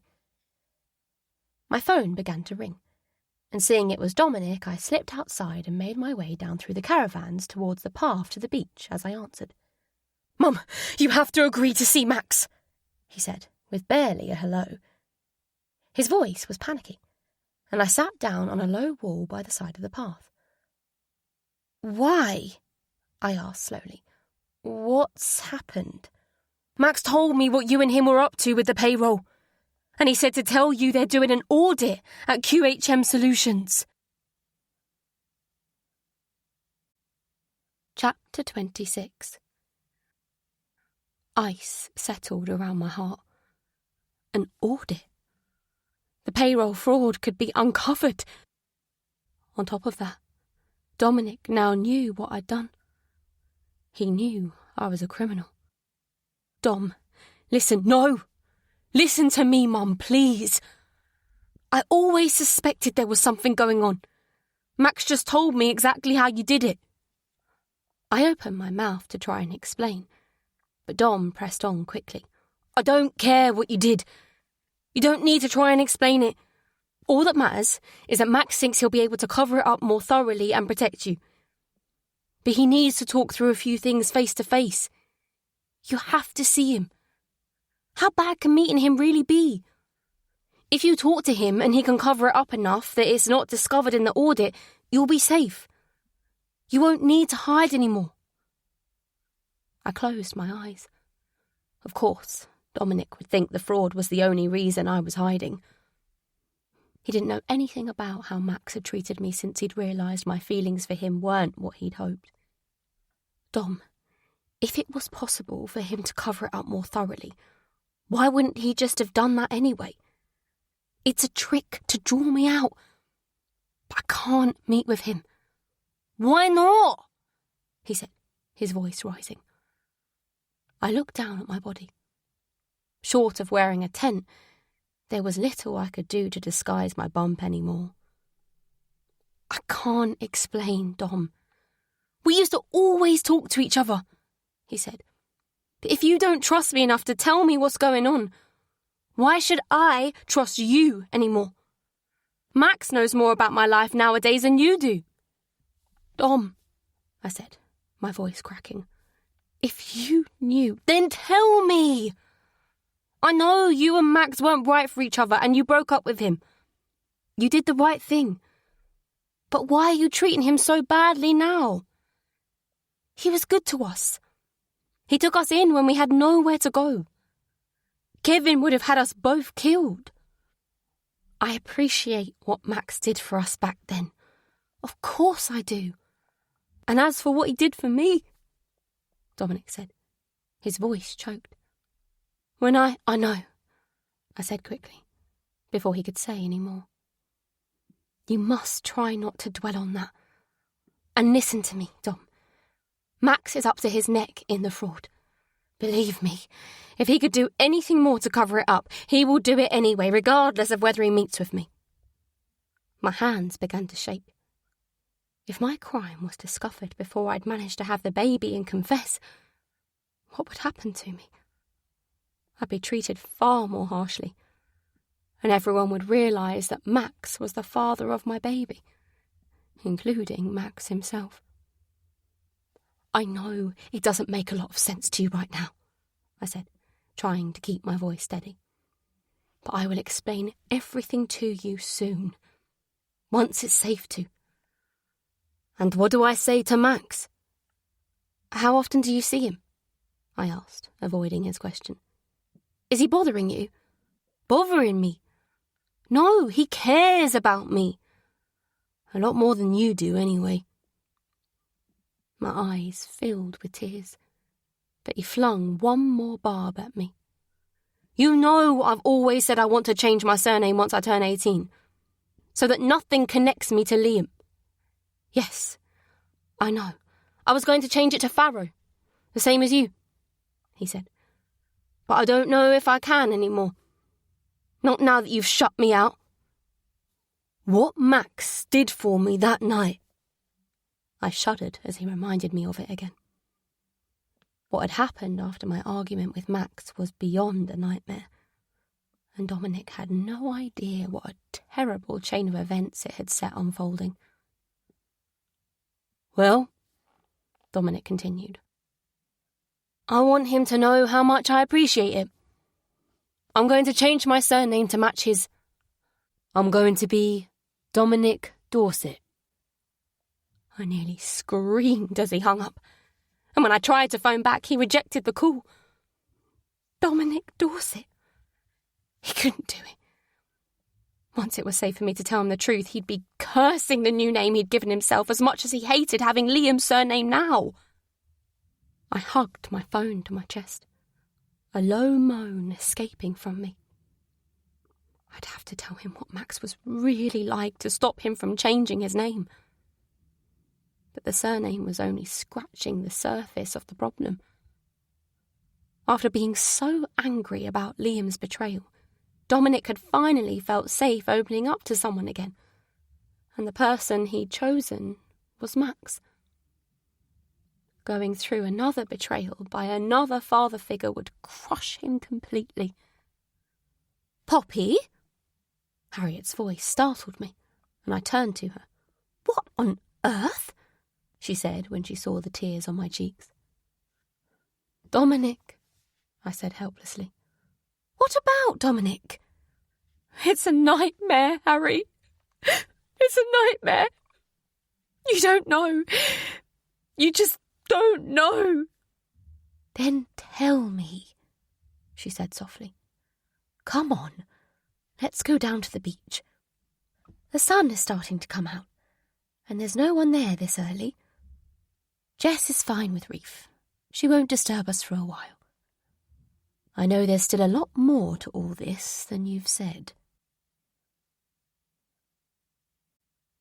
Habmouth, Chapter 27. Max followed me up the stairs. So you're going to leave, are you? He said. Just like that? The way you spoke to me, Max. I know I've made a lot of mistakes in my life, but you do not get to talk to me the way you did.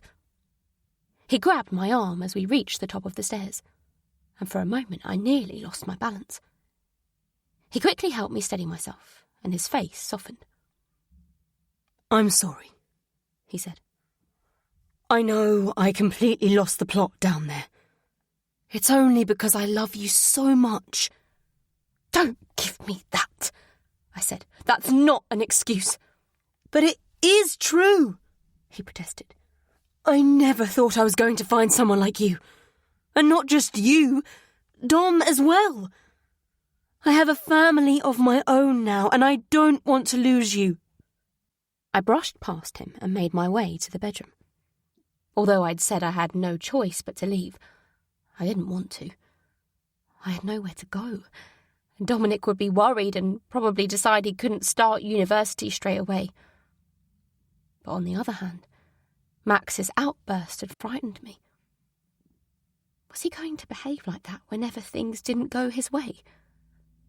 I couldn't stay here, but where would I go right now? Was it sensible to drag Dominic off somewhere and unsettle him when he was just about to leave home anyway? Poppy, he said gently, I really am sorry for how I behaved over dinner. I couldn't stand the thought that you felt more strongly about Liam than you do about me, when he treated you so badly and caused you so much pain. I turned to him. His face had lost that strange look he'd had over dinner. This was the man I knew, his eyes pleading with me to believe him and forgive him. Hadn't Liam looked just the same when he'd come back into our lives? I'd never know for sure whether he'd been plotting to steal from us from the start, but the possibility was there. The possibility that I had been utterly taken in by a man whose only intention was to use me. If I'd got it so wrong then, how could I trust my judgment now? Max had two sides to him. That was the truth. And having a side that was capable of kindness didn't make it okay that the other was capable of terrifying me.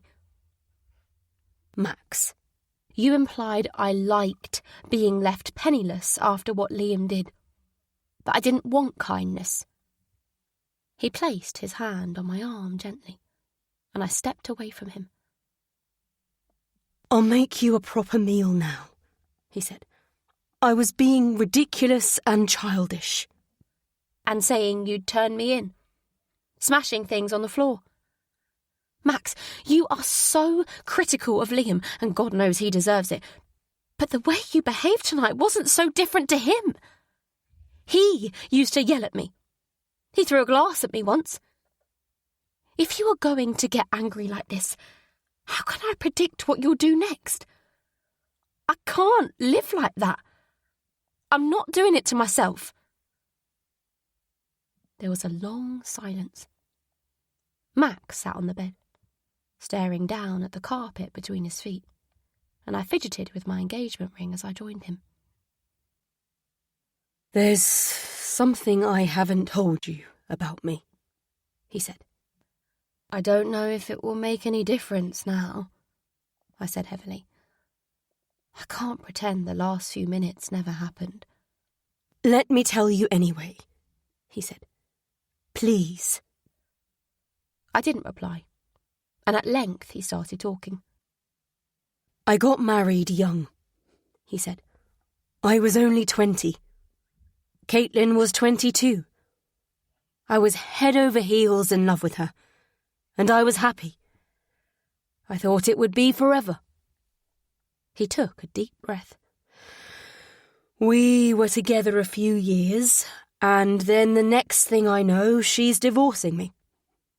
She said our relationship had been over for months, but it's the first I heard of it. I'm sorry, I said. But like I said, it doesn't... Just hear me out, please, he said. It turned out she'd left me for someone else. I didn't know what to make of it all. I was so shocked and naive that I didn't put up a fight. I just said I wanted her to be happy, even though inside I was in turmoil. After it was over, she blocked my number, and I tried to get on with my life and move on, though I really struggled. I wished I could speak to her, just one last time, to help me make sense of what had happened. Then, 13 years later, I happened upon a photo of her online with a daughter. A 13-year-old daughter. who looked so much like me, there could be no doubt. She'd hidden my child from me.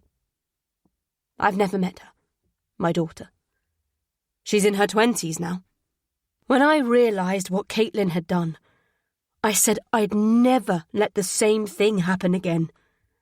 I wouldn't let anyone walk all over me the way she did. Max, I said gently. That's horrible. I wish that hadn't happened to you. I love you, Poppy, he said. And Dom is like a son to me. I can't live without you. I can't. There was a brief pause. I'd rather be dead, he finished. Please don't say that. He gripped my hands, and I met his eyes, which had a strange light to them, again, that frightened me. Give me another chance, he begged me. I don't care if you don't feel as strongly as I do. I mean, I do care, but I can live with it. You said yes when I asked you to marry me, so you must want to be here. I did. I do. I do want to be here. There's still a but, isn't there? I pulled my hands away from his grip and made my voice firm. Max, I appreciate what you've done for us more than I can say. And believe me, I want to feel as strongly about you as you do about me. But I took a deep breath, steeling myself to say it. I owed him the truth. It was the kindest thing to do. I do love you, in a way, but it's not the way you're hoping for. And I don't think it ever can be. I don't want to hurt you by staying and making you settle for second best, especially after what you've been through. I'm not the answer. I can't make what your ex-wife did to you right again. I'm sorry. He nodded slowly. I see, he said. You do? Yes. You wanted me when I could save you from Kevin and help get Dom through his exams. But now you've squeezed everything useful out of me. You're going to walk out and leave me. It's not like that, I said, though an uncomfortable wave of guilt washed over me. Of course it looked that way, but it hadn't been deliberate. How could I have predicted what would happen when I'd moved here after only a handful of dates with Max? We didn't know each other properly then. For all I'd known, my feelings could have grown, not fizzled out the way they had. He stood up and pulled me to my feet too. Look at yourself, he said, leading me in front of the mirror. When you came here, you were skin and bone. And now look at you. You look healthy. You've changed completely. I did look. He was right. My hair was shiny. My cheeks had lost their hollow look and gained some colour. And my eyes were bright and alert. I was a person again now, not the shadow I had been. In fact, I was waiting for my periods to start again now I'd gained a bit of weight, though so far there had been nothing. Like I said, Max, I will never stop being grateful to you. I was in a terrible mess, I admit it. I don't think I could have got myself out of it without your help. You and your son would probably be dead by now, if it wasn't for me. I started to pace around the room. He was right, of course. But that didn't mean I was incapable of doing anything by myself ever again. I needed help, yes. But did that mean I owed Max for the rest of my life? Max, please, I said. I will stay until Dominic has gone to university. But after that, I'm going to have to leave. This isn't going to work. You must see that. We're only going to make each other unhappy. You can't leave, Poppy, he said. I won't let you. You can't stop me. He was clearly about to argue, but his phone rang, and when he told me it was Dominic, I frowned. Why was he calling Max? He listened carefully to what my son was telling him while I hovered about, desperately trying to make out Dominic's words. Eventually, Max told Dominic to stay out of sight and that he'd be there in a minute. And once he'd ended the call, he looked at me levelly. I think you'll be sticking around for a bit, Poppy. Why? I asked, my voice strained. Something had happened. Something bad. Because Dominic has stabbed Kevin. Chapter 28. Harriet stared at me, eyes wide. Surely you're not telling me. Is Kevin dead? I glanced around the beach, which was still deserted. The sun had broken through the clouds, and the sea lapped lethargically against the shore. The world was still and quiet, as if everything was holding its breath. Yes, he's dead, I said. Harriet was silent, and my heart began to race. What had I done? Why on earth had I told her? She shook her head at one point, and I thought she would speak, but instead she put her hand over mine and squeezed it. Dominic was on a night out with his friends before they all went off to different universities, I explained. It was the first time I'd let him out in the evening since we moved in with Max because I was scared Kevin or one of his people would see him. And is that what happened? I nodded. Dom was walking home and he came across Kevin. He said he tried to get away, but Kevin started saying that he'd discovered where we were living now. He said soon I'd learn what happened to people who didn't pay their debts. Dom didn't believe that he had really found us, but then Kevin said Max's address. Oh, Poppy, Harriet said. Kevin started telling him exactly what he was going to do to me. You can imagine the kind of stuff. He knew how to goad a boy Dominic's age about what he'd do to his mother. That's when Dominic couldn't take it anymore and stabbed him. Harriet was frowning. Why did he have a knife? I asked him that, and when I thought about it carefully, I realised the answer had always been right in front of me.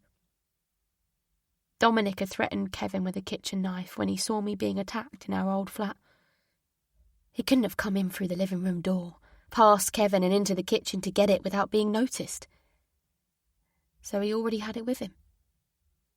He said he's had a knife with him every day since Kevin had him beaten up, because he was scared and thought it would help him defend himself. My voice broke and I had to stop. What sort of mother was I to have put Dominic in a situation like that? Dominic stabbed Kevin to protect himself. And you, Harriet said. And he was a child. He wasn't a child, I said. He was 18. And Kevin wasn't attacking him. It wasn't self-defence. I sighed, and my heart ached for Dominic. I understand exactly why he did it, and I don't blame him for a second, I went on. But it looks bad, Harry. It looks really bad. A couple walking their dog came into view, and though they were nowhere near us, we waited until they completely disappeared from sight before we spoke again. What did Max do when Dominic called him? Dominic didn't want me to know what happened, which is why he called Max and not me. Max just used the whole thing as a way to get me to stay. I closed my eyes briefly. I'd screamed in horror and run after Max as he left the house, pleading with him to take me to my son.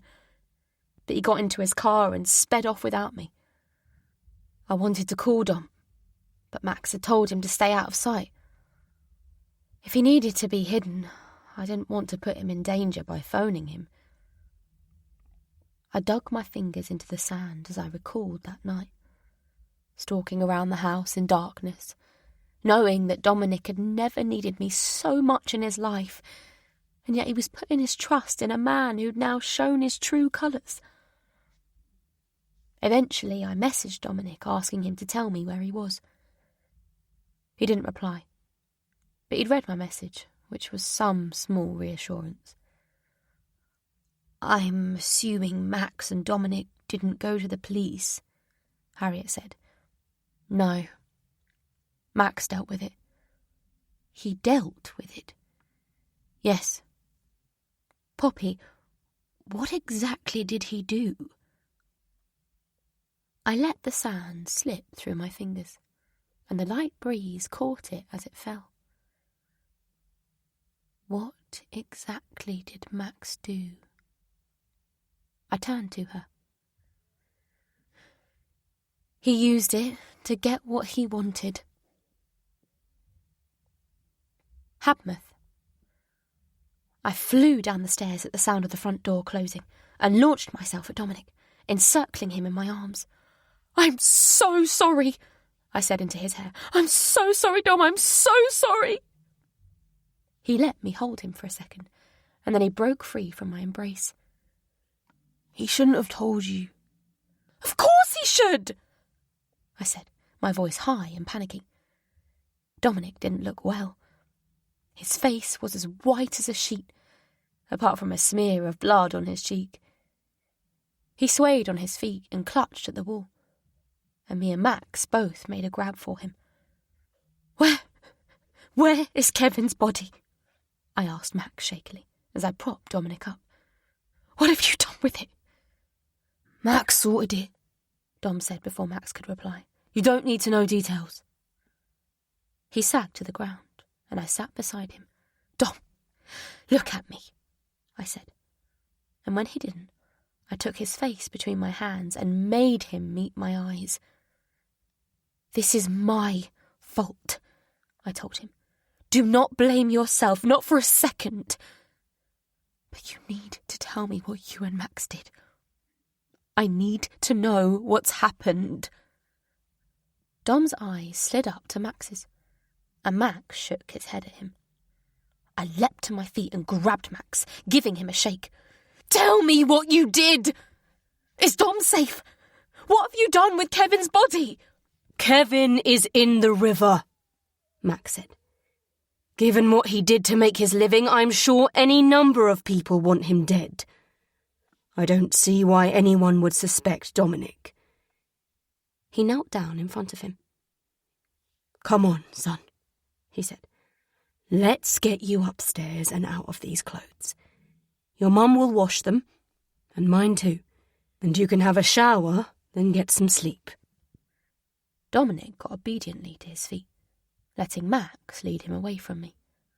"Dom!" I cried. "You shouldn't have told her," he said again to Max, ignoring me. "I didn't want her to know."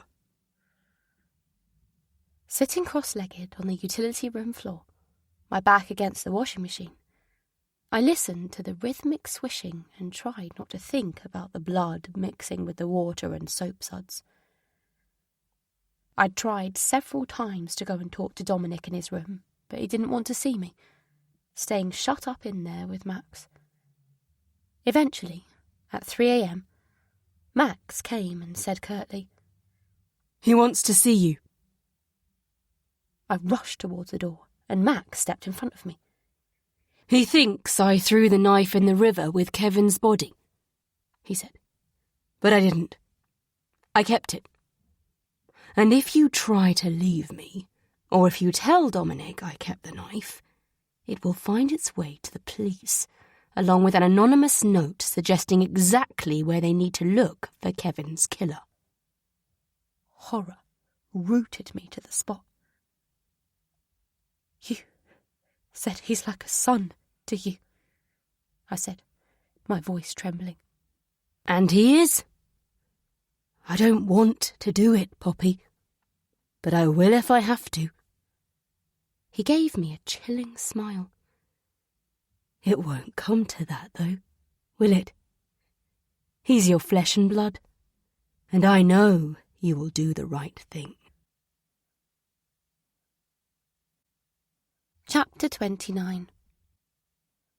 Harriet's eyes bulged with anger. "How dare he?" she said. After he said it, I rushed upstairs to check on Dominic. He was in a worse state than I could have imagined, beside himself with terror that he would be caught, and so guilty and ashamed of what he'd done. That's why he didn't want me to know. He didn't want to see a look of fear on my face, as if I'd ever be scared of him. He told me the threats Kevin had made, how he'd provoked him by going into every grisly detail of what he'd do once he found me. Dom said he just wanted it to stop, that he'd stabbed Kevin before he knew what he was doing. I kept telling him that Kevin was a monster who got a kick out of terrorising people, that anyone would have done the same as him in that situation. The poor kid, Harriet said. He was racked with guilt. I was worried to death about him. I still am. It was around that time I'd started being sick frequently and feeling very unwell. I'd assumed it was the stress, since I'd never been so stressed in my life, not even when I was still living in the flat and fearing every knock on the door. Knocks on the door scared me far more when I thought it was the police coming for Dominic. He wished he'd called the police straight away, I continued. And if he'd phoned me instead of Max to come and help him, maybe we would have caught them. I could have said it was me who did it. Poppy, the truth is I ruined my son's life, I told her. He acts like he's okay, and I think he's managing at university. But he'll have this hanging over him for the rest of his life. I worry he's suddenly going to have a breakdown. And now I'm torn between having him think he can't trust me or telling him the man he thinks of as his dad used what happened to Kevin to try to force me to stay with him. How can I tell him what hell Max put me through? You can't be a wall between him and Max. You tried to be a wall between him and Liam, didn't you? Letting him be angry at you even though you didn't deserve it. You shouldn't put yourself through it again. I won't. I will tell him the truth. But I have to do it at the right time. After I've had the baby and been to the police about the fraud. A sudden new resolve filled me. The sisters' plan, strange though it was really the only way. Max was stealing long before I joined in. He stole far more than I did, and all out of greed. Once he goes to prison, I can tell Dominic the truth, and Max will be safely out of the way for at least a little while. He'll never realise I had his baby. He'll have no reason to ever try and contact me again. And if Max tells the police what Dominic did to Kevin? Goosebumps broke out over my skin. He'd be mad to bring it up. He'll only get in more trouble himself. I don't think he'd do it to get revenge. Max he's opportunistic. He uses things to his advantage, but I'm sure he wouldn't put himself at that level of risk just to hurt me. And I sighed. I believe he genuinely cares about Dominic. Now he's lost me anyway, he won't try to hurt him. Not when it won't get him anywhere. Besides, he can't prove it. But he does have proof, doesn't he? He kept the knife. "Poppy! Harry!" Jessica called, startling us before we could finish our conversation. "I've been trying to find you. You've been gone ages." She was making her way down the path to the beach. holding her floor-length purple skirt up from the ground so she didn't trip over it. Reef was at her side, plodding along slowly, though he gave a small smile at the sight of me and Harriet. "Reef!" Harriet said, holding her arms open as the little boy trotted towards her. "How are you feeling?" "Poorly," he said, snuggling into her before they walked a little way down the beach and then plonked down on the sand. Jessica sat down beside me and gave me a searching look. "Are you okay?" "I had a bit of an argument on the phone with Dominic Dorset." It sent shivers down my spine. "Oh, I'm sorry," Jessica said. "I guess it's an adjustment for you both. You must miss him terribly." "I do." I smiled shakily as I watched Reef, now curled up in a ball on Harriet's lap. "He seems a little better." "He wanted to see Harriet," she said, lowering her voice. Sometimes I wonder if he knows deep down that I couldn't look after him when he was first born." "Of course he doesn't know." "When he's poorly, he always wants her." "Yes, and when he wants to have fun, he comes to you. Harriet takes control in a crisis. That's probably why he gravitates to her when he doesn't feel well.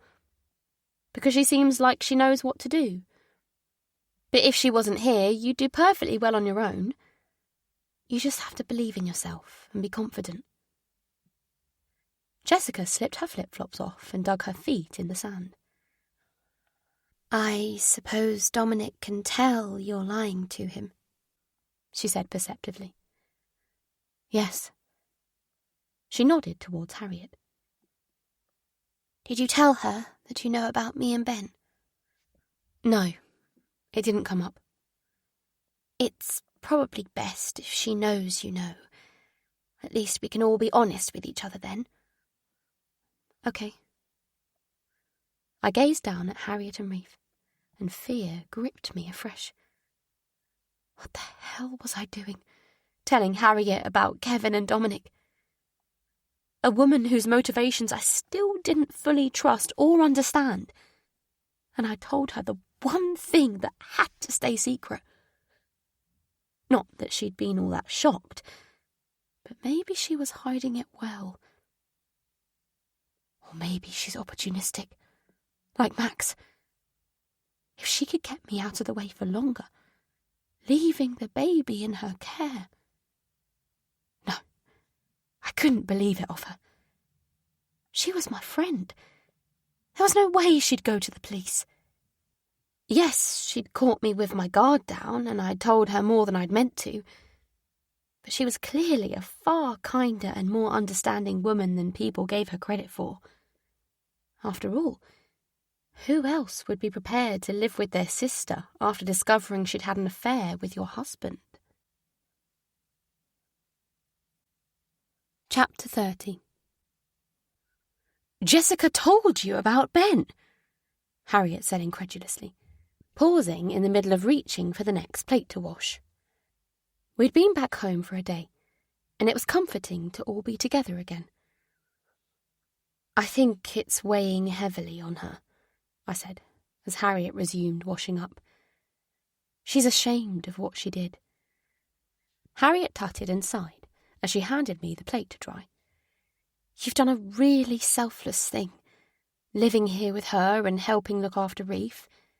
Even staying in touch with her would be admirable in the circumstances."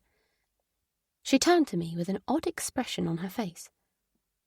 "I blame him, not her," she said finally. "That's what Jessica said. I told her she needs to try to forgive herself, so that she can move on and you can too. What she needs to do is learn from it," Harriet said firmly. "This business with Tyler, it's not the first time she's let herself get entangled with someone like that. She's drawn to men who fill her head with dreams and promises that they are never going to be able to fulfill. It's like she just can't see reality. I finished drying the last plate and put it in the cupboard. I wasn't sure what kind of reception my next question would get, but I had to ask. Doesn't Ben ever want to see Reef? No. He must have met him, surely. His own son. He's never met him. He made it perfectly clear to Jessica how he felt about her pregnancy, and that was that. Quite frankly, after how he reacted, he doesn't deserve to see Reef. But do you think he still feels the same? Harriet's brow furrowed, and she flicked her fringe back from her eyes. How would I know? I haven't spoken to him for years. If he wants to see Reef, he knows where we are. I can't promise I wouldn't slam the door in his face, though. She took a breath and then looked at me, her face sympathetic. What exactly happened in your conversation with Dominic earlier? You told me about... She lowered her voice. About Kevin. But why were you so upset? I sighed. Of course, I hadn't forgotten what Dominic had said about the audit, and I outlined the issue to Harriet. To be honest, it wouldn't surprise me at all if there was no audit coming up, I explained. Max could easily have made it up to scare Dominic and try and force me to agree to a meeting. But if he's telling the truth, then there's nothing I can do. Me and Max already covered our tracks as much as we were able. It might be that the fraud still isn't discovered, even if there is an audit. But if it is, all our plans will be for nothing, Harriet said, as she finished wiping the kitchen worktops and placed her pink rubber gloves down on the side of the sink.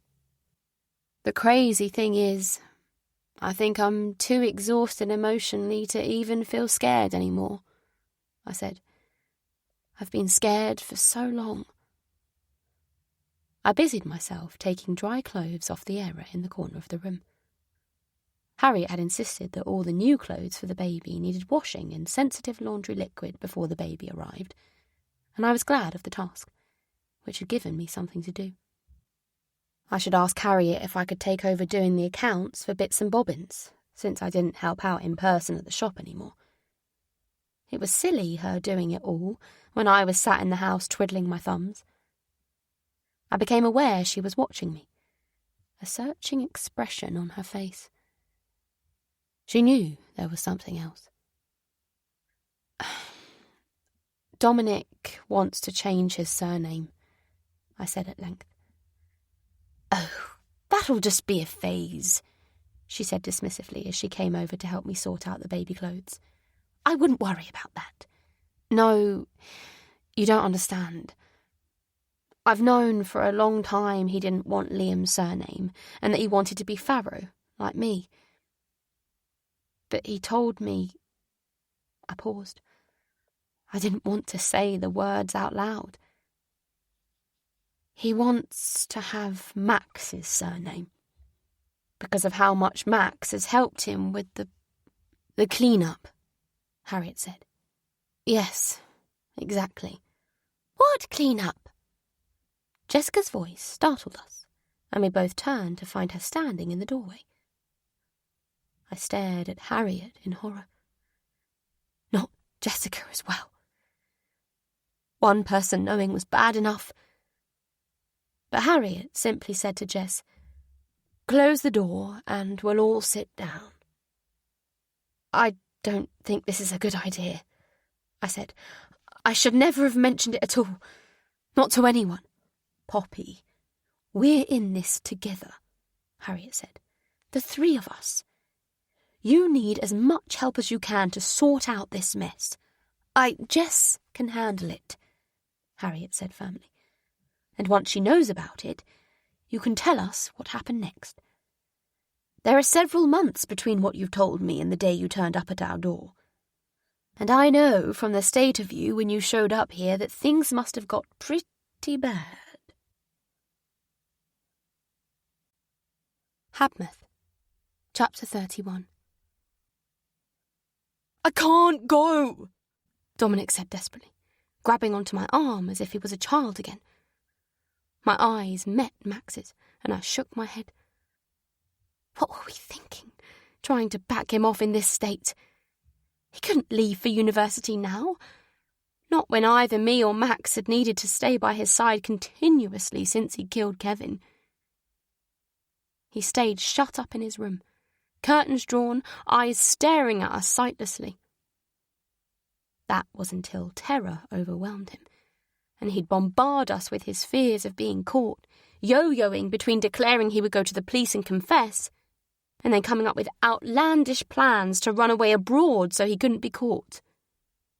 You don't have to go, I told Dominic gently as he stumbled to a halt on our way out to Max's car.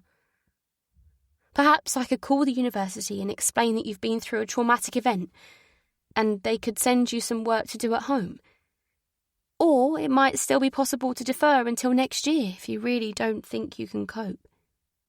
Before Dominic could respond, Max snapped at me. Don't be so ridiculous, Poppy. Saying that Dom has been through a traumatic event. What traumatic event is that then? Because when he eventually turns up, don't you think somebody will ask him? We would come up with something to explain it. Just look at him, Max! Dominic was cowering by the car, the boot still open where we had been packing his clothes and belongings, plus the various household bits and bobs we'd bought for him to use in his halls. He appeared to be on the verge of fainting, but Max took me by the elbow and led me back inside the house, closing the front door behind us. Don't make such bloody stupid suggestions, he hissed at me.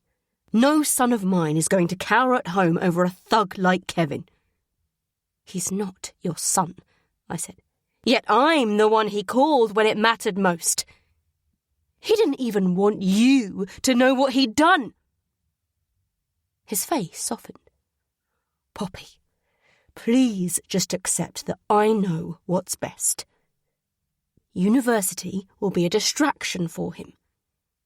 Being here isn't doing him any good. You mean well, of course you do. But you haven't exactly done a great job over the years, have you? Dominic should never have been exposed to someone like Kevin. He stroked my hair, and my skin crawled. Let me talk to Dom, and we'll get this sorted out. That boy deserves a future. You don't want him to end up like you, do you? Furious, I shoved him away from me and made for the door. But a wave of nausea overwhelmed me, and I had to run instead to the downstairs toilet. When I joined them on the drive, Max had taken hold of Dominic to help him stand up straight. Look at me, he said. Obligingly, Dominic raised his eyes to meet Max's.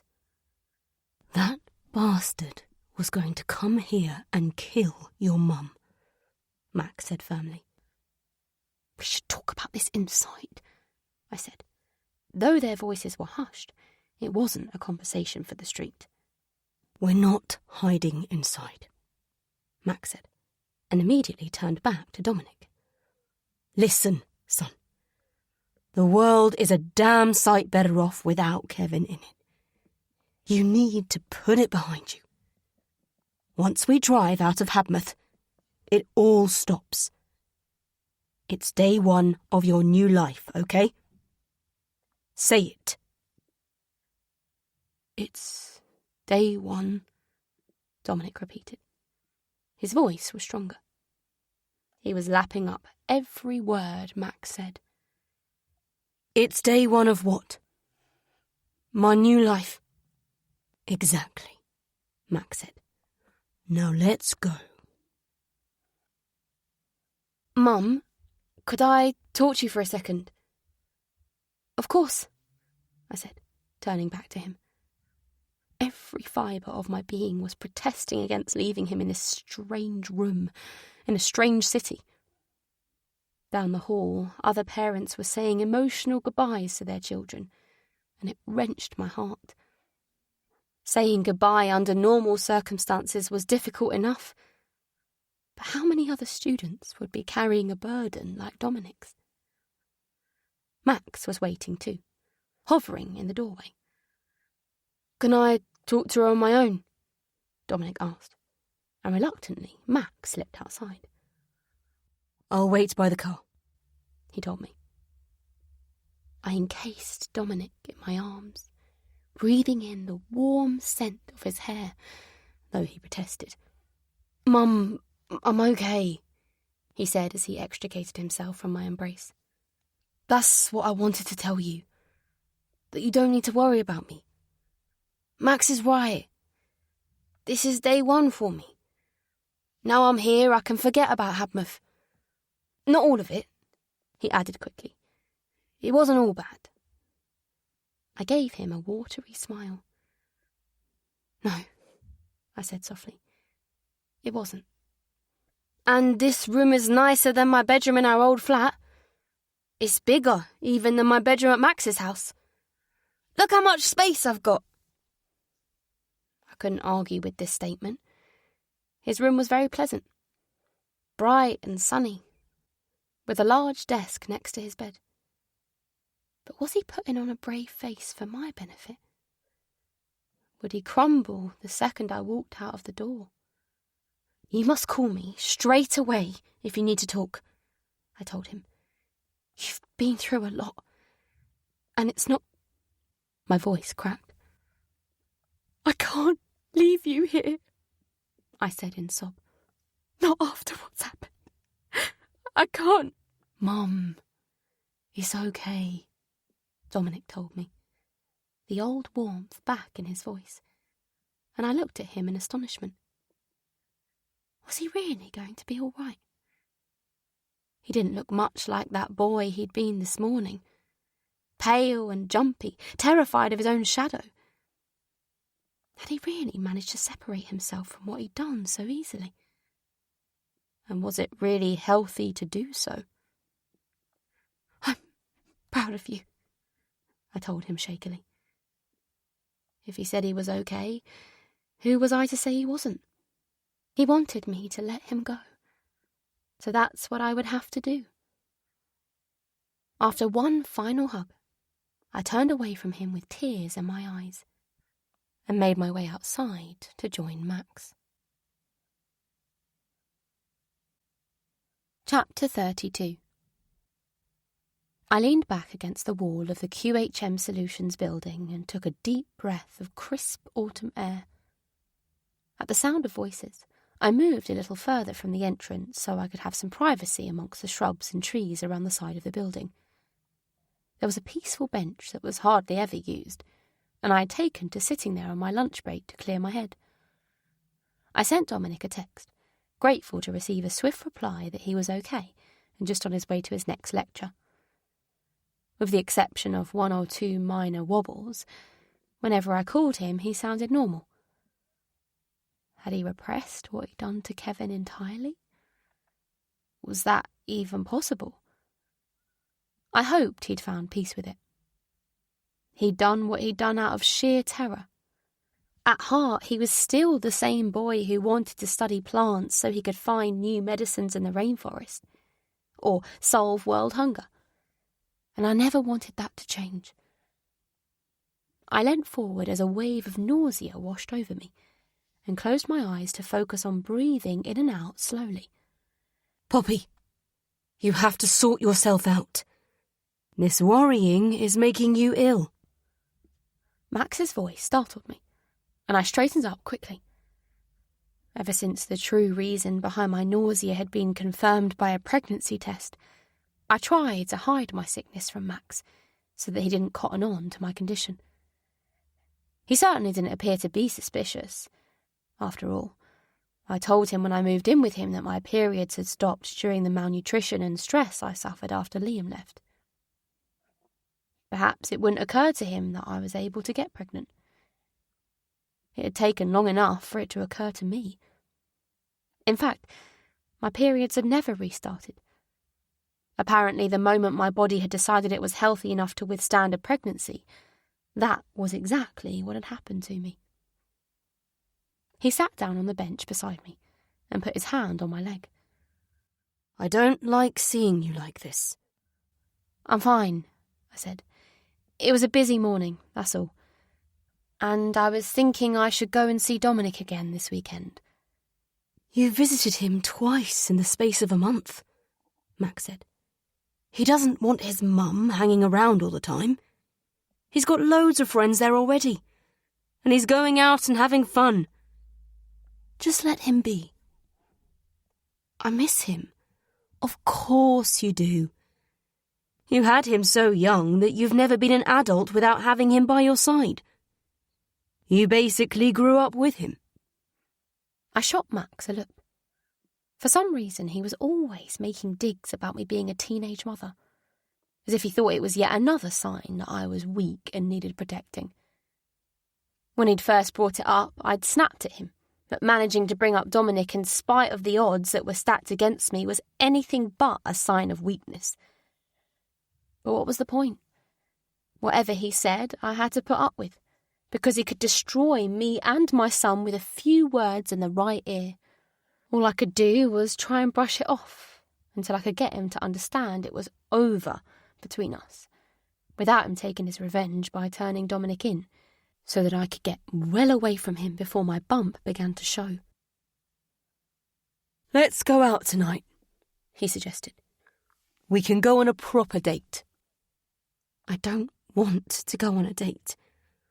Right. So it's just TV and bed by 9 p.m. again for you, is it? I get tired, Max. Everything that's happened, it's been a lot for me. We lapsed into silence. A flock of birds landed en masse in the bare branches of a tree opposite, only to then take flight again in a dark, fluttering cloud, their action synchronized by some force beyond my perception. The waistband of my work skirt was beginning to dig into my stomach, and I fiddled with it to try and make myself more comfortable. I wish you would just be happy, Max said wistfully. Our life isn't so bad, is it? Why don't we start looking at wedding venues? I think Dominic would like it if he knew you were really settled. What makes you say that? He's called me a few times, after you've gone to bed. He worries about you. He does? Yes, Max said, without elaborating.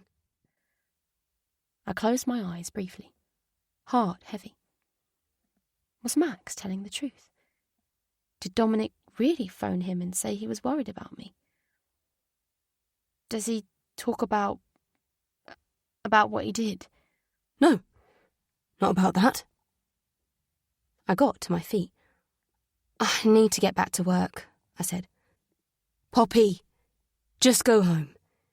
You're clearly unwell. Have a rest and then we'll get a takeaway later, okay? I'm all right.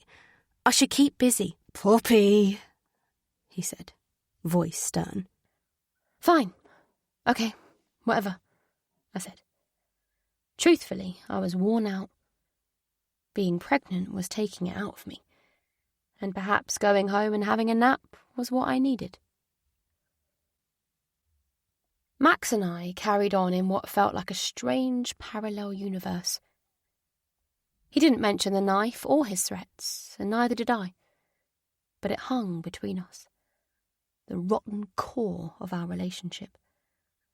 Not that we still had a relationship from my point of view. I was essentially Max's prisoner, but he didn't see it that way. I thought perhaps here, Max said, showing me his phone screen where there was a photo of a hotel. We can do it when Dominic is back over Easter. What are you talking about? I asked him. The wedding, he said. We need to set a date and get everything organised. That gives a little bit of time to make all the preparations.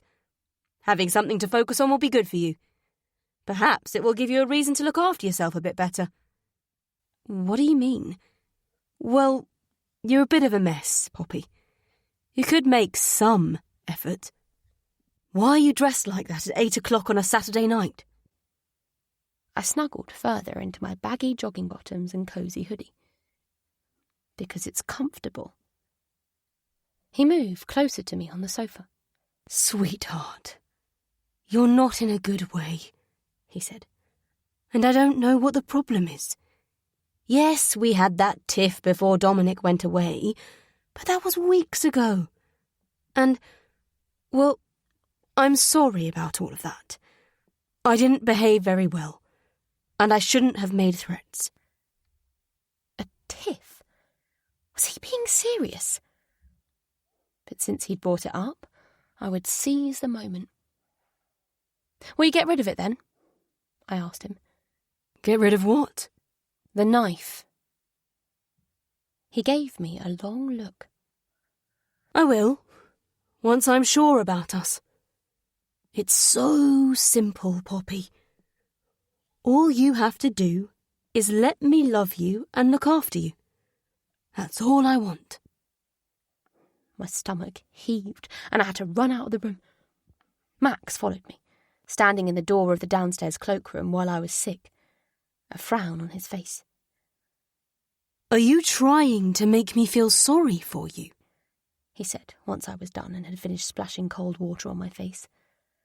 How can you be talking about planning our wedding? I said, desperate to change the focus away from my sickness as soon as I possibly could. I took a deep breath.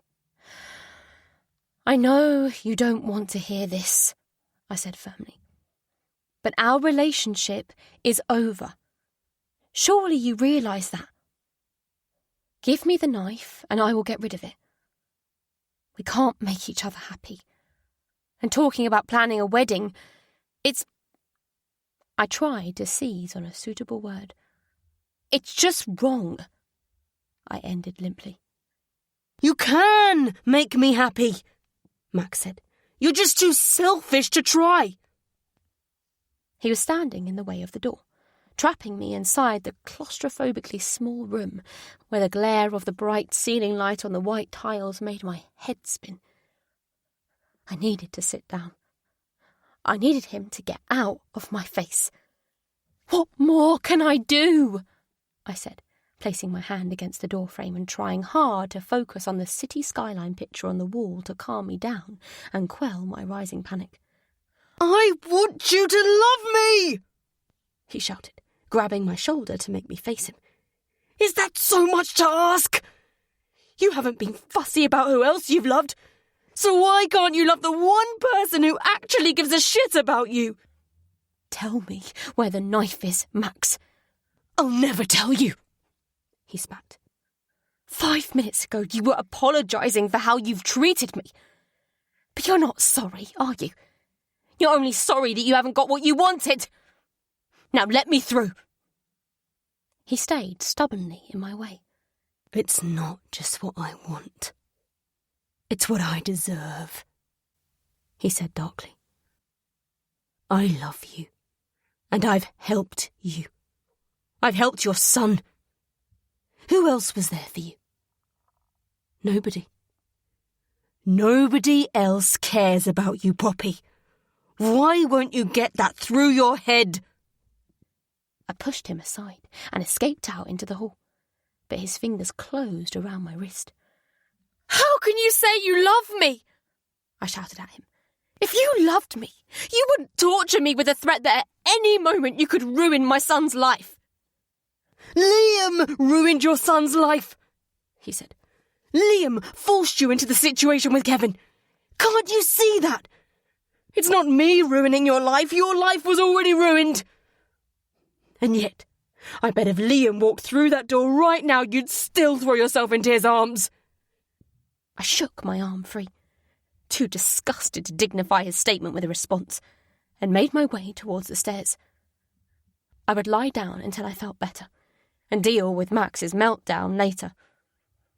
But there was no stopping him. You won't even deny it, he said incredulously. No, because you're being ridiculous. You know full well that if Liam turned up at that door, I would slam it in his face. How can you possibly be jealous of him? I hate him. I've told you I hate him plenty of times before. Why won't you believe me? If you hate him so much, why can't you love me? He said, the fury in his face making me shrink back against the wall. I'm sorry, I said firmly, as he loomed in front of me. Please, Max, You have to accept that we don't have a relationship. I am staying here because you're threatening my son. That is the only reason." He glared at me for a long time, weighing me up. Finally, he nodded, as if some brilliant idea had occurred to him. "Fine," he said. "If you liked your life so much before you had me in it, then we'll take you on a trip down memory lane. I'll remind you what I saved you from." "What are you talking about?" I said, my voice unsteady.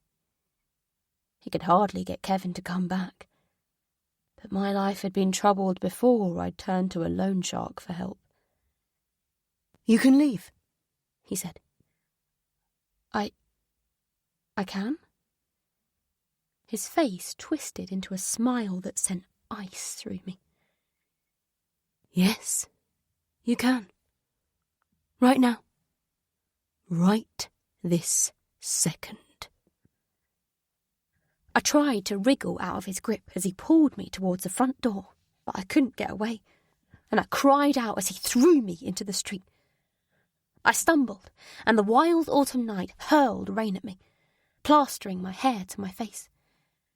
Running back to the door, I yanked at the handle, but he locked it, so I screamed at him through the letterbox to let me back inside. Realising it was futile, I ran around to the back of the house, but the back door was locked as well. All of my belongings were inside. The only thing I had with me was my phone, tucked in the pocket of my hoodie. But what use was that? Who would I call? Dominic? He couldn't do anything, and it would only frighten him. I was shivering now, my teeth chattering so loudly I could hardly think. Hammering on the back door, I caught a glimpse of Max inside the house, but he quickly disappeared out of sight. My phone vibrated, and I took it out to read his message. "You wanted to leave, so leave."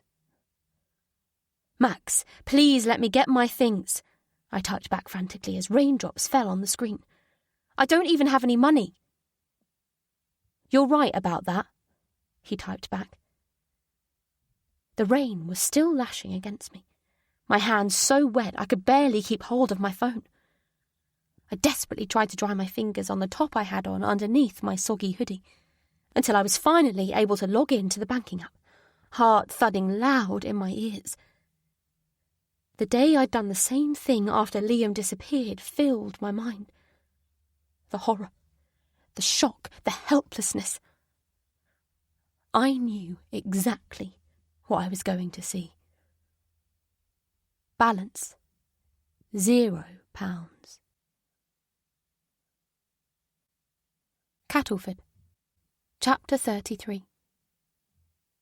Harriet and Jessica's faces were white with horror. "How did he get your login details?" Harriet said. "Surely after what Liam did you were being more careful." "Please don't," I said. "I know how stupid I was, but I didn't worry so much with Max. We were already stealing from QHM. Why would I think he'd steal from me as well? He had plenty of money, and it never crossed my mind he'd take my money out of spite. I'd never told him my login details, but he had it all there in the house with him. My bank card, the notebook where I was stupid enough to write down my passwords." "Oh, Poppy," Jessica said, her eyes huge and dark. "He always went on about how he'd saved me from the nightmare I was living in, and he wanted to prove to me how easily he could put me back there again. He knew I couldn't call the police or tell anyone what he'd done because he had the knife. And while he had it, he could do whatever he wanted to me." "And he has the audacity to claim that he loves you," Harriet said with disgust. It had got dark, and she stood up to close the floral curtains at the window behind us, shutting out the sleepy street beyond.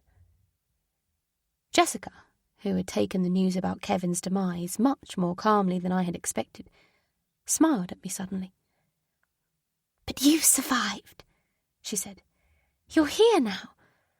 You've survived all of them. Liam, Kevin and Max." I sighed. It's not over yet, though, is it? "Perhaps not, but he'll get his comeuppance," Jessica said darkly. "Everyone does, in the end." "Where did you go?" Harriet asked me as she sat back down at the table. I closed my eyes for a moment.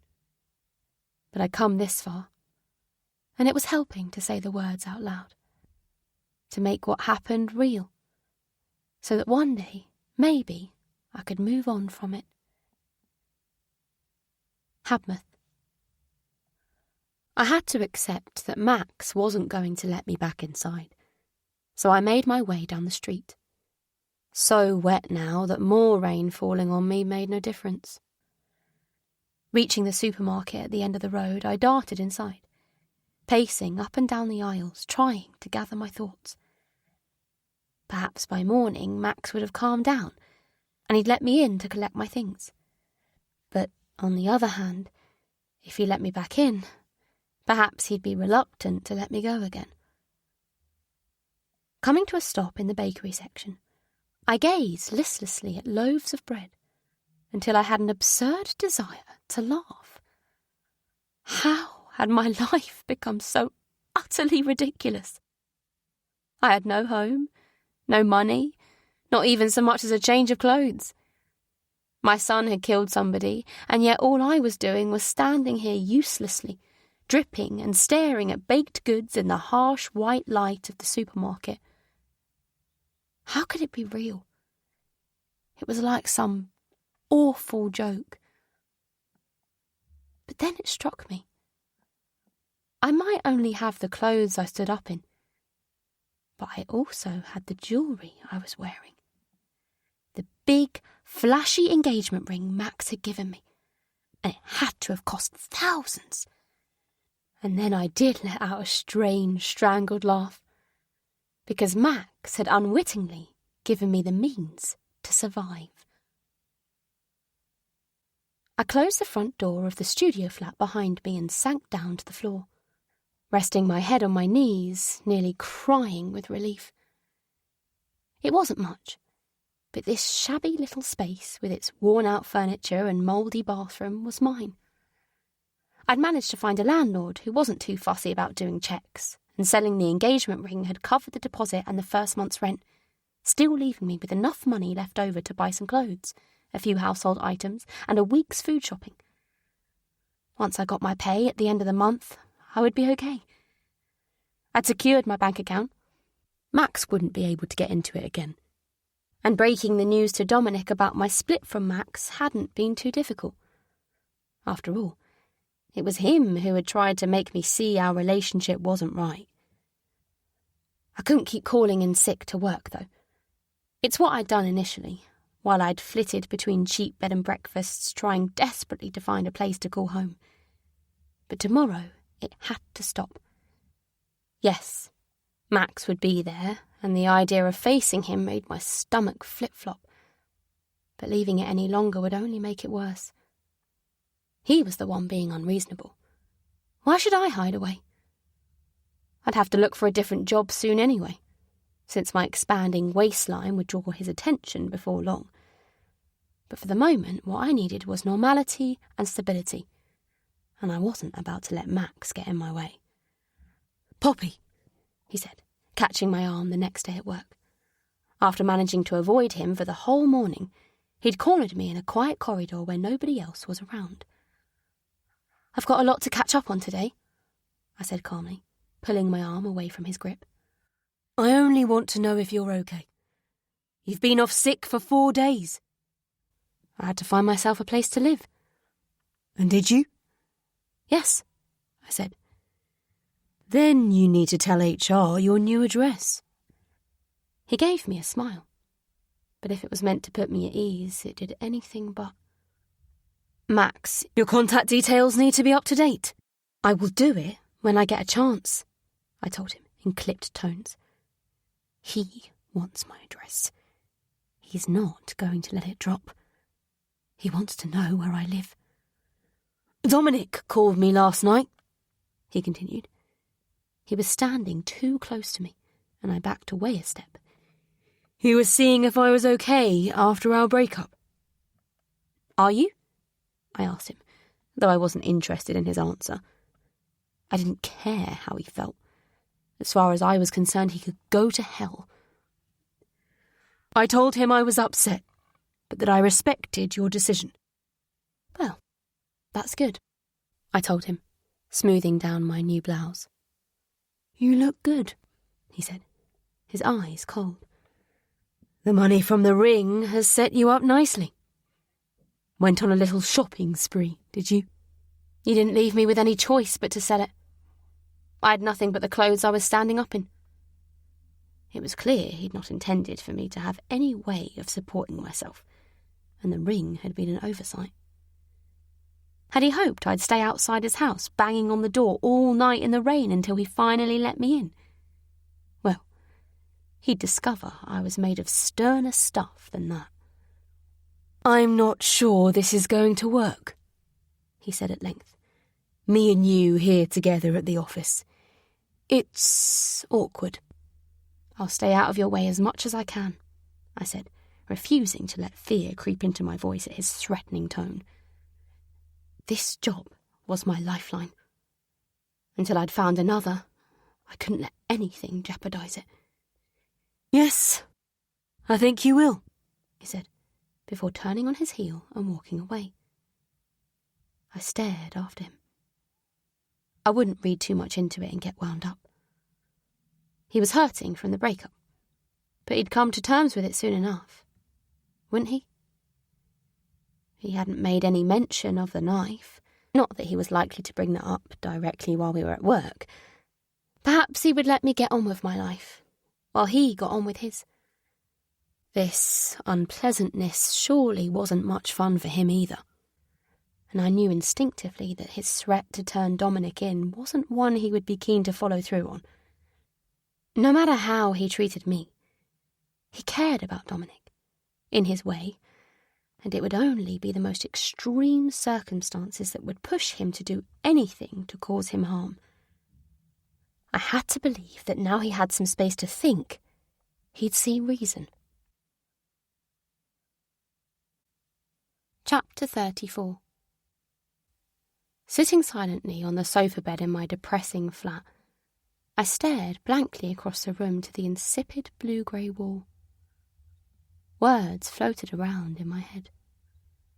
You can't really work here anymore now, can you, Poppy? I think it would be best if you left. Tears prickled my eyes. Why hadn't I taken it more seriously when Max had confronted me in the corridor and said both of us working in the same place didn't work? Why hadn't I guessed he would do something? The thought of the obscene email he'd sent from my account, written as if it was from me to him, but sent by accident to everyone in the company, sickened me. I'd never written anything like that to him when we were together, and even if I had, I wouldn't have sent it using my work email. My phone chimed and I picked it up. Enjoy being unemployed. Hope it was worth it. I threw my phone down in disgust, but found myself picking it up again when another message came through. You could have had everything. I don't know how you can think you're better than me. Leave me alone, I typed back, and hit send before I could think it through. I shouldn't have responded to him. Now he'd got a reaction, he'd keep coming back for more. I made my way across to the window and peeked out from behind the curtain, trying to do it as inconspicuously as possible. He was still there. It had been hours. All evening, in fact, his car parked outside my flat with him inside. What the hell was he trying to achieve? Anger flared inside me. I wanted to call the police. But what could I say? All he'd done was park on the street and sit in his car. And besides, how could I talk to the police with the thought at the back of my mind of the money I'd stolen and of what Dominic had done to Kevin? Surely Max would get fed up soon. Sitting out there was pointless. He must know that he would never get me back now. I let the curtain fall. What was the point in deceiving myself? He wouldn't get fed up.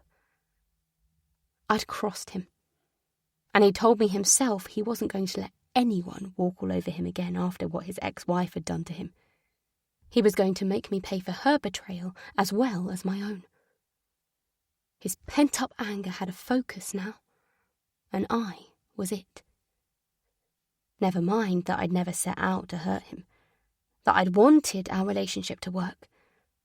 At least I had before he changed into this man I barely recognised. My phone rang, and I nearly jumped out of my skin. Voice shaking, I answered it, and Dominic's voice filled my ear. "Mum, are you okay?" he asked.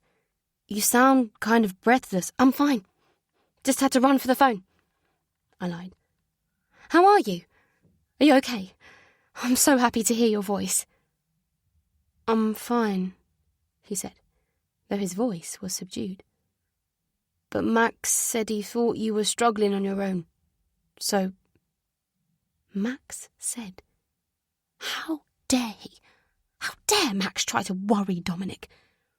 "I'm not struggling," I said. "I've got a little flat. You'll see it when you come for Christmas. Well, it's a studio. We'll be a bit cramped, but it's okay." "Mum..." Dominic's voice was strained. "I'm finding it hard at the moment. I keep thinking about..." He paused, not wanting to say the words. "And I dream about it. I feel like I'm going mad." "Then come home at the end of the week," I said quickly, alarmed. "Or I'll come and see you." It was the first time he'd admitted to struggling, and the idea of him feeling that way without me there to comfort him was tearing my heart in two. He sighed. "I need to try and deal with it on my own." "You don't need to deal with anything on your own," I told him, panicky now. I peeked out from the curtain again, and sure enough, Max's car was still outside. "Dom, I'll come and see you, okay?" I dug my fingers into the windowsill, furious with Max. I'd be paid at the end of this month, but then what? Who knew how long it would be before I found another job? Expensive train journeys to visit Dominic would become impossible now I wasn't working. I had to stifle a sob. Dominic was hurting, and he needed me, and Max had made it so I couldn't even be there for my son. "I'm all right," Dom said. "I feel better now. I think I just needed to say I was struggling. I couldn't keep pretending it didn't happen. Don't feel you need to visit me. I wish I could give you a hug. Dom, you are coping, aren't you? And you haven't ever mentioned it to anybody there." "Of course I haven't. I don't even drink alcohol to make sure I don't start talking about it by mistake. But please look after yourself, Mum. Max said you were ill after I left, that you were always really exhausted or something. He said you weren't coping." "I was just worried about you," I said. "I missed you, but I'll be all right now. I really don't want you worrying about me. It's you need to focus on." "I should leave uni." His voice was decisive. "This is all wrong. I shouldn't have left." "No," I said. "You like it there, don't you? You like your course and you've got friends." "Yes, but I feel like I don't deserve it." "You do deserve it. Don't ever think otherwise. How is giving up on your future going to help anything?" There was a long silence, and then he said, "Okay," and I breathed a sigh of relief. I was about to tell him that I could still come to see him if he wanted me to, but he hung up before I could say the words. Then my phone immediately started ringing again, but seeing it was Max, I declined the call. You won't get rid of me that easily, Poppy, Max messaged me. You'll come crawling back to me one way or another. Cattleford. Footsteps on the stairs made the three of us turn towards the kitchen door. Oh, Reef must have woken up, Jessica said. He's still not completely better. She hurried out into the hall, and Harriet shook her head. So Dominic really didn't suspect any of what Max was doing. I waited until I was sure that Reef was upstairs before I spoke. No. Max was always the picture of kindness and devotion towards me whenever Dominic was around. And since what happened with Kevin, Dominic has had such a strong bond with Max. After what they had to do that night, it was like it made an unbreakable link between them. A terrible secret that only the two of them were involved in. You were involved too. Yes, but I wasn't there. I think that's the thing. I never saw Kevin's body. The worst I saw were Dominic and Max's clothes that I washed, and I barely looked at those. I glanced at the time on my phone. We'd been talking for hours. Get some rest, Harry said. You've got a midwife appointment tomorrow. You don't want to turn up looking like you've barely slept. I trudged up the stairs, meeting Jessica in the hall. Is Reef okay? She nodded, though there was something odd in her manner, as if she was excited or had had good news. Jess? Oh, he's fine, she said breezily. I've given him some medicine and he's asleep again. As she spoke, she glanced at her phone screen, her eyes bright, and I left her to it. Jessica's mysteries would have to wait. I had enough problems of my own. Chapter 35. Are you feeling okay? Harriet asked me for about the 5th time. I'd had to call her to come and collect me after the midwife was concerned about the baby's heart rate being fast, and I needed her to give me a lift to the hospital to get it checked out. Does the baby seem okay? Can you feel him moving about? I'm sure he's fine, I said, as we left the surgery and made our way out into the car park, where cheerful clumps of daffodils nodded their heads in the breeze. It's just a precaution. People don't go to hospital when they are okay, Harriet insisted as we reached her car, parked in the corner under a tree coated lavishly in powder-pink blossom. A sudden gust of wind caused some loose flowers to cascade over us, and I brushed fallen petals from my coat. It's just to be on the safe side, I reassured her. Somehow, despite it being my pregnancy, I was in the position of having to calm her nerves. I'm sure there's nothing wrong. I think I just got a bit out of breath and tired from walking here, and maybe that's affected the baby. Then you should have let me drive you, Harriet burst out. You had to be at the shop. She lowered her voice. Apart from anything else, we don't want everyone seeing you in the village. You can't hide your bump anymore. There was hardly anybody about, and it's a nice day. I wanted some exercise. I'm going crazy cooped up in the house. I got into the car beside Harriet, whose lips were pursed with unvoiced reprimands. Her face softened as we approached the hospital, and I was glad to have her with me. It had taken me a long time to get to sleep after we'd finished our conversation the night before, and I was drained. Harriet navigated the hospital corridors for me and sat beside me in the maternity unit once the heart rate monitor had been set up for the baby. But she was clearly on edge. Was Jessica okay to take over in the shop for you? I asked her. Yeah, she was fine, Harriet said. Then she turned to me, a frown creasing her forehead. She's acting a bit weird, though. I nodded.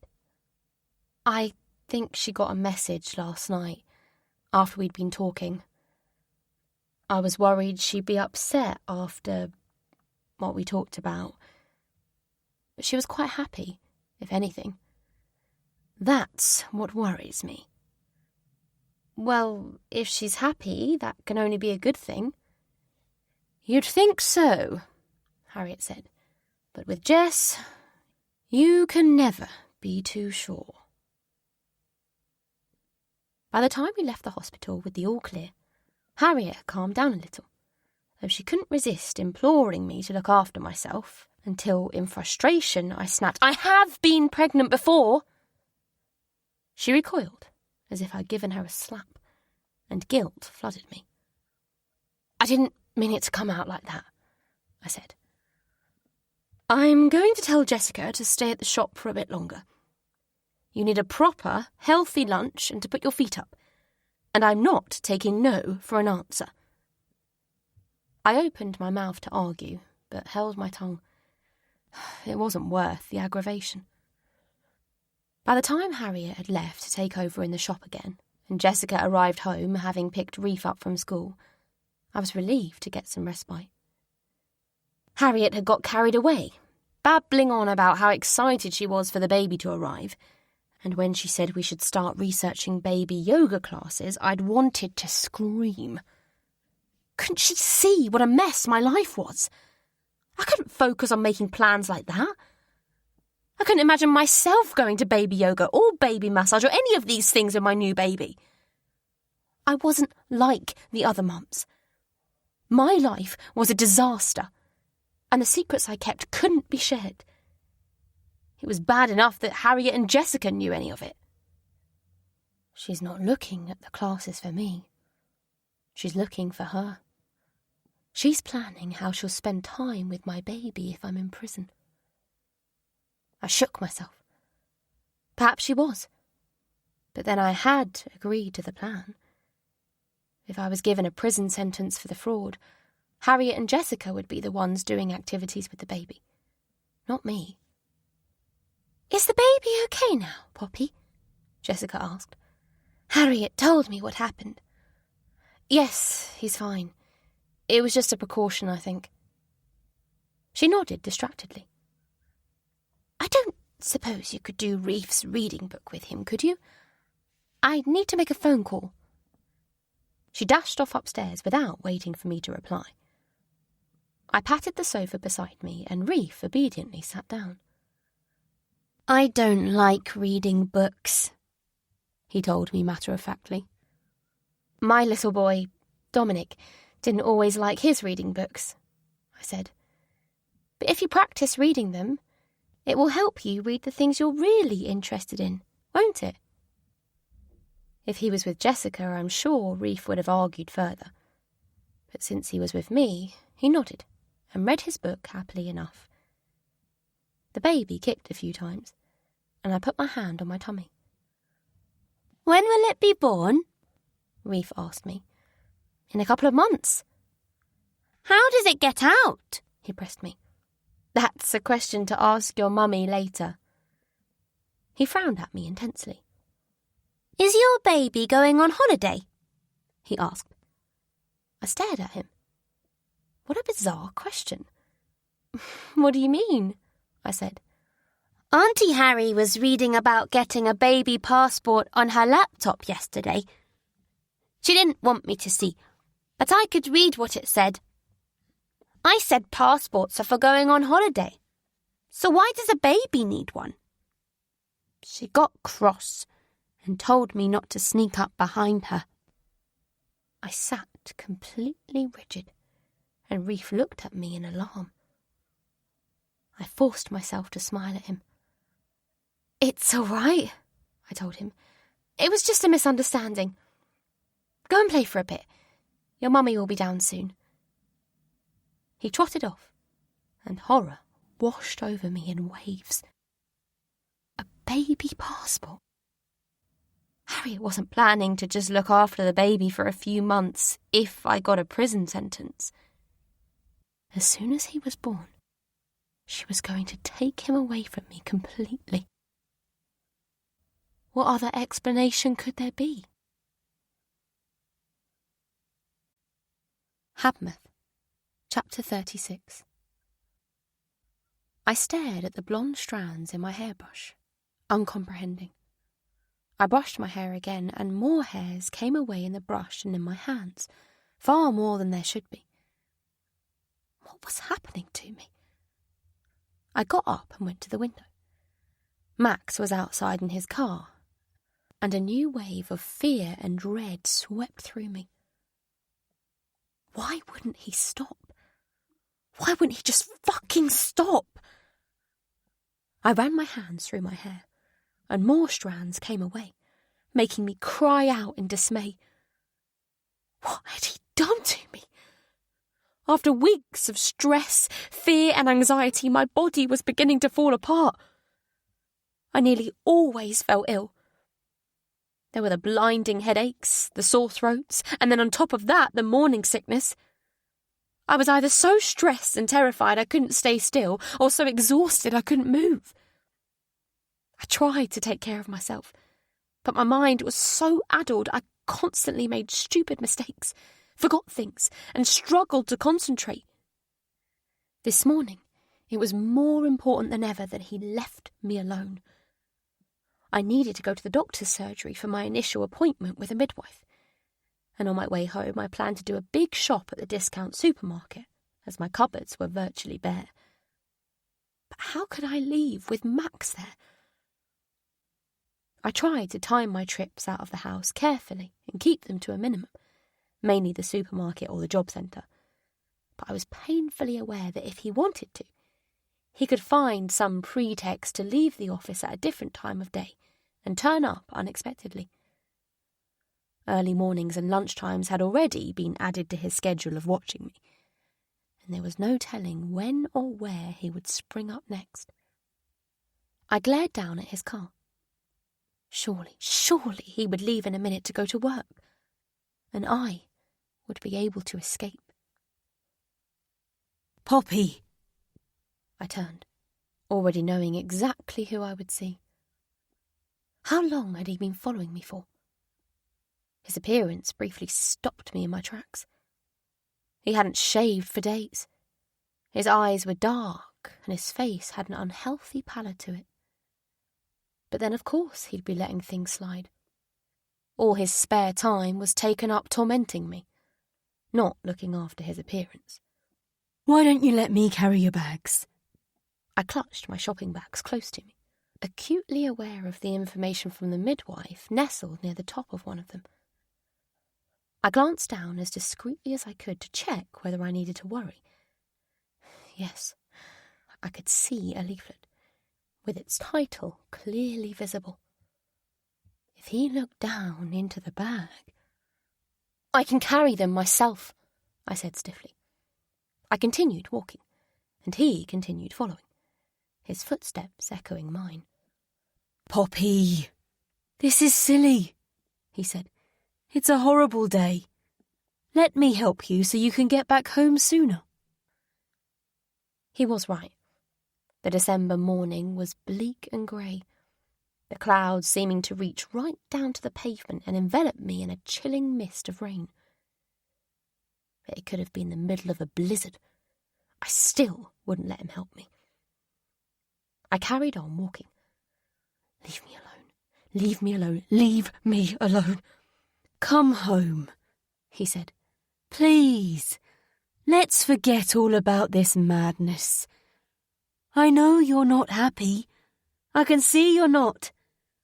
I'll help you find a new job, and Dominic will have a proper home to come back to over the Christmas holidays. It would be so good.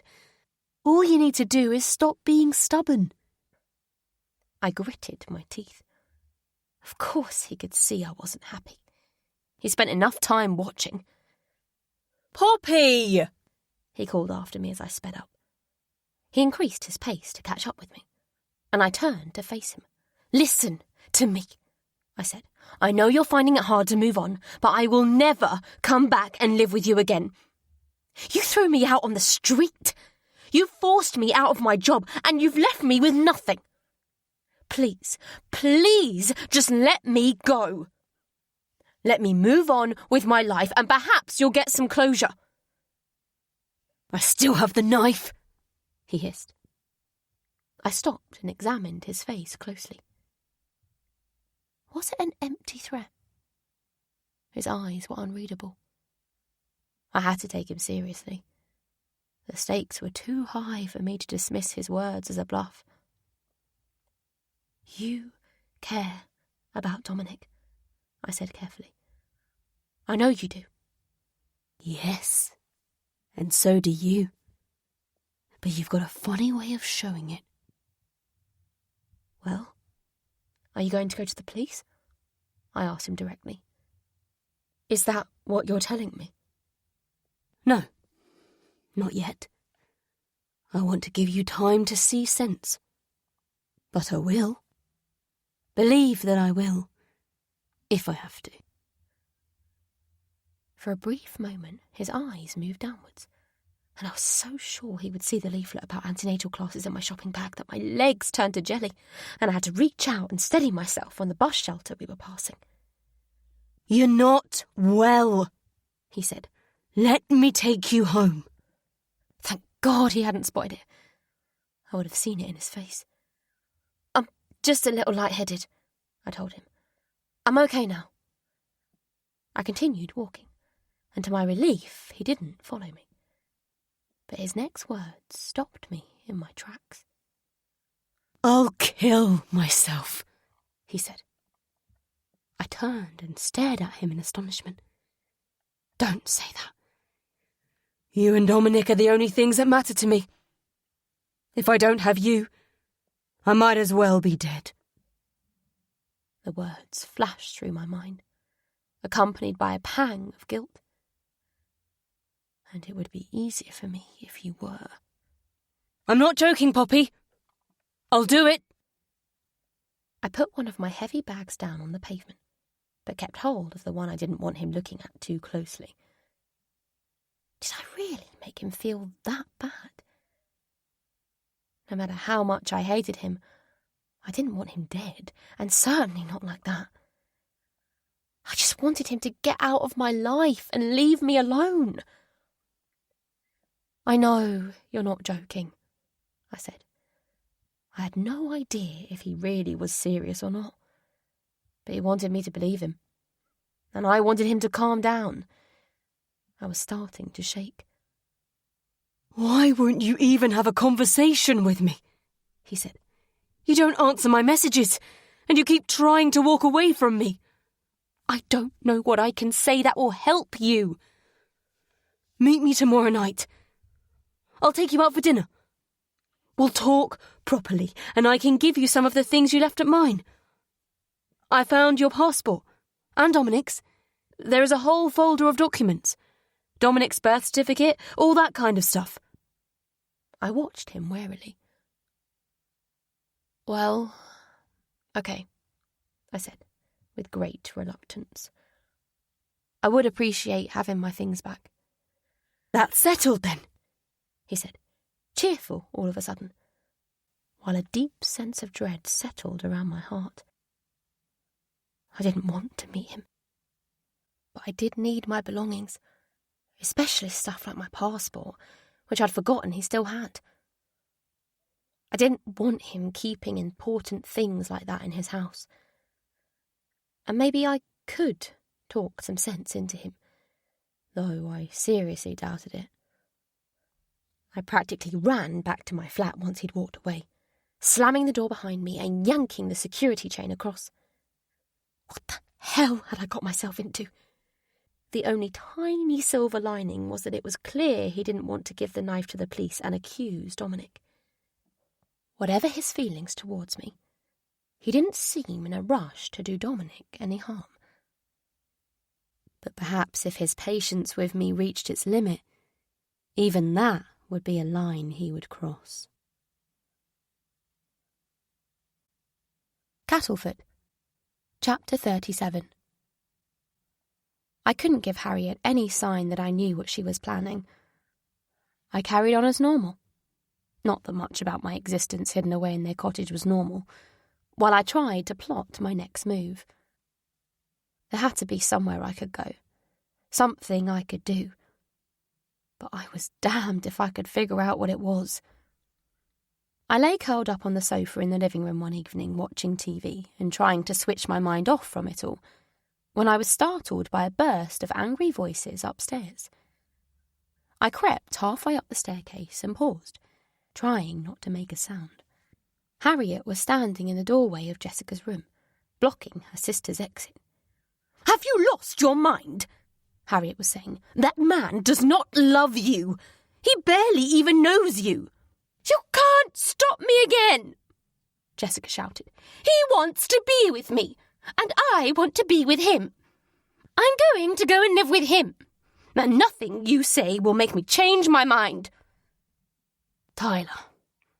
He must have got in touch with Jessica at last. "And how long have you been planning this?" He messaged me a couple of days ago, and we've been talking all the time since then. We're soulmates. He said so himself. I could barely imagine what expression was on Harriet's face at this statement, and there was no mistaking the derision in her voice. "Soulmates? I think he means bedmates. For God's sake, Jessica, he doesn't want you. Not really. This is just like it was with Ben. He filled your head with nonsense, and in the end, he was the first to admit that your relationship was meaningless. He laughed at you for believing a word he said. Just because you're miserable and cynical, it doesn't mean everybody else is. Why is it so impossible for you to believe somebody could love me?" Jessica cried, trying to wrestle her way past her sister, without success. "I don't think it's impossible," Harriet said, her voice softer. "But the men you pick are all wrong. I only needed 5 seconds with Tyler, and I knew exactly what his game was." "You mean you only needed 5 seconds with Tyler to judge him? Like you judge everybody. Me, Reef, even Poppy. You said horrible things to me about her when she got pregnant as a teenager." I shifted uncomfortably. The sisters hadn't realised I was halfway up the stairs, and now I wasn't sure what to do. Should I go back to the lounge and pretend I'd not heard any of it? Why had I decided to eavesdrop in the first place? Now that Harriet's plans for my baby had come to light, I just needed to get as far away as I could, as soon as I could. And the sisters would have to work through their problems without me around to referee. "I didn't mean any of what I said about Poppy," Harriet protested, and I paused, placing the foot I had raised back down again softly. "I was just worried about her, and I was being selfish, thinking about how I'd lose her as a friend once she had a baby to take care of." "You called her a stupid slag." "How the hell can you still remember that?" Harriet burst out. "I was 16, and I was angry I was going to lose my best friend. I knew everything would be different once the baby came, and I was lashing out. Of course, that's not really what I thought of her."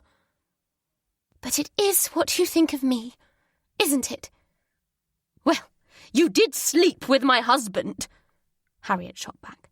"Yes, I did," Jessica said. "And you will never, ever let me forget it, will you?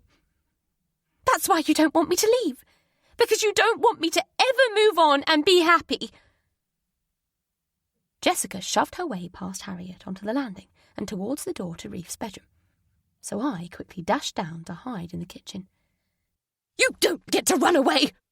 Harriet shouted from upstairs.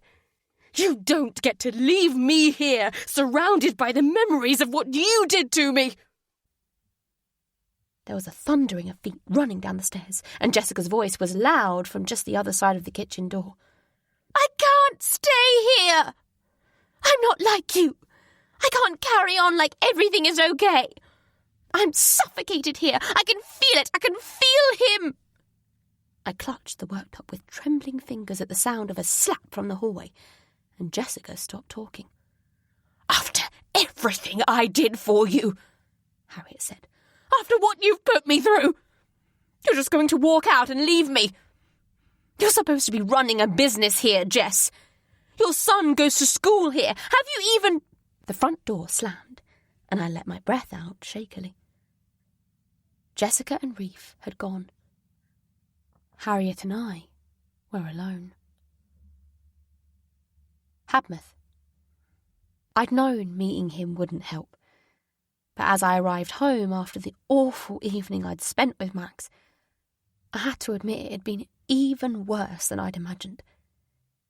The only positive was the carrier bag in my hand, stuffed with some of mine and Dominic's more important possessions. "To show I'm being reasonable," he said as he handed it over. "I'm not trying to hurt you. I want you to be okay." That set the tone for the whole of the meal we shared. His over-the-top generosity, the excruciating way he picked apart my life, explaining how he could make things better for me, in a voice so patronising it set my teeth on edge. It was crystal clear by the end of the night that he was, if anything, even more deluded than I'd feared, and that there was no chance of him moving on and leaving me alone. It was as if he truly believed that the sheer force of his persistence could make me fall in love with him. The messages started when I'd been back only 15 minutes. If I'd thought he messaged me a lot before, it was nothing compared to the tidal wave he unleashed now. I can't live without you. Do you understand what I'm saying? I can't live without you. Do you really prefer living in that shithole to the life you had with me? You've made your point, Poppy. You tell me what more I could possibly have done tonight. You don't know how lucky you are.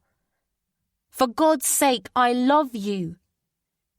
Why are you being such a bitch? You let me buy you dinner, then you won't even talk to me. I could make yours and Dominic's life hell if I wanted to. Don't tempt me. I'm sorry, I didn't mean that. The last thing I want to do is hurt you. Even though you constantly hurt me. What do you want, Poppy?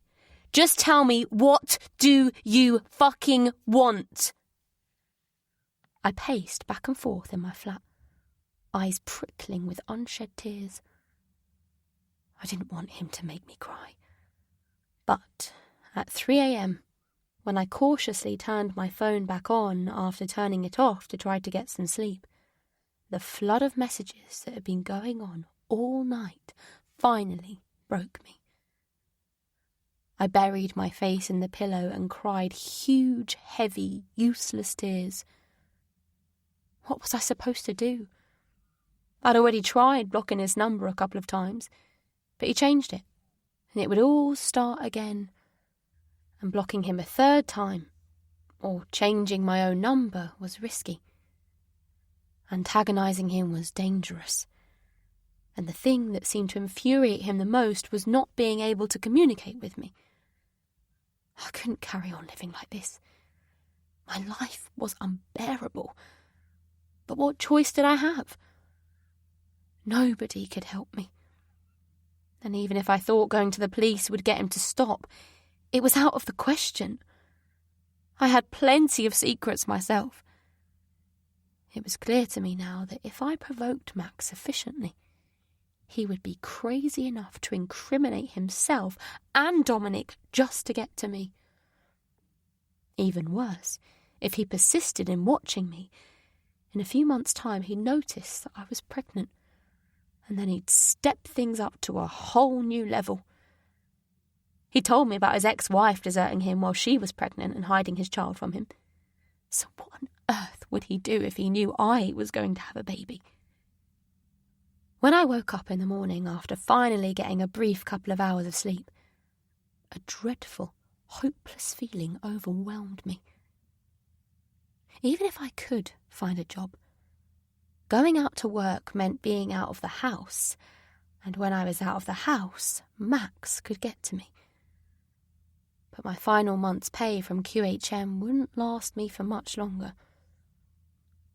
Dominic messaged asking how I was, saying he was looking forward to coming back for Christmas at the end of the week, and it took all my strength to message back saying I was okay. Finally, by the evening, my mind fell into a slightly calmer state. I had to look after myself. I'd cook a proper dinner, and then I would have a shower. I did feel soothed as I put a couple. Let the story pause so your spirit doesn't have to. This music is for your restoration, and this audiobook is a gift to you.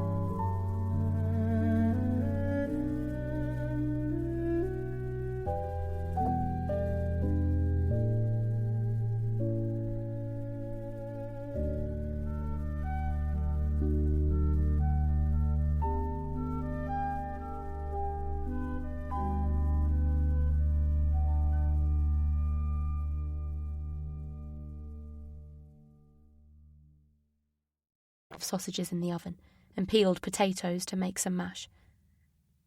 I could do this. I had to do this. I couldn't just give up. The entry phone buzzed. Picking it up tentatively, I fought the urge to immediately slam it back down again to stop myself having to hear his voice. Because surely that's who it would be. Poppy, come on, just let me in. I talked to you yesterday, I told him. I've got nothing else to say. He rang several more times, and I hovered helplessly by the door, listening for any sound in the corridor. If somebody who lived in one of the other flats in the block went out or came home, Max would be able to slip into the building when they opened the main door. A fact he was clearly well aware of, as 20 minutes later, the front door slammed closed, soon followed by loud thumping on my own door. My blood froze. He hammered on the door again. Poppy! He was trying the door handle, and a small sound of fear escaped me. Go away, go away, go away! He stayed out there a little longer. 5 minutes, maybe a bit less, though it felt like forever. Then there was a second voice in the hall, a neighbour, saying they would call the police. I ran across to the window where I could look out over the street outside, and after a few moments, Mac started out across the road to his car and sped away.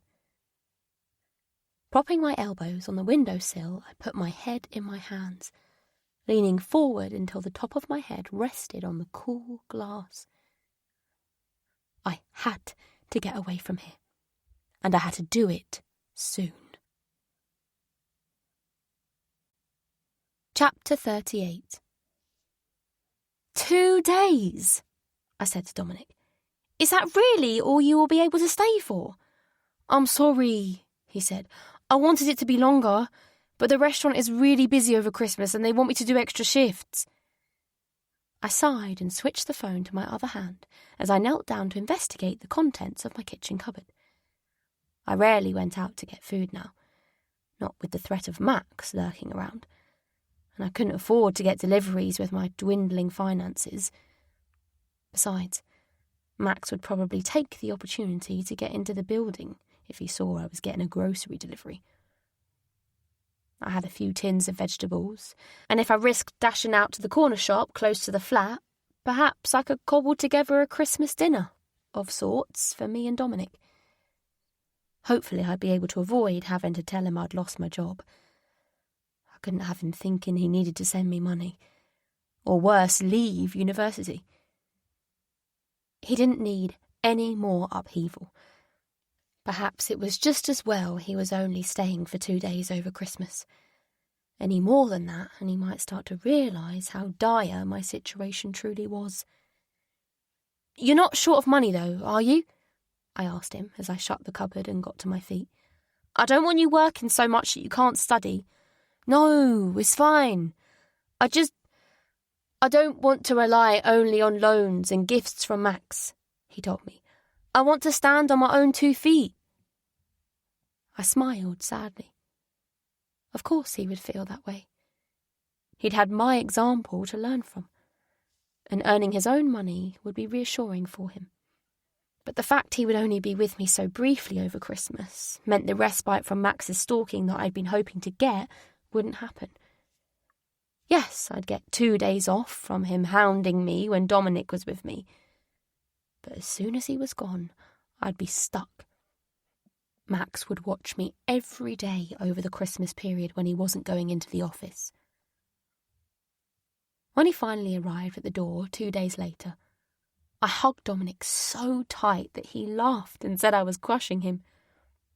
Mum, he said, his eyes full of concern as he looked at me properly. Are you sure you're all right? Yes, I insisted. Come and see the flat. Not that the tour will take long. He tried to hide his shock, but his eyes roamed over the grotty furniture with growing horror and came to rest on me again, full of vague questions. It's not like I need a lot of space, I said. We don't exactly have many possessions between us, do we? He sat down on the sofa bed. One of his trains had been delayed, nearly doubling the length of his journey, and he was visibly drooping. You can sleep in the bed, I told him. I'm okay on the floor. I'm not going to make you sleep on the floor, he said. Why would you even suggest that? You just look really tired, that's all. So do you. He sighed. Actually, I told Max I'd go and see him. Just for half an hour or so. But it's so late now that I'd rather stay here. I turned away so Dominic wouldn't see the flash of anger on my face. I'm sure he would understand if you couldn't make it, I said at length, trying to keep my voice neutral. I told him I would, though, and I think he's lonely. I could almost have laughed. Well, we can't have Max feeling lonely, I said, barely keeping the sarcasm from my voice. You go ahead. We've got the next 2 days to spend together. I fell asleep while Dominic was out, but at the sound of the front door opening, my eyes snapped open. What the hell was going on? Had Max got inside? I sat up with my pulse thundering in my ears until the light turned on and Dominic filled my vision. You gave me your key, remember? He said, looking at me with concern. You said you'd probably go to bed, so I should let myself in. Yes, I said. Oh, yes, I remember. My eyes fell on the enormous bunch of flowers he was carrying. These are from Max, he said. I told him I wasn't sure how you'd react, but he said they were just a gesture of friendship. And Well, you don't have any Christmas decorations, so I thought you might—" "Yes," I said. "Okay, I'll sort them out in the morning. Just put them in the sink with some water." He thrust a fancy gift bag towards me. "He gave us a few other things," he said as I peered into the bag. "Some chocolates and biscuits, and a Christmas pudding. He thought you might not have managed to get to the shops." "Why would he think that?" I couldn't stop myself from asking, as if the bastard would admit it was him who made it impossible. "I don't know. He seemed really worried about you." I picked up my phone and spotted some messages from him. "You might have turned your back on me, but Dominic hasn't. If I can't have you, at least I have a son who wants to spend time with me. It's me he talks to about stuff. He knows you're weak. You can't give him what he needs. It's a miracle he turned out as well as he has." Dominic was watching me, so I quickly put my phone aside. "It was kind of him to think of me," I said, the words like acid on my tongue. "But he really doesn't need to worry. I'm not his responsibility." "I know, but maybe I was wrong to say you shouldn't stay with him. I know you don't love him, but you can't really live like this forever, can you? I don't want to go back to uni and leave you in this place on your own." He took a deep breath. "This flat is horrible, and the street you're on doesn't feel safe. I thought our previous flat was a dump. Sorry, Mum. But this place... You know there's blood on the wall in the stairwell?" "Yes, I know. It's been there a week or so." "And that doesn't bother you? Mum, when I got here and saw it, I thought maybe it was yours. I thought perhaps one of Kevin's gang—" "Oh, Dom," I said, my heart breaking for him. "Look, I know it's not ideal, but this flat is a stepping stone, that's all. I know it's not much to look at after we got used to Max's house, but no one has given me any trouble. Besides, this time next year I won't still be here." As I said the words, I realised how much I believed them. But not because I thought I would have moved on to somewhere nicer. It was because I couldn't see any way I could survive for that long. Chapter 39. Be reasonable, Poppy. Come home and everything will be okay again. No one ever has to find out what Dom did. I know he's leaving today. You'll be lonely again. I hugged my knees close to me. It was bad enough that Dominic was going in a few short hours, but the knowledge that I would soon have no barrier between me and Max was putting me on the verge of panic. Once Dominic was gone, Max could come and bang on my door again. He could phone me over and over, not that I ever answered. Even the messages had decreased substantially while he knew Dominic was with me. But once my son had left, the floodgates would open. I ran my hands through my hair and blonde strands came away, so I quickly leapt to my feet to throw them in the bin before Dominic saw. Sure enough, he frowned at the guilty expression on my face when he came into the room in fresh clothes, a waft of minty shower gel following him. "I don't have to go back today," he said at length. "I thought you have a shift at the restaurant tonight." "I do, but I could call in sick." I shook my head. "It's not your job to look after me. It's your job to live your life. That's what I want you to do." "It's not as easy as that," he said, with sudden feeling filling his face. "I try to make it so I'm busy all the time, so that I don't have to think, but it's impossible to stop. How do I make myself forget about it? About Kevin? It's like living inside a nightmare, and I want to wake up, but I can't. And when I close my eyes half the time, I can't sleep." I took a step back in shock. "Tom, I don't want my life to be like this forever. Sometimes I think it would be a relief to get caught. I took both of his hands in mine. Dominic, I said softly, do you think a bad person would feel like you are feeling? The kind of person who really deserved to be caught?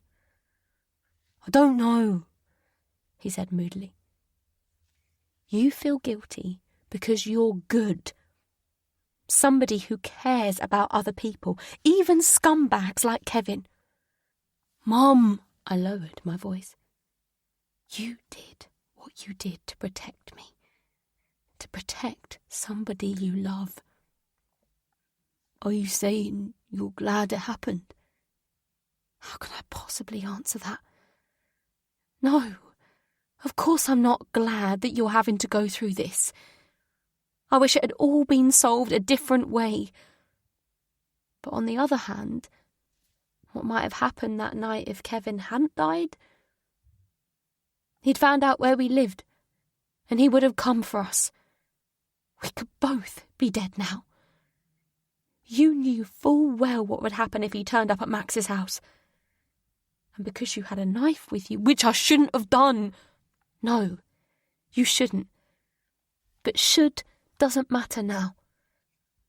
I should have gone to the police about Kevin ages ago. I should never have let it get this far. But I didn't. And I can't change it now, no matter how much I wish I could. Kevin was a nasty piece of work, and he didn't care about anyone. If there's one thing I know, it's that you don't deserve punishment. You don't deserve to suffer. You have to hold on to that. Not only did you save me, but you've helped other families that Kevin would still be terrorising otherwise. Dominic picked up his bag and started packing the few things he'd brought with him. Someone else will take over the loans, he said. There were a whole load of them involved. You don't know what will happen. Maybe without Kevin, the whole operation will fall apart. Dominic threw his bag down in frustration, and I struggled desperately to find the words to get through to him. Telling him the whole thing was my fault wouldn't help. It would just antagonise him because he'd insist it was all down to Liam, and thinking about his dad never did him any good. All I could do was try to change the narrative, to stop him from seeing himself as a person who took someone's life to a person who saved the lives of others. It was true, after all. Look, Dom, I'm just trying to get you to see it clearly, I said gently. Kevin hurt people out of nothing but greed. You did what you did out of love for your family. There is a world of difference between those two things. And I'm proud of you for everything you do, for how you've kept going, for how hard you try. Just carry on putting one foot in front of the other, and one day Kevin won't be at the front of your mind anymore. I promise. I felt sick as I said these last words, hoping like hell that my promise would come true. How on earth could I possibly know when or if he would move on from stabbing Kevin? I could tell him until I was blue in the face that he didn't need to feel guilty about protecting me from a monster. But I couldn't change how he felt with the sheer force of my words. He had to find his own way. He had to believe it himself.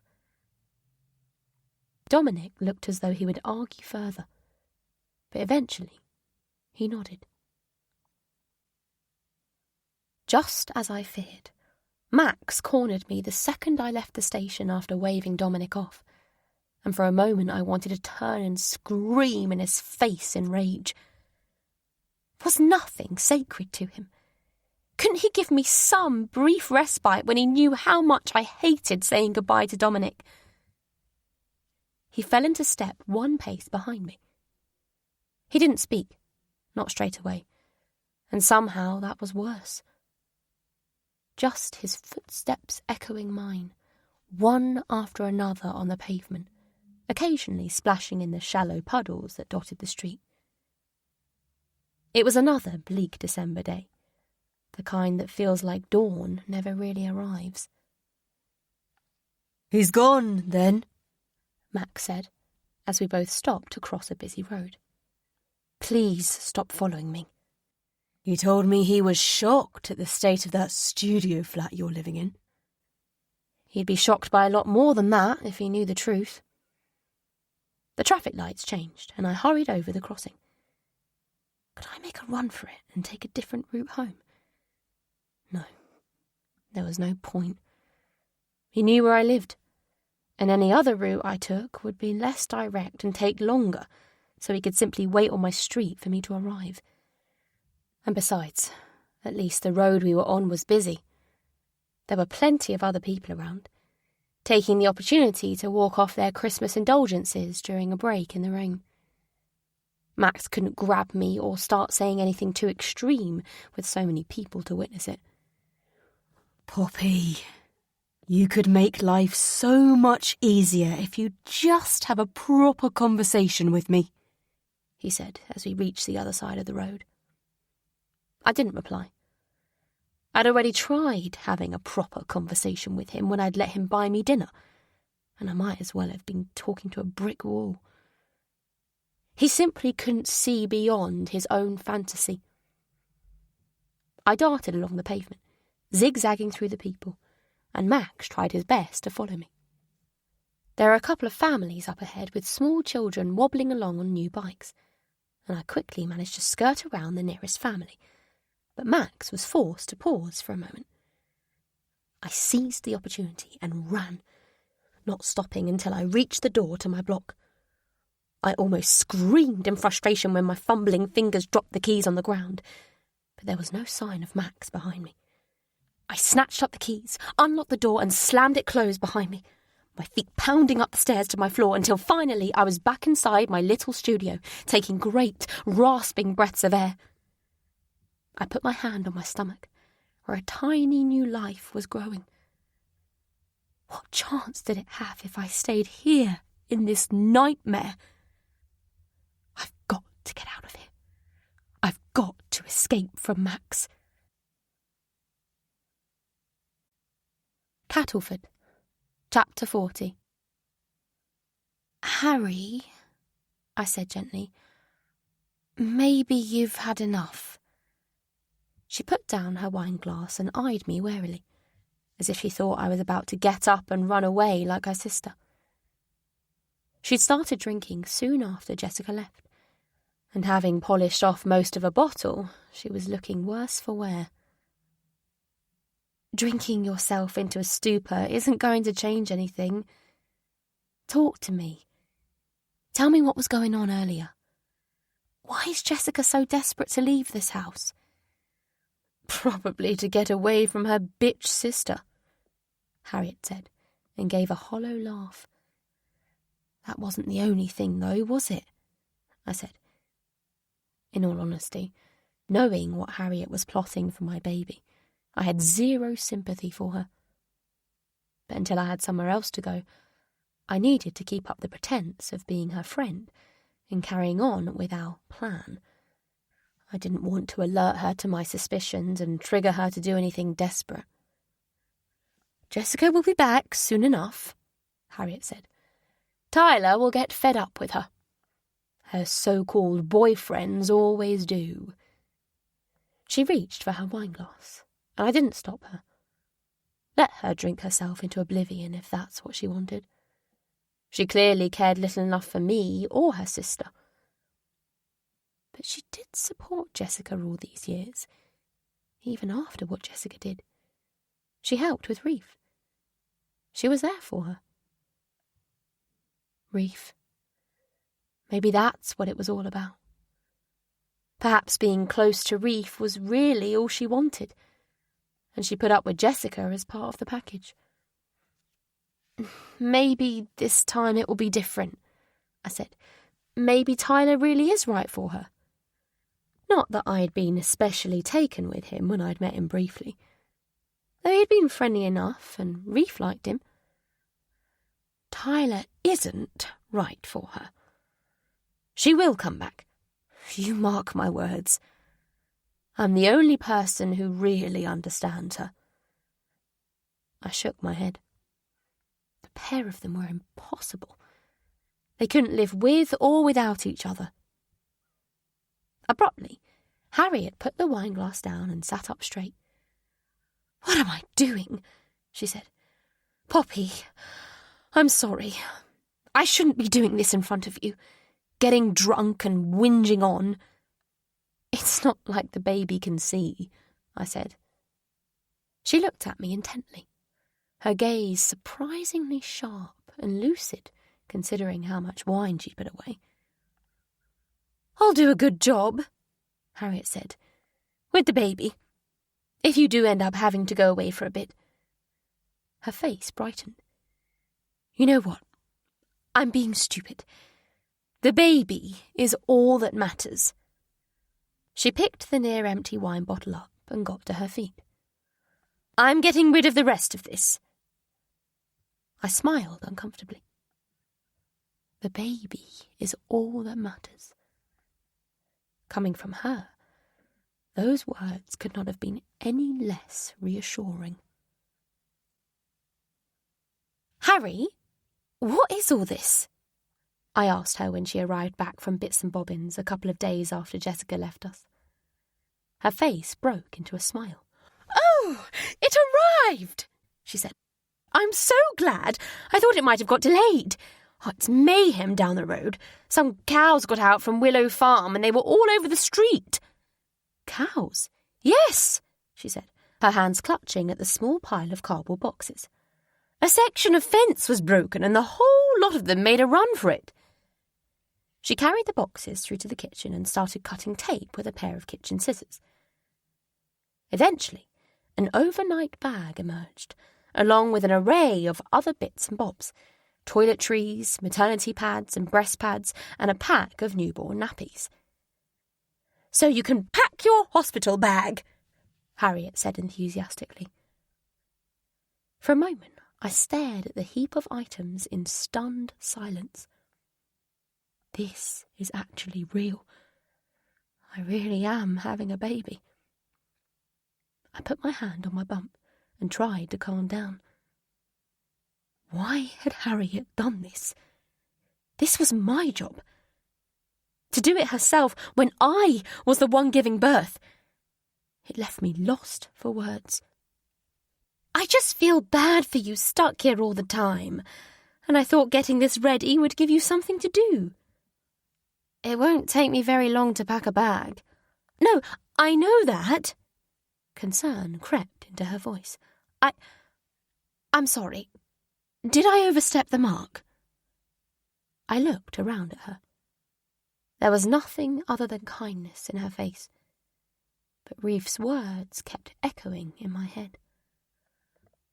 Auntie Harry was reading about getting a baby passport. For a moment, I was overwhelmed by the desire to confront her and just get it over with. Let her admit what she was trying to do, and we could stop this ridiculous pretense. She'd bought a hospital bag because she was excited for me to give birth to the baby she wanted to steal. That's all I was to her. A walking incubator. She didn't care about me, and she didn't care about Jessica. I felt a pang. Her marriage with Ben had ended horribly, and to find out the husband you so badly wanted to start a family with was having a baby with your own sister was bound to have affected her deeply. But that didn't change what she was planning, and it was unforgivable. "It's okay," I lied. "It needs sorting out, and I must admit I hadn't started thinking about it." "I know you're worried," Harriet said. "It's okay if you feel daunted or overwhelmed doing it on your own. Not that you are on your own, of course. You've got me. But I just mean I know what you mean. But for most of Dominic's life, I was a single mum, and I made it through. I suppose for all of this baby's life I will be a single mum. You don't know that. I can't ever risk having a relationship again. I laughed without much humour. And you think Jessica has poor taste in men? Well, me and her were both wrong about Ben. I was about to try and ask again about whether Ben might be interested in getting to know Reef, but Harriet quickly changed the subject. "What do you want for dinner?" she asked, as she went over to the fridge to investigate its contents. She started muttering about needing to go and do a big shop, and my eyes rested on the smiling baby on the front of the pack of newborn nappies. I would find a way out of this mess. No matter what it took, I'd keep Dominic and my baby safe. Nothing else mattered. "Jessica!" I said as I answered the door. Her face was streaked with tears as she stepped inside, Reef trudging along behind her, and I was lost for words at the tragic state of them. Could things really have gone so wrong so quickly? Harriet immediately appeared in the kitchen doorway, and Reef ran across to her and threw himself into her arms. "Congratulations! You were right!" Jessica snapped at Harriet while she pulled off her bright yellow raincoat and threw it towards the banister, but it missed and fell on the floor. "He doesn't love me, and he doesn't want me." "Jess, I'm not happy to hear that." Jessica waved her sister's words away with an angry swipe of her hand, before shoving her suitcase towards the bottom of the stairs so that she could step further inside. "Yes, you are. Another one of Jessica's daft fantasies." "Here, Reef," I said, holding out my hand. "Why don't I put the TV on for you?" He eyed me uncertainly, and I gave him a smile. "It's okay," I said. Eventually he broke free from Harriet and came into the lounge with me. "Mummy says we're not living with Tyler," he said. "They shouted a lot, and then we left." He screwed his face up and said with feeling, "We were only there for literally 3 nights. Or a week, maybe. Mummy said we'd stay forever." "You were there for 4 nights, I told him. "I know it must be confusing, but you can go back to school tomorrow and see all of your friends. That will be nice." He threw himself onto the sofa, and I put the TV on. "I expect Mummy or Auntie Harry will be in a minute," I told him. "Will you be okay for a second?" He nodded moodily, and I rejoined the sisters, closing the door softly behind me. Hopefully Harriet and Jessica would keep their voices down, or take their argument somewhere else, because Reef didn't look in a good way to me. "Just tell me exactly what happened," Harriet said calmly. Jessica started crying again, so I encouraged them both into the kitchen to be further from Reef's hearing. "Tyler said he thought I'd only go and stay with him for a week or so. He didn't think I was serious about us starting a new life together. But that's what we'd been talking about. He'd said it was what he wanted." "I knew he was dodgy," Harriet muttered. "I'm an idiot," Jessica cried. "I'm a complete idiot. Why do I ever believe what anyone tells me?" She fled upstairs, and Harriet disappeared into the living room. The low murmur of her and Reef talking drifted out to me, and with little else to do, I made my way upstairs to check on Jessica. "He lied to me," she said as I stepped inside her room. She closed her curtains, even though it was still light outside, and she was sitting on the colourful rag rug covering the floorboards in her room, leaning back against her bed. "We'd made all these plans, and it wasn't real." "Maybe it was when he said it," I tried to reassure her. "You mean he wanted to be with me until he spent a few days with me?" she said. "You think I'm that awful to be around?" "That's not what I meant." "I'd prefer to think he was just lying," she said. "Like Ben. I shifted awkwardly from one foot to the other. Jess, listen. About Ben. She turned her head and gave me a warning look, which I ignored. I know I'm not exactly a good advertisement for what happens when you bring dads back into kids' lives, I continued. But maybe it would be good to get in touch with him. Let Reef get to know him. Maybe it will give you and Harriet a bit of space to move on from things and build bridges. By bringing back the very person who caused the problem. I sighed, and Jessica buried her face in her knees. I wished I could sit beside her and put my arms around her, but I was getting to the stage where if I sat down on the floor, I wasn't sure I'd be able to get back up again. I don't know how I can get up tomorrow and act like everything is normal, she said. And I've left everything in such chaos. The sewing room, all my appointments. I've been so distracted I let myself get way behind.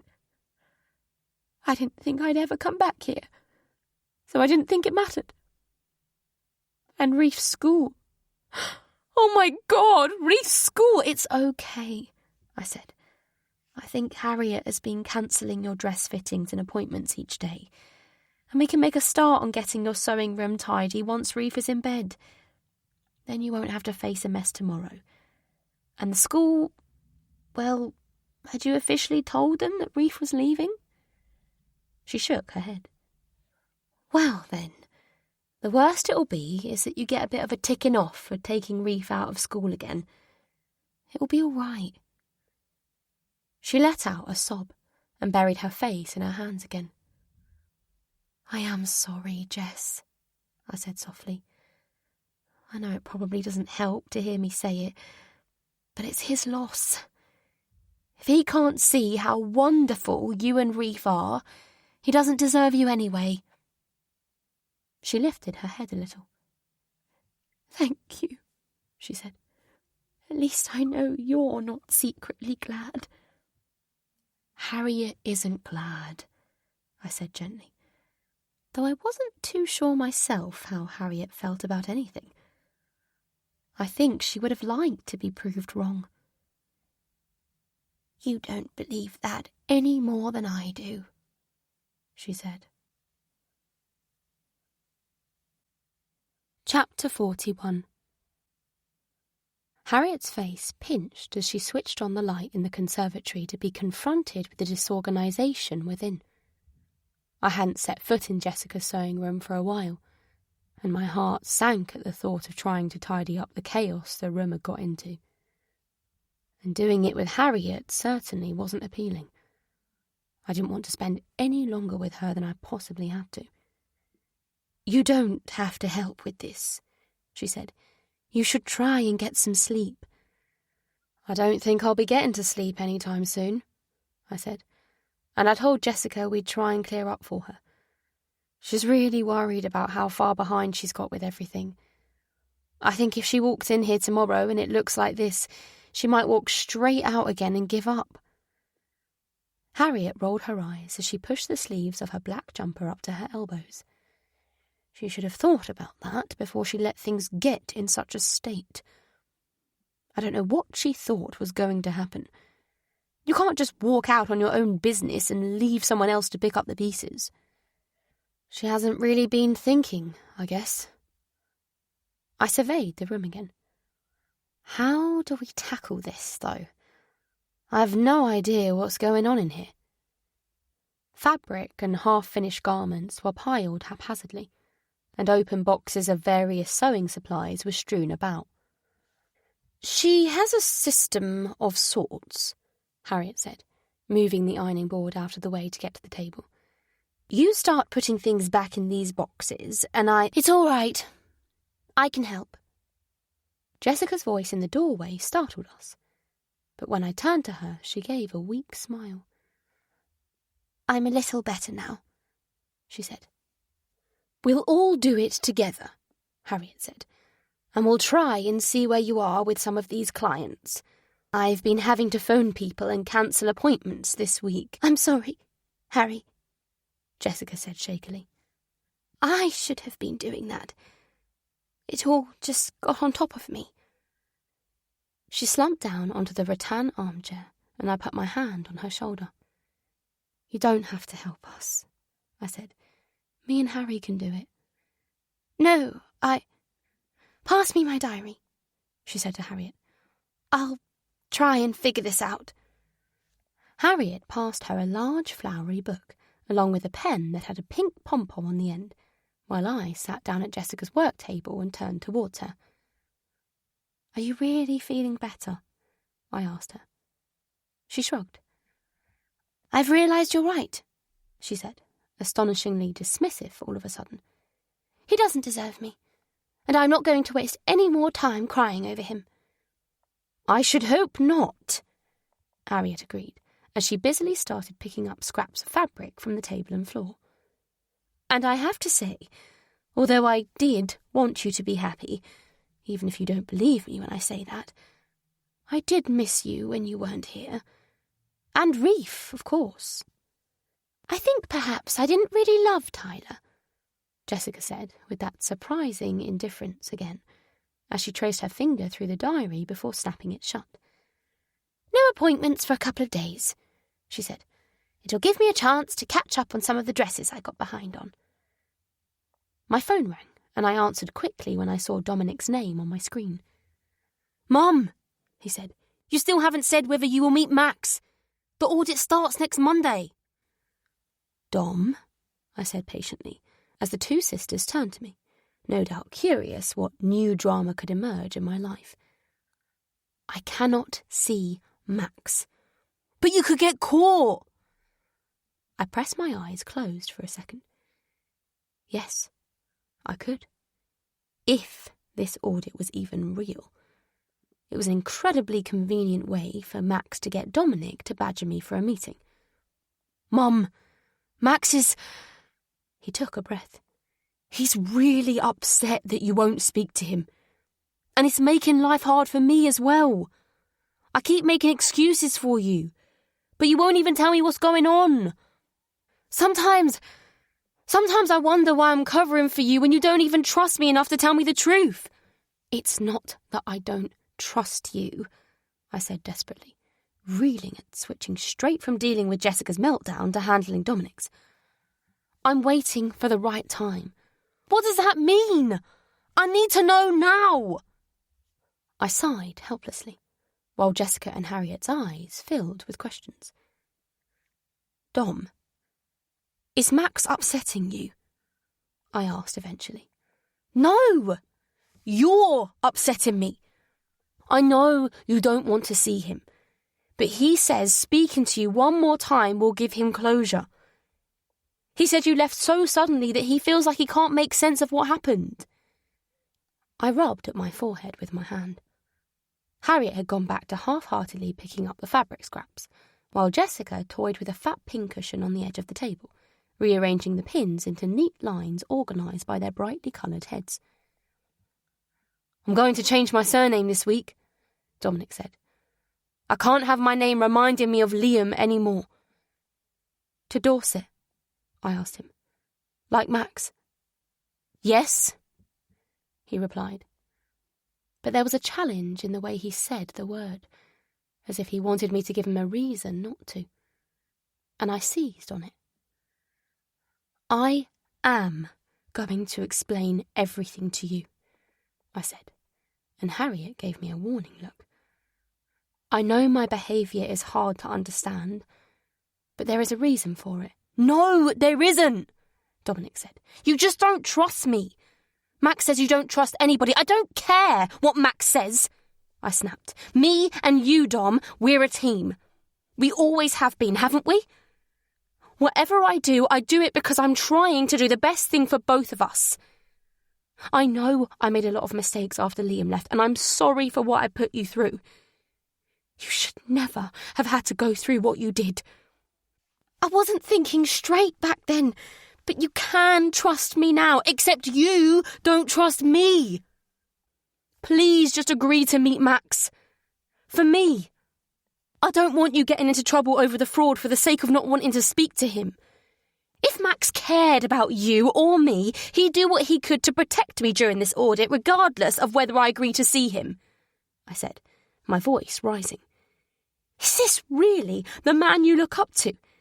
Someone who is using threats to make me see him? Poppy, calm down, Harriet said quietly, hovering by my side. Think of the... She waved at my stomach. He's just desperate, Dom said, before pausing. Is someone else there, Mum? I thought I heard somebody. Never mind about that. Max is manipulative. Please, can't you see it? He's saying he wants to see me one more time to give him closure. But I've already met with him since we split. I went for dinner with him, but it didn't help at all. It didn't give him closure. If anything, it gave him false hope. He needs to understand that there is no me and him, and making threats is certainly not going to change that. His voice was angry now. At least he tells me the truth. No, he doesn't, I said. I took a deep breath, trying to calm down. Come and stay with me, I said. Harriet began frantically shaking her head, and I ignored her. I'll explain everything. I promise. I can't just leave, he said. I've got lectures and shifts at the restaurant. If you want to tell me something, just tell me now. It's too much for a phone call. Come and see me. I'll message you the address and we can talk properly. You'll understand everything then. He was silent for a while, and eventually he mumbled his agreement. I ended the call, and Harriet fixed her eyes on me. He can't come here. Not when you look like you've got a beach ball up your top, Jessica said. Yes, well, obviously I will have to tell him about the baby. Poppy, no one needs telling, Jessica said, warming to her theme of discussing my current size. She seemed positively cheerful. Was it really just an hour or so earlier that she was crying inconsolably? This will ruin our plan, Harriet said. You can't be sure that Dominic won't tell Max you're pregnant. It's a huge risk. He's my son.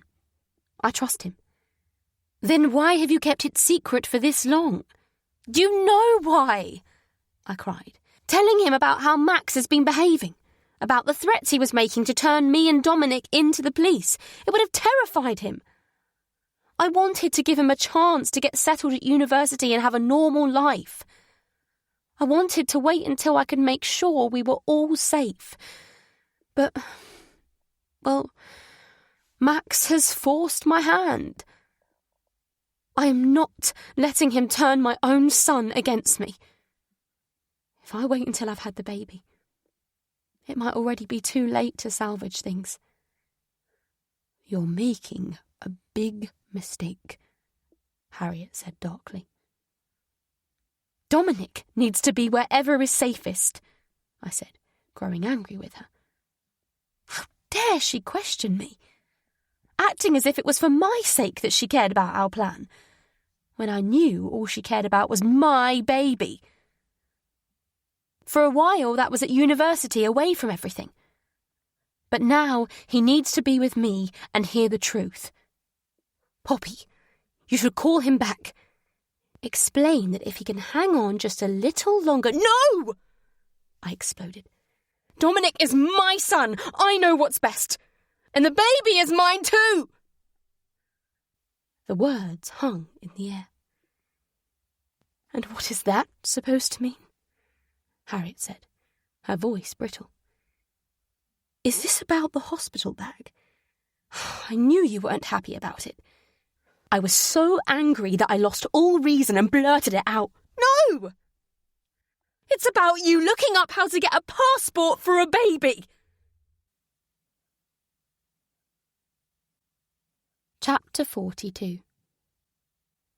She won't come out, Jessica said, finding me in the kitchen, having spent the last 20 minutes knocking on Harriet's door. She's not even going to try and deny that she wants to take my baby out of the country, then. I don't know, Jessica said. The only thing she said was, after everything I've done for her. I'm more than happy to hear her out, I said angrily, as I shoved the things Harriet had bought for me into the hospital bag. Much as her actions in buying this stuff for the birth sickened me, I wasn't going to let things I needed go to waste. But the fact she has nothing to say just shows I was right.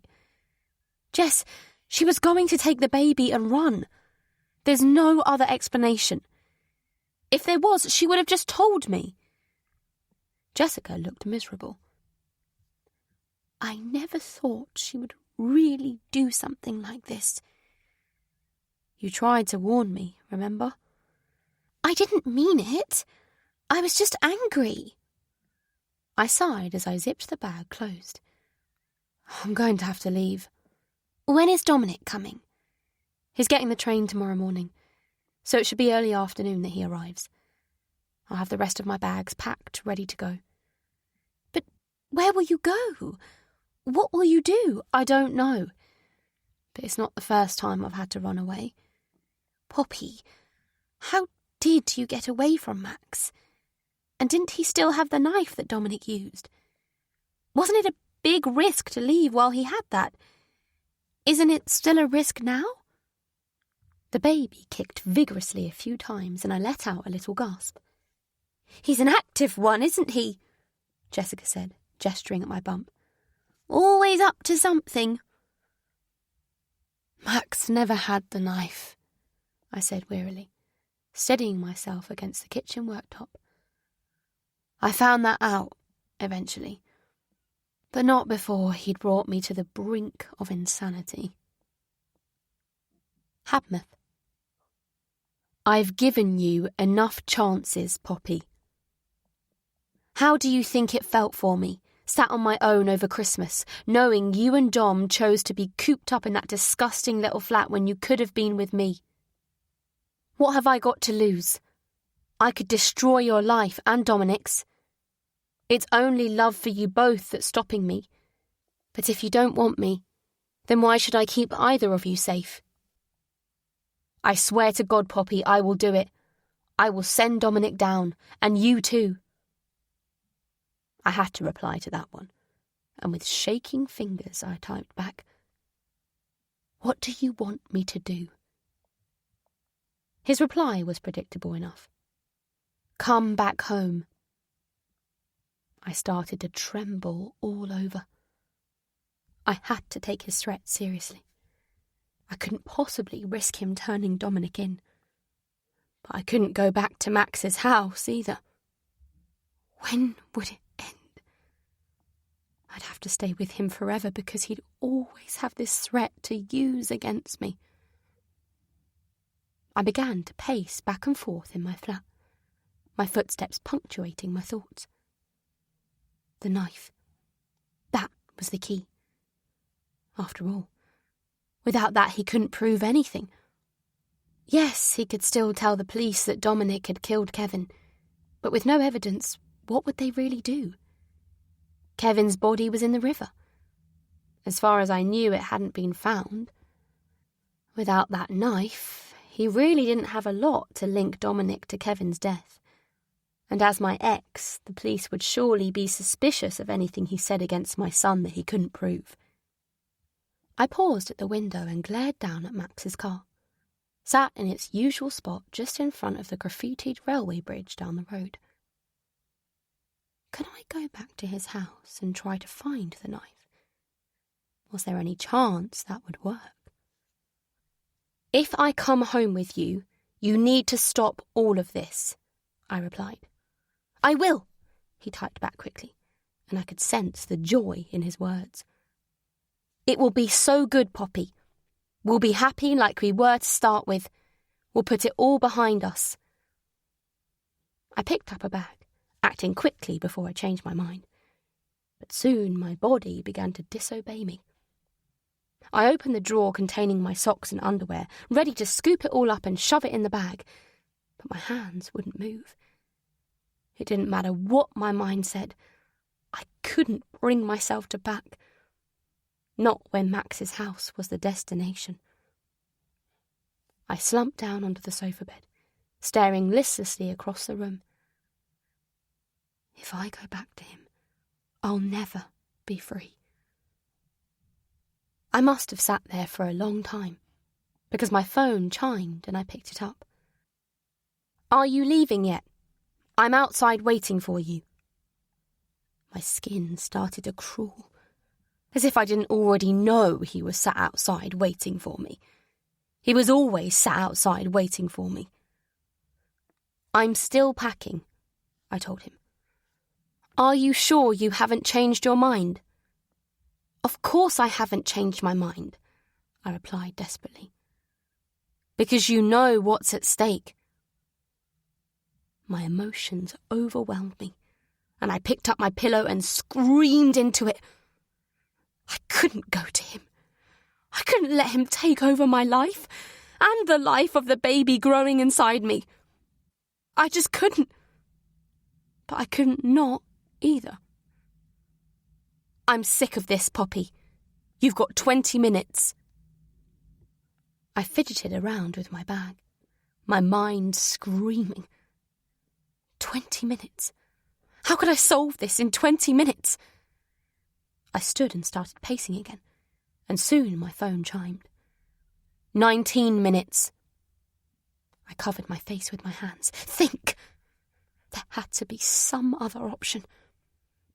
Could I call the police and tell them I had killed Kevin to protect Dominic?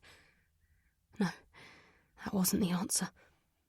All it would do is draw attention to Kevin's death. Right now, as far as I knew, they weren't even investigating it. 18. This was a nightmare. If I got in that car, I might as well be saying my life was over. But if it was my life for Dominic's, there was no question. His would always come first. But there is another life. There's a baby. I wouldn't bring up a baby in Max's house. Not when I knew how he treated the people he claimed to love. 17. Come on, Poppy. This is stupid. Just come with me and all your worries will be over. I tugged at my hair in frustration, and strands came away in my fingers. In a desperate fit of emotion, I attacked my hair in a vicious fury, more strands coming away in my hands until I finally stopped and ran to the bathroom mirror. I barely recognised the face staring back at me. I was pale, and my cheeks had lost the last of the fullness which had returned during my time in Max's house, eating proper meals. My eyes were wild, hair a bird's nest, though thankfully it was not visibly obvious that it had started coming out over the past few weeks. I placed my hands on the edge of the basin, staring at that face. I'd ruined my life. I'd ruined my son's life. I'd ruined my baby's life. What do I do? I asked the mirror. Or maybe not just the mirror. I was asking the world. Perhaps I was asking God. Whoever I was asking, no answer came. I darted back out of the bathroom and picked up my phone. I'd missed the last 3 messages from Max, and my stomach lurched when I saw the number in the most recent message. 14 minutes, Poppy. Think. There had to be something I could say to him to make him stop this. Some way to get him to see sense. He didn't really want to do this. I knew in my heart that he cared about Dominic in his own twisted way. Max, please, I typed to him. Dominic looks up to you. You said yourself that if you don't have me, at least you have a son. Why destroy that as well? I don't really have him, do I? He's not going to come and stay with me in the holidays. He's always going to go to you. He's always going to worry about you. We should be a proper family together. Why make him choose? Do you really want to be the person that destroys his life? I asked him. If I have to. I don't want to, but I will. It's down to 11 minutes, Poppy, and I swear on Dominic's life, if you don't get down here before I get to 0, I will go straight to the police and turn him in. I threw my phone down. There was no getting around it. I couldn't talk any sense into him. I tried to think logically. If he was saying he would go straight to the police, did that mean he had the knife in the car with him? Perhaps he did. Maybe he didn't want to give himself a chance to change his mind. If I was right and he had it with him, could I grab it somehow? Maybe if I finished packing a bag and went downstairs, I could give the impression I was cooperating. But at the last minute, rather than go with him, I could grab the knife and get rid of his means to torment me. Yes, he could still threaten to expose the fraud, but at least that didn't involve Dominic. 10 minutes. There's no way out of this except my way. I picked up my bag. How the hell was I going to grab the knife from the car without him stopping me? It would be hard even if I knew exactly where it was, but he was hardly going to have it sat right there on the seat beside him. He probably didn't even have it with him anyway. I was just clutching at straws. 9 minutes. Tick-tock. I let out a cry of frustration. I am not messing around, Poppy. Don't test me. 8. With a sudden flash of inspiration, I grabbed my phone and almost cried out with relief when Dominic answered my call straight away. "The knife!" I gasped. "What happened to it?" Chapter 43. "Mum," he said, his voice betraying his fear. "Why are you asking me that? We can't talk about this on the phone." "Just tell me!" I virtually screamed. It's in the river," he said. I gasped. Could it be true? All this time, Max had been bluffing. Are you sure?" I asked. "You're scaring me," he said. "Why are you asking about it? Has something happened? Have the police—" "No, I'm sorry. I didn't mean to frighten you." It took everything I had to keep my voice calm, especially when another message from Max came through. 7 minutes. I pressed the phone back against my ear. "Could you tell me exactly how you know it's in the river? Did you see Max throw it in?" "Why do you want to know?" Dominic asked me yet again. "Something must have happened." "Nothing has happened. I'm probably being silly. I just started worrying and I want to put my mind at rest. Do you remember exactly what happened to it? Did you see Max get rid of it?" "No," he said, and I had to dig my nails into my palms to stop myself crying out in dismay. "I threw it in," he continued, and hope surged inside me. You did? You're sure?" "Yes, I'm sure. A lot of it is a blur, but I remember that clearly. I wanted it away from me. It was a relief to hear it hit the water." "So there's no doubt at all.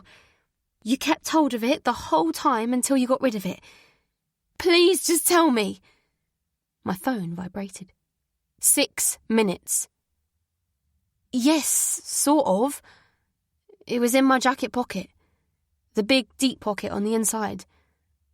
I had to put it somewhere when I helped Max carry the... You know, he was heavy. I understand. Then once we got rid of him, I took the knife out of my pocket and threw it in the river." 5 minutes. "Thank you," I said. "I'm so sorry I frightened you. It's just being here on my own. It was making me think weird things. I'll come and see you again soon." "It's okay, Dom. Don't worry. You've only been back a week after visiting me at Christmas. Mum, I love you." I said. "I'll call you again soon." "I know you don't have it," I messaged Max. "So please leave me alone now." I waited, barely breathing for his reply. It took a while, but finally he did respond. "I have these messages. Hundreds and hundreds of messages where you harass me and make vague threats," I replied. I hurriedly scrolled through the messages he'd sent me that evening. There was nothing concrete in them. He'd not said specifically what he was going to turn Dominic in for, or what evidence he supposedly had, and neither had I. Showing these messages to the police would prove nothing except that he was stalking me and making my life a misery. "I'll ask you one more time, Max. Leave me alone." For once, he was silent, and I dropped to my knees on the floor, tears streaming down my cheeks as I laughed and cried simultaneously with pure relief. Cattleford. "Was that really it?" Jessica asked me, her blue eyes wide. "Did he really just leave you alone after that?" "No," I said. "Of course he didn't. I was naive to think it would make any difference. Not having the knife meant he had less leverage, and I didn't have to worry about him going to the police over Dominic. But I still had to find a way to escape. Max knew he couldn't get me to go and live with him again, but he didn't want to let me go. He still doesn't. But when Dominic comes here tomorrow, I'll tell him the truth, and we'll decide together what to do." "What about Harriet?" "What about her?" I said, my voice rising. "I don't want to see her. I don't want to speak to her. She made out that she wanted to help me, concocting this mad plan for me to turn myself in, but she doesn't care about me. She wanted me gone. She was going to kidnap my baby, Jess. My baby. I don't even want to be in the same house as her. In fact, I can't be. I'm going to go and get a room somewhere. The pub has rooms, doesn't it?" Jessica took my arm gently as I tried to leave the kitchen. "Poppy, stop," she said. "It's gone midnight. You can't possibly go anywhere now. Harriet can't do anything to you tonight, can she? Get some rest, and Dominic will be here tomorrow." She put her arms around me and her hair tickled my face. I closed my eyes. Dominic. I needed him. We needed to be together. Jessica let go of me and looked at me closely. "You're probably not going to be able to get to sleep, are you?" "Probably not." She looked thoughtful. "Max told you he had a wife once, didn't he?" "Yes. She was called Caitlin. It was years and years ago." "Come with me," Jess said, and I followed her as she grabbed Harriet's laptop from the living room and went through to the conservatory. Sweeping some fabric aside, she put the laptop down on the table. "Let's try and find Caitlin," she said. "I don't know anything about her. And what could she tell me now, after all these years?" "You won't know until you ask, will you?" I sat down beside her, watching her face light up with animation as she got to work. "What are you doing?" I asked her, as her fingers moved across the keyboard. "Well, not a lot is coming up for Caitlin Dorset. You can try as well if you want." She pushed the laptop over to me, and after 15 minutes I accepted defeat. If that was her name, she certainly didn't have much of an online presence. "They're divorced, though, right?" Jessica said. "That's what Max told me." "So she could have gone back to her maiden name?" "Yes, I suppose so. But I don't know what her maiden name was, and I don't know how we would find out." Jessica pulled the laptop back towards her and started working away busily again. "Right," she said. I found somewhere I can search for historical marriage records online. He was married a while ago, wasn't he? It might be long enough ago to be on this site. I thought about it. He said he got married when he was 20, and she was 22. He's 45 now, so 25 years ago? Any idea where? He's always lived in Harriet, as far as I know. Perhaps that's where he got married too, or somewhere nearby. Jessica filled in a few details while I pulled my cardigan on more tightly around myself. It was draughty in the conservatory, and the blinds weren't down, the black expanse of glass making me feel oddly exposed. "Here," she said triumphantly. "Simple as that. Look." She pointed to the screen, and I leaned forward to see what she had found. Max Dorset, I read, and my eyes travelled across the screen. Spouse's surname Riddoch. "Caitlin Riddoch," Jessica said. "That doesn't sound like a particularly common name. We might be able to find her." She'll be keeping a low profile, surely, if Max might still be interested in her. "Maybe," Jessica said, as she tried searching for Caitlin Riddoch. Sure enough, there was little to be found, the search results showing women too old or too young to have been the woman Max had married. "He said she had a daughter," I said. "He thought she was his. Would that help?" Jessica paused for a second.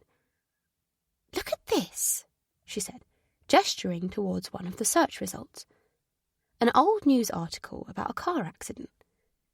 She opened it and we both quickly scanned through it. Caitlin Riddoch, 38, was hit by a car and killed late on a Saturday evening 9 years ago, I said. "And she had her 13-year-old niece Grace Riddoch staying with her and her family at the time," Jessica said. I sat back in my chair with a sigh, trying to process what it could all mean. "It's probably not her," I said. "Max never said she was dead." "But Max saw a photo of Caitlin with a 13-year-old girl. Isn't that what he said? And this woman is exactly the right age to be the woman he married." "Yes, but why was she out late on a Saturday night when she had a teenager staying with her as well as 2 younger kids of her own?" Jessica asked. "Well, it says she lived with a fiancé, Tarek. He would have been at home with the kids." "Even so, I think it's odd." "People get hit by cars sometimes, Jess. You can't read more into this than there is." "No, but think about it," she said insistently. "Don't you think that photo he saw could have been a picture of Grace staying with her Aunt Caitlin? Max sees it, gets completely the wrong idea, and goes and confronts his ex-wife, thinking that Grace is his daughter that she's been keeping secret." "And what? Gets a stranger to run her over? It wasn't Max driving the car. It was a tragic accident." "Sometimes accidents aren't accidents." "Maybe he confronted her, and she was running away from him. Or so upset by him that she wasn't looking where she was going. Who knows? Maybe he pushed her into the road, but the driver didn't see him. It was dark, not long before midnight." "That's a lot of conclusions to draw from very little evidence." "It sounds like something he'd do, though, doesn't it?" I put my hand up to my forehead, where an ache was starting. "Yes," I said. "I suppose it does." Harriet, Chapter 44. The banging broke through into my dreams until I woke with a start. "Poppy!" Max's voice called out. "Poppy! You can't ignore me forever!" He hammered on the door again. "Poppy!" He was trying the door handle, and I started to shake. Sitting up in bed, I hugged my knees and willed him to go away. Before long, there was silence, and I crept out to the hall. The little security window in my door revealed an empty hallway. But at my feet was a folded sheet of paper he'd pushed under the door, and I picked it up with trembling fingers. "You might have won this time, but I will never leave you alone. You don't get to ruin my life and move on." I tore the paper in half in rage. After discovering Max didn't have the knife, I'd slept the best I had for a long while, until he'd woken me by banging on my door. What an idiot I had been to think I would get even one night of respite. I ran over to the window, and when I pulled the curtain aside, he was getting into his car. "Drive away, please, just drive away. Leave me alone." He didn't drive away. His car was there for the rest of the night, and it was still there the next morning. "The new year could be a fresh start for us," Max messaged me. "I'm feeling forgiving. Let's put all the unpleasantness behind us. I know you must be getting tired of this." Yes, I was tired of it. I was sick to death of it. My life had no meaning or purpose anymore. Not when I was too scared to go outside and face the risk of feeling his hand on my shoulder, or hearing his footsteps a pace behind me. But I wouldn't give up. I'd conserve my strength, and then I would pick a moment that seemed safe and make a run for it. Max would be starting back at the office after the Christmas break soon. I was sure of it. Perhaps even the very next day, and I would have to seize my chance. Later that day, I packed my bag carefully and settled down in bed to get an early night. I'd made my decision now, and though to begin with I'd been at a loss over where to run to, a face had drifted up hazily from the back of my mind. A face from a time when I had been safe, when the future had been something full of excitement and promise. It hadn't taken me too long to track Harriet down online, and I'd quickly received a reply to my message asking for her address. I'd just about enough money left to do what I needed to do. The sequence of events was simple enough. I only needed to get onto a bus without Max seeing me, and then before I knew it, I'd be at the train station, boarding a train that would have me speeding away from Habmouth. I would change my phone number and email address, freeing myself from Max's constant communications without the possibility that he would turn up at my door in a fit of rage. Harriet and Jessica would no doubt be surprised to have me arrive on their doorstep, but I would cross that bridge when I came to it. I had to go to somebody Max would never suspect, somebody he wouldn't even know about. I set an alarm, but woke well before it. Had I managed to get any real sleep at all? It didn't feel much like it, though at the thought that this might be the day I escaped, restless energy filled my body. Every time I had looked out of the window during the night, Max's car was still there. But if he was supposed to be starting back at the office today, he would surely have gone back home to sleep, or at the very least to have a shower. I ran over to the window, but paused before I moved the curtain. What if he was still out there? Oh, I couldn't bear it. Taking a deep breath, I yanked the curtain aside before I could talk myself out of looking, and gawped at the bare spot in the road in front of the railway bridge. I blinked several times, but the spot remained empty. Neither was there any sign of him when I looked down my street in the other direction. He'd gone. I pulled on some clothes, doing everything as quickly as I could. It was possible Max might decide to drop by before he started work, but as he'd still been outside when I'd last checked out of the window at 2 a.m, I suspected he wouldn't turn up at my flat this early in the morning. I had a last quick glance around the studio flat before I left. Please let it be the last time I see this place. If I had to come back here in 5 or 10 minutes after having abandoned my plan to escape, I wouldn't be able to bear it. The January morning was icy cold as I took the first step outside the door.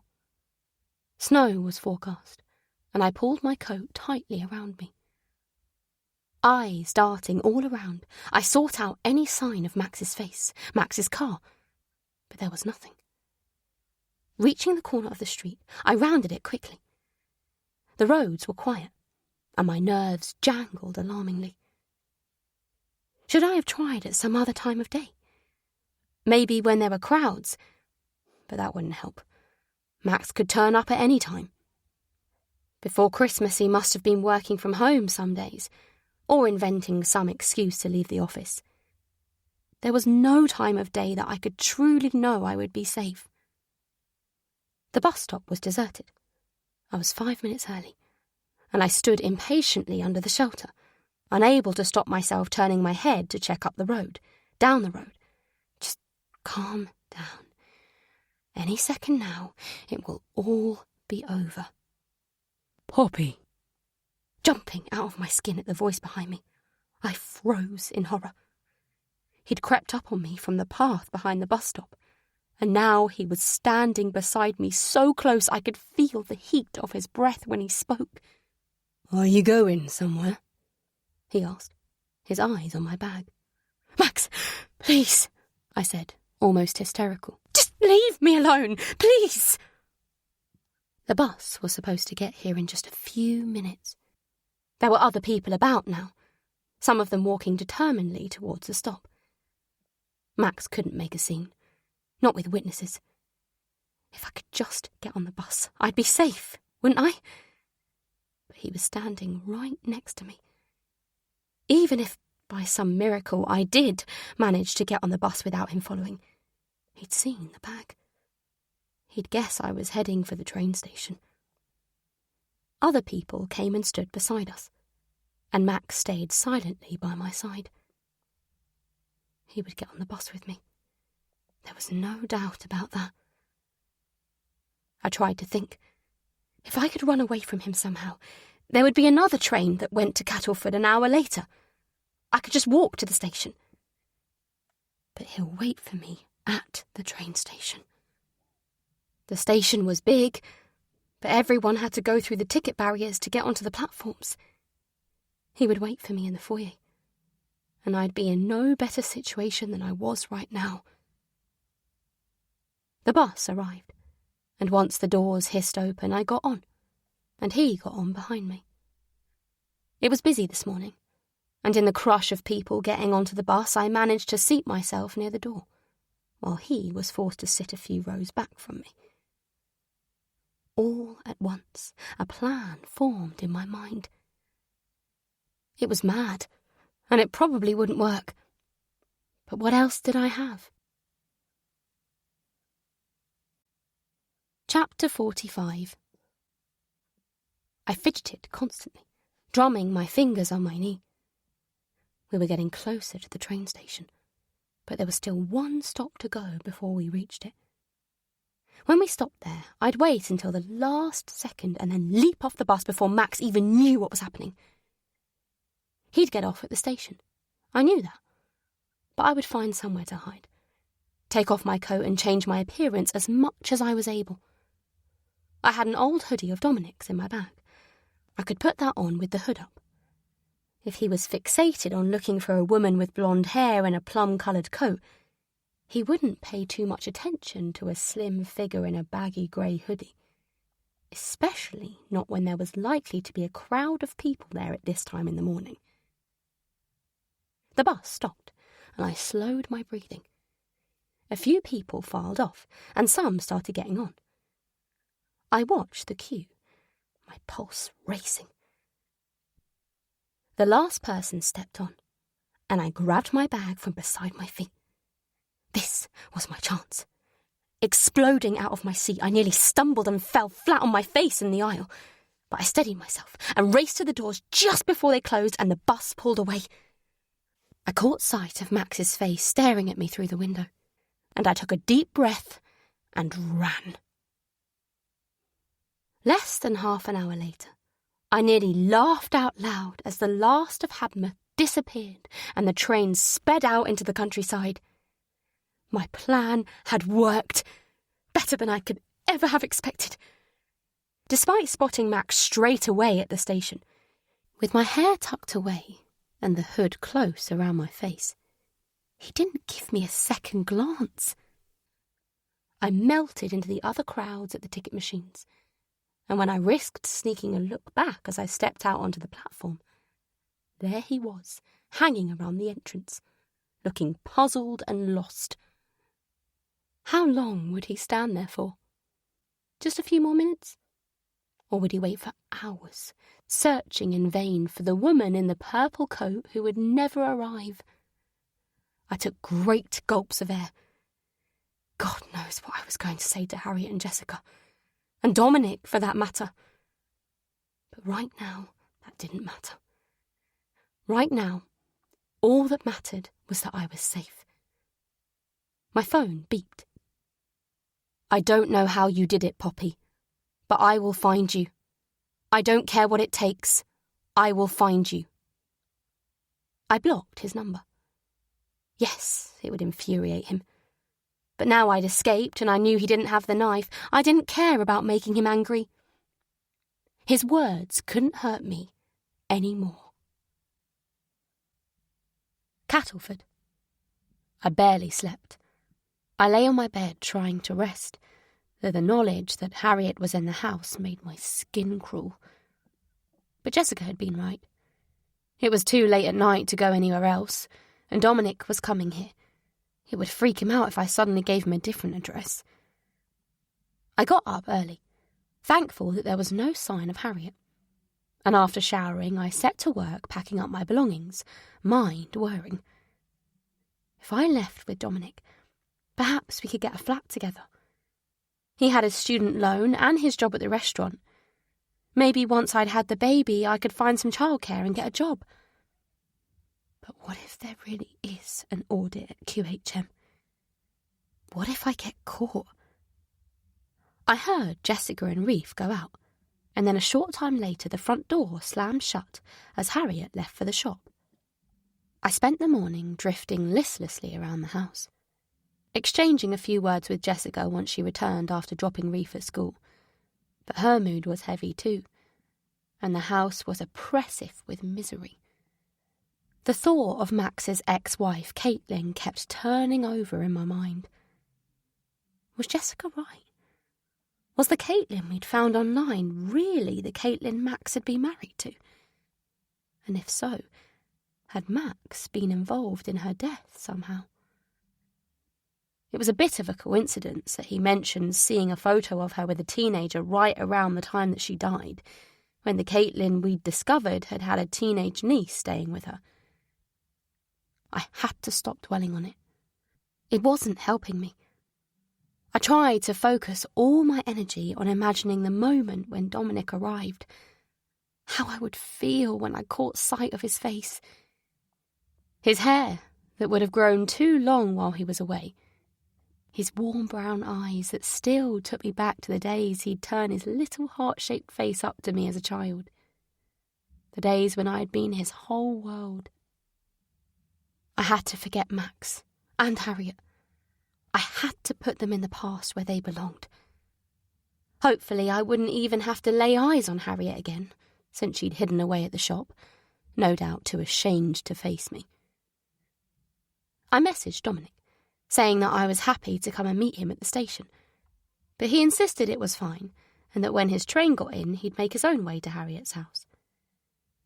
The time passed excruciatingly slowly, and once it was mid-afternoon, and I knew it wasn't too much longer until I would finally hold Dominic in my arms, the front door slammed, and I dashed downstairs.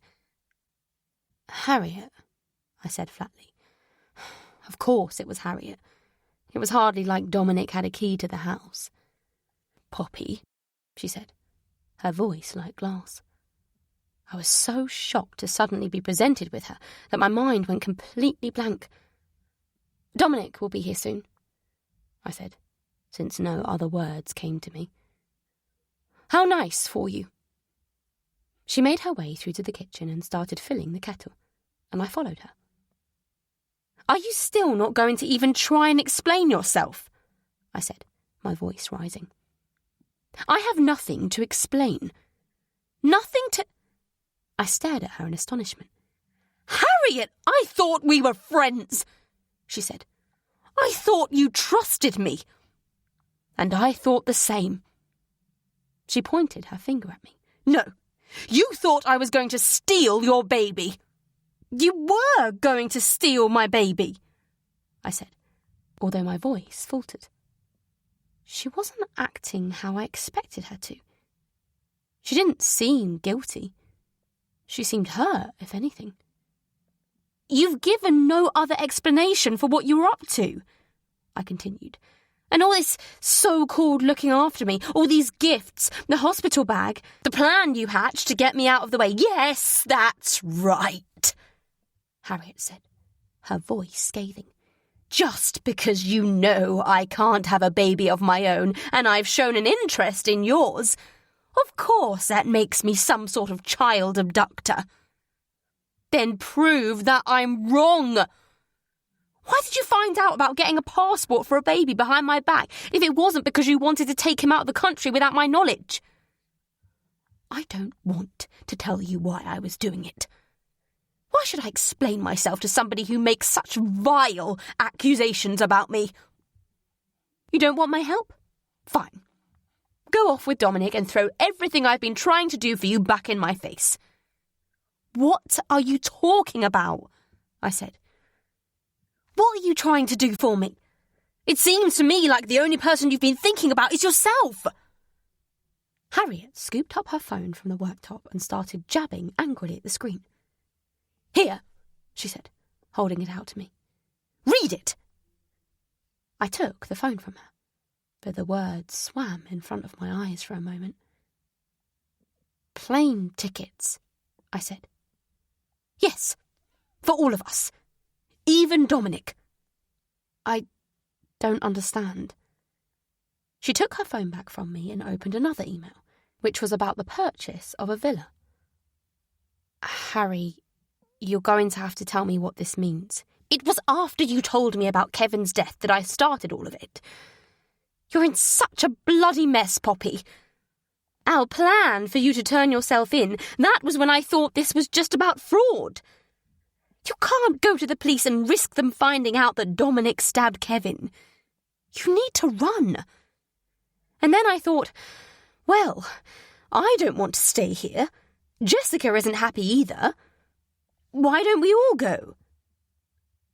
And the baby... We were supposed to be going in a couple of weeks, before the baby is due.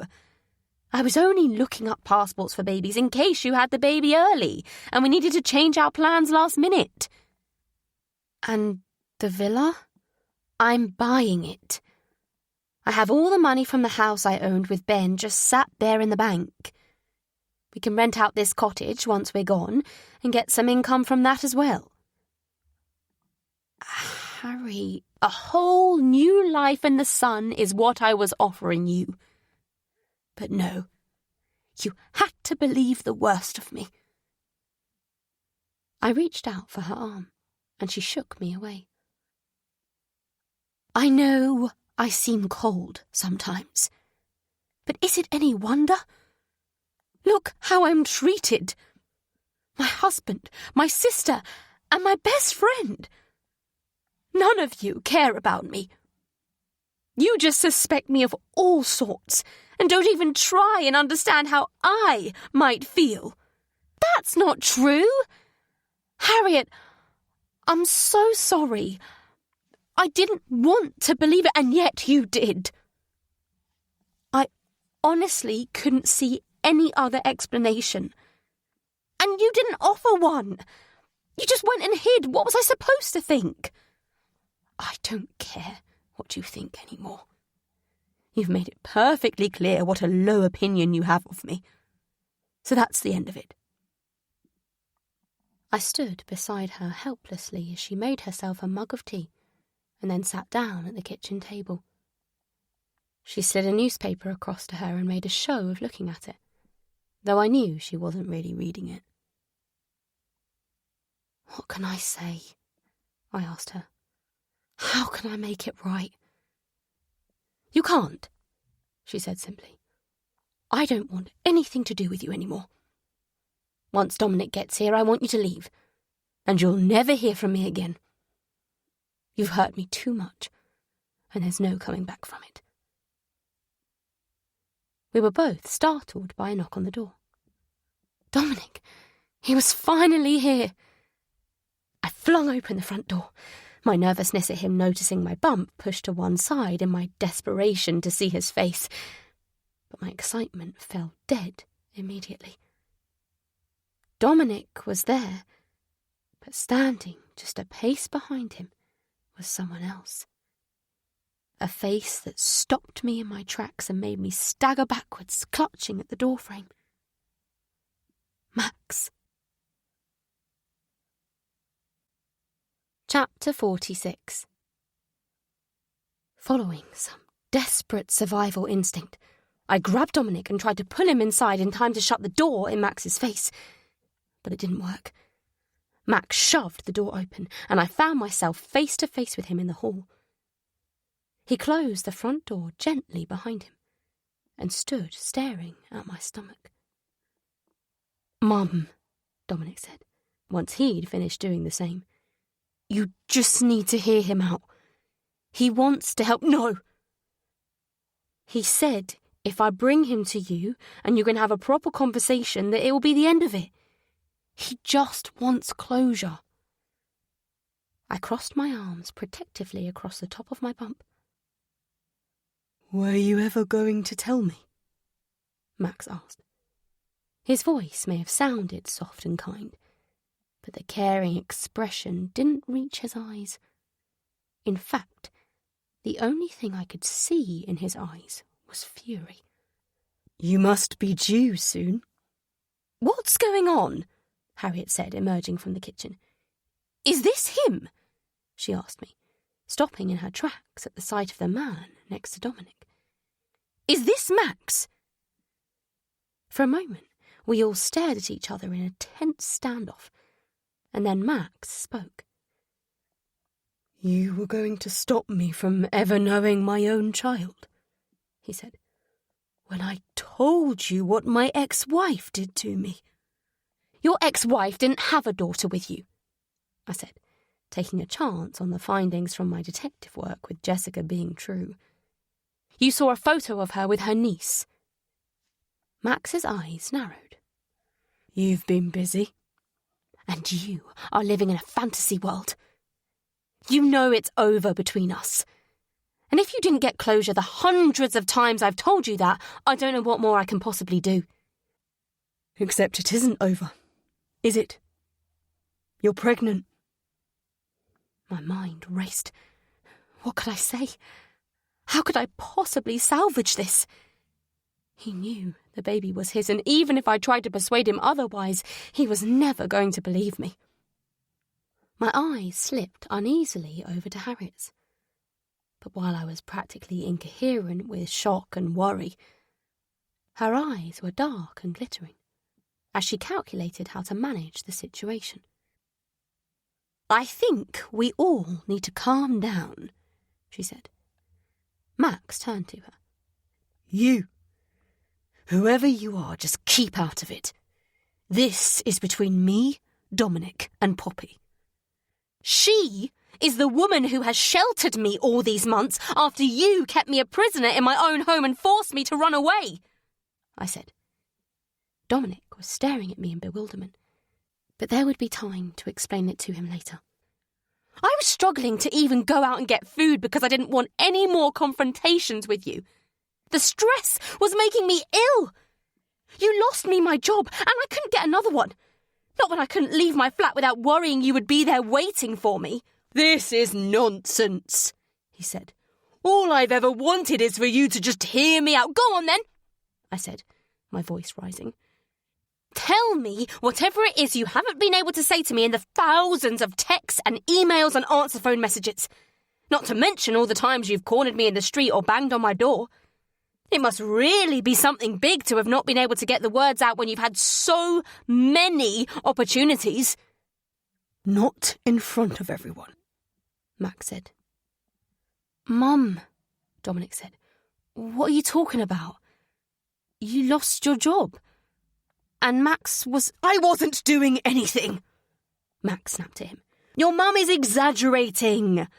I just wanted to talk to her, that's all. Well, you heard her, Harriet said. You want to talk? Then talk. We're all fascinated to hear it.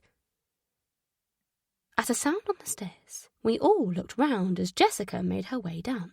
How many people are there in this house? Max asked, as if he'd been confronted with an army, not just the two sisters. Anything you want to say to me, you can say in front of them, I told him. Max reached out for my hand and I moved away from him. Poppy, come on. We were going to get married. If our time together meant anything to you, stop it, I said. Stop doing this. Stop trying to twist everything. You started making threats because you were going to leave me. Tell Dom the truth, I said, gesturing at my son. Tell him exactly what you were threatening to do. Fear flashed in Max's eyes, and he turned to Dominic. Don't listen to her, he said. I told you how worried I am about her, how erratic her behaviour has been. You didn't tell me she'd lost her job, Dominic said. Well, it's not my place, he blustered. And she was the one trying to hide the fact she was pregnant. Denying a baby the chance to know its father. How is that right? Before you listen to her ridiculous accusations, you should ask yourself what kind of woman your mother really is. Just stop, Dominic said, watching Max warily. You said you were coming here to help. Dom, I said. He doesn't want to help me. He only cares about himself. He's been stalking me and threatening to turn you into the police. That phone call I made, asking about the knife. Mum, no, Dominic said, his eyes on Harriet and Jessica. You can't talk about that. They know. They know, he breathed. Max said he had the knife, I explained. He told me he would turn you in if I didn't go back to him. That's why I called you that night, to see if he really had it. Dominic stared at me for a long moment, his face drained of colour. For a second, I thought he would faint. He looked so shocked. I think you should go, he said to Max eventually. Oh, I'll go, Max said. I'll go straight to the police and tell them exactly what you and your mum have been up to. Go on then, I cried. Do it. What's keeping you? Poppy, Harriet said, taking my arm. There's no need for it to come to that. I felt lightheaded, and my knees started to buckle. Dominic and Harriet supported me between them and led me into the living room, where I slumped down on the sofa. Max watched. His eyes narrowed. That's it, Poppy. Play the victim. She is pregnant, Harriet hissed at him. You should have some respect for her. Just leave me alone, I screamed at him, rising from the sofa, even though my legs were still shaky. I have asked you hundreds of times to just leave me alone. He grabbed me, and I fought him like a wild cat while Dominic tried to pull him off. You had nothing when I found you, Max spat at me as Dominic succeeded in pulling him away. It was me that finally got you to make something of your life. You're nothing without me, Poppy. And if you think I'm just going to walk away when you're having my baby... Yes, you are, Harriet said, fixing him with a glare. I can see you for exactly what you are, and I've dealt with men like you before. Max burst out laughing. Oh, really? He said. Come on, then. Deal with me. Chapter 47. Max, you need to leave, Dominic said, as calmly as he was able. You can't talk to Mum like this. I'll talk to her however I want. You said once you were proud of her. What do you think about what she's done? Stealing money, involving herself and you with that psycho Kevin. She's a great example. I'm sure she would love it if you followed in her footsteps. Tears pricked my eyes. That's why I want to do the right thing now, I said quietly. After having the baby, I wanted to clear my name. I was going to turn myself in for the fraud and take whatever punishment was given to me. Oh, I see, Max said. You're going to go and say how sorry you were. How I was the person who got you into it. You were the person who got me into it. It's all very convenient for you. Right, Harriet said. This has gone on long enough. Poppy needs to rest, and you need to leave. I'm not leaving. Not until this is sorted out. We'll both leave, Dominic said. We'll take a walk and calm down for a minute. Dom, no, Mum. It'll be okay. We'll sort this out. Perhaps you should let him, Harriet said quietly. You and Max can both gather your thoughts and work through this when you've had a few moments to take a breath. I stared at her. I am not letting Dominic go anywhere with Max on his own. Then Jessica will go too, Harriet said. I'll stay here with you. Jessica looked as startled by this suggestion as I was, and was about to protest, but Harriet fixed her with a look. Does that sound okay, Poppy? All of them were looking at me. It didn't sound okay. None of it sounded okay. But I was desperate for Max to go away. And with Jessica going along with them, Max wouldn't be able to do anything to Dominic. Not that I was really sure if he would do anything anyway. But I knew how he could twist things with his words, how manipulative he could be. Mum, I'm on your side, Dominic said reassuringly. Stay here and rest. Reluctantly, I nodded. I wasn't feeling good, and right now I'd agree to virtually anything just to get Max out of my face. The three of them filed out of the house, and as soon as the door closed, Harriet turned to me urgently. Right, she said. Let's go upstairs and get our things. You've already been packing anyway, haven't you? What are you talking about? You know as well as I do that you can't trust a word that comes out that man's mouth. He'll talk Dominic and Jessica round with some bullshit, and before you know it, he'll take over your life again. You want to run away right now? Where would we go? To the same place we were supposed to be going in a couple of weeks. The sale on the villa hasn't all gone through yet, but we'll find somewhere near to it to stay in the meantime. It's too sudden, I said, my mind racing.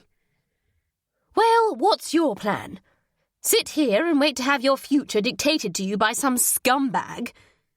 Poppy, you can't stay here and hope it'll be okay. He knows you're pregnant now, and your life will never be your own again. I wanted to argue. I wanted to say that I wasn't some pushover who would let that happen. But I had to face facts. Max would be relentless now he knew I was pregnant. He'd been bad enough already, but now he would never give me a moment's peace. Harry, I said slowly, me and Jessica were doing some research on Max's ex-wife last night. She died when she got hit by a car. Jessica thinks Max confronted her and that he was involved somehow. Harriet's face softened, and she put her hand on my arm. It just shows even more clearly that you have to get away. There is no way of salvaging this. I know it's overwhelming, but you have to run, while running is still an option. I thought you hated me now, I said. After what I accused you of, you said I'd hurt you so much that there was no way back from it. Oh, forget about that, she said dismissively. We're friends, Poppy. If I washed my hands of Jessica every time she made me lose my rag, I'd have stopped talking to her when we were toddlers. We'll pretend it never happened. Now go upstairs and get your things. I don't know. She went over to a drawer in the living room and took out her passport. Make sure you've got your passport and Dominic's.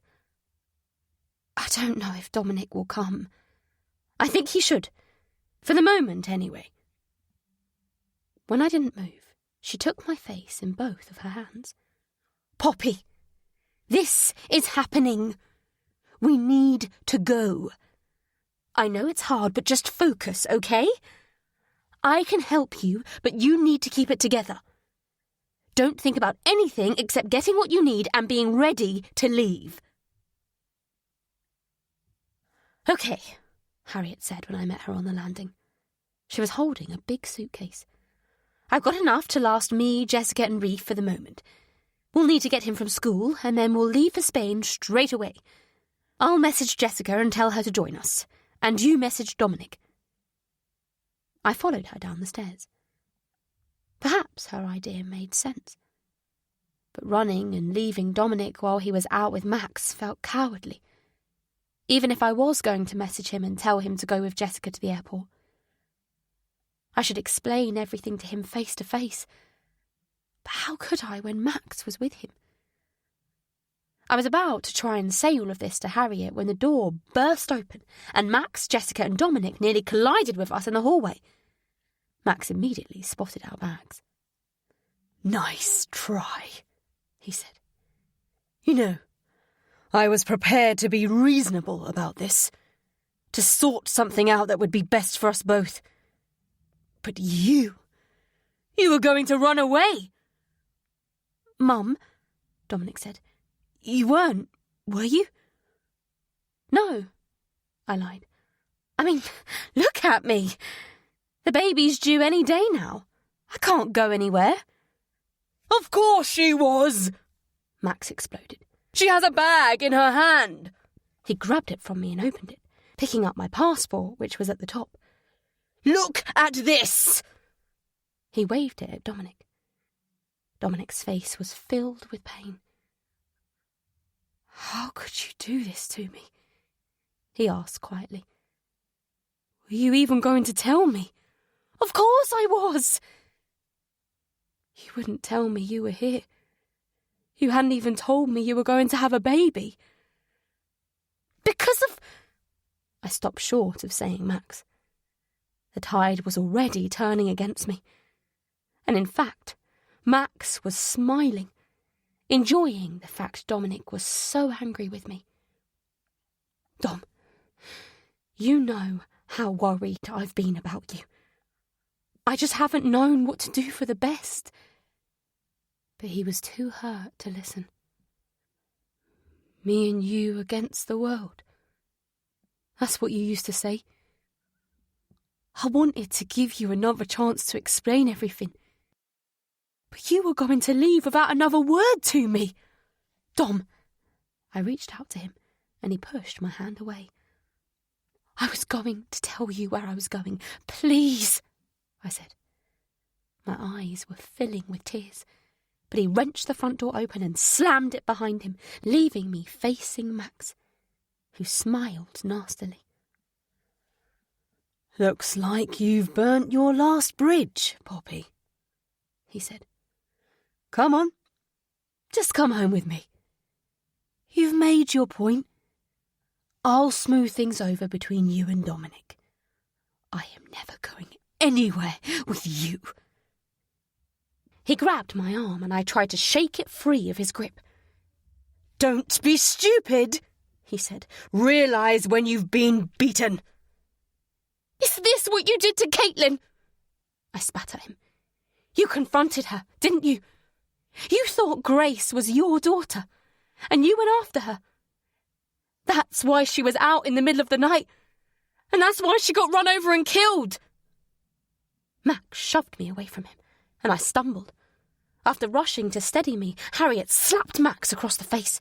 "Don't you dare push her about," she said. "Do the decent thing and leave Poppy alone."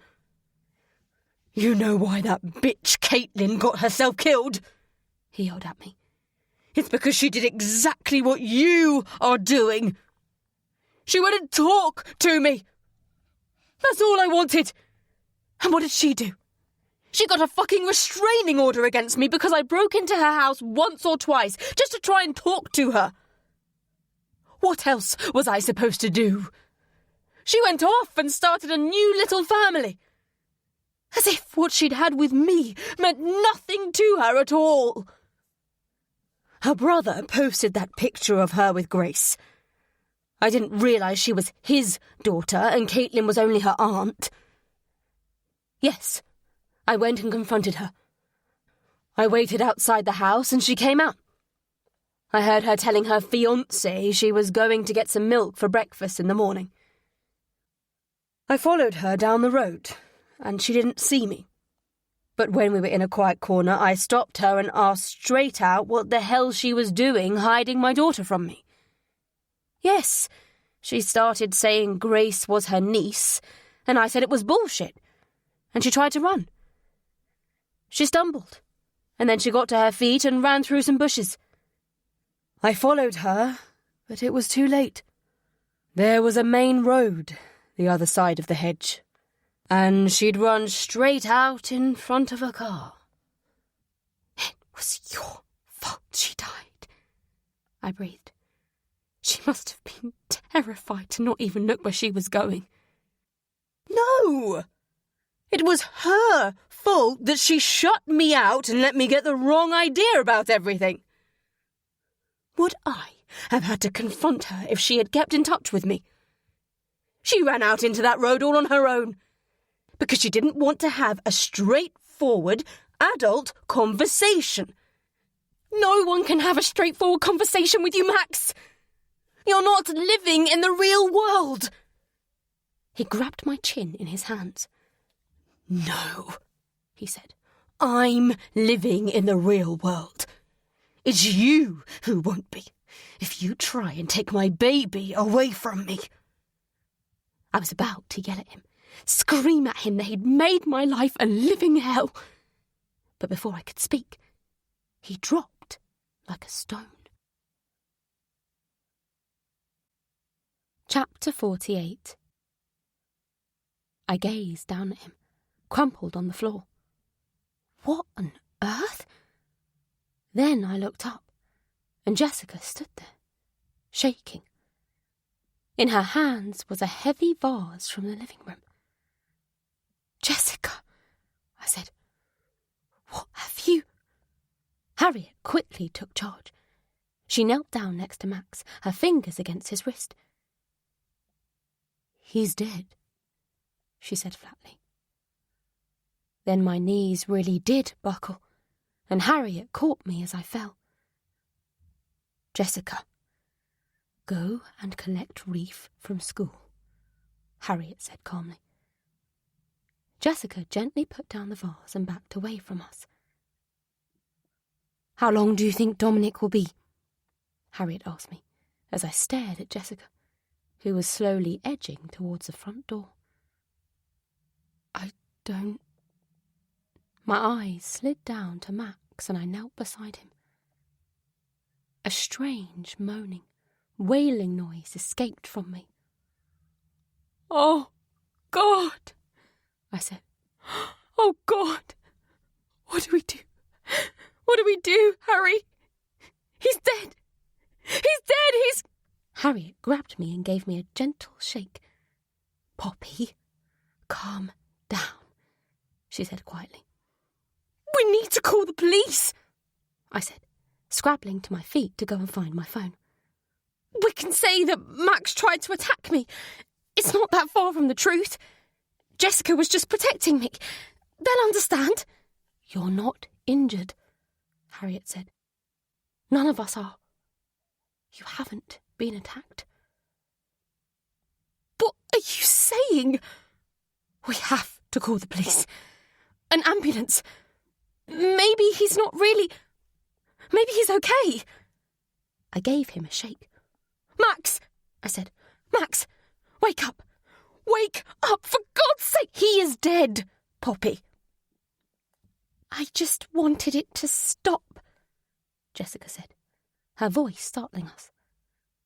It was like Ben. How he kept going on and on at me, shouting.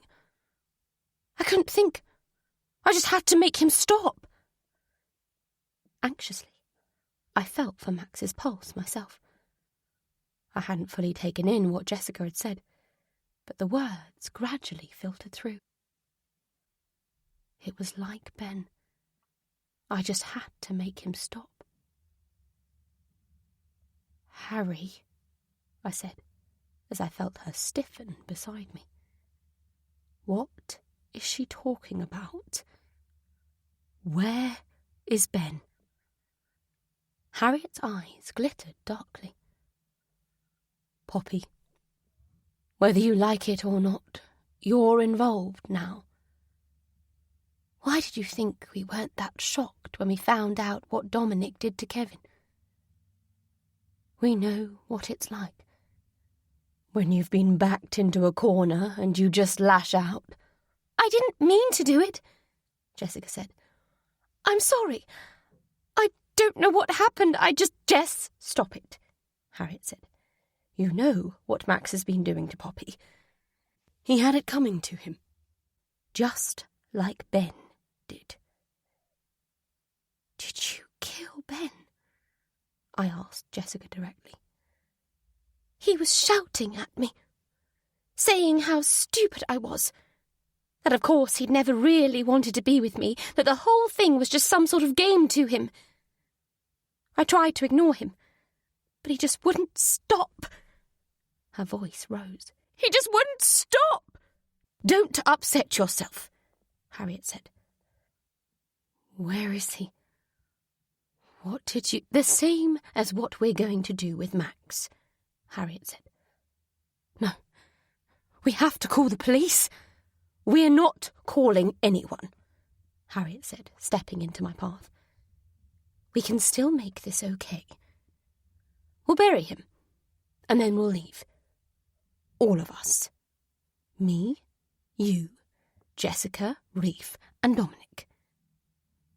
Ben's here somewhere, isn't he? I said. That's why you both find it so hard in this house. Harriet doesn't really like coming out into the garden. I recalled Jessica's words as she worked on the raised beds that day in early spring. The garden. That's where Ben was buried. We all jumped out of our skin as the front door opened. Dominic! I cried out in horror. This isn't what it looks like. Yes, it is, Harriet said, closing the door quickly behind him. It's exactly what it looks like. Max is dead. The only thing we need to worry about is what happens next. Chapter 49. He was a bad man, Mum, Dominic said simply, as he reached down to pick up his brother, baby Freddie, who was crawling a bit too close to the edge of the pool outside our villa. Just like Kevin was bad. Dom, you deserve this, he said, gesturing vaguely at the villa behind us, and the beautiful sun-drenched hills. And besides, he continued, you didn't do any of it. Jessica was the one holding the vase, and I was the one who drained Max's bank account to give you some extra spending money. And you really think no one will realise? It's just going to look like he emptied the account himself and ran away. Once the fraud is discovered, people will assume he got scared of being caught, and that's why he disappeared. But, Dom... I paused as the door behind us opened, and Harriet, Jessica and Reef joined us on the terrace. "Oh, look at Freddie," Harriet cooed, as Dominic put the little boy back down a bit further from the water, and he set off at a rapid crawl. After the horrible argument I'd had with Harriet before Max showed up at the cottage, I'd worried that her anger towards me would resurface. But my anxiety had been misplaced. We'd all lived together in the villa for several months, Dom visiting during his holidays from university, and now she was away from the suffocating house and reminders of her old life. Harriet had mellowed. She was always ready with a smile, and sometimes I felt like we were girls again. In fact, I seem to recall we dreamed of living in a villa just like this one. So, not only did Jessica have an affair with your husband, she also killed him, I'd said to Harriet one night, not long after we ran away.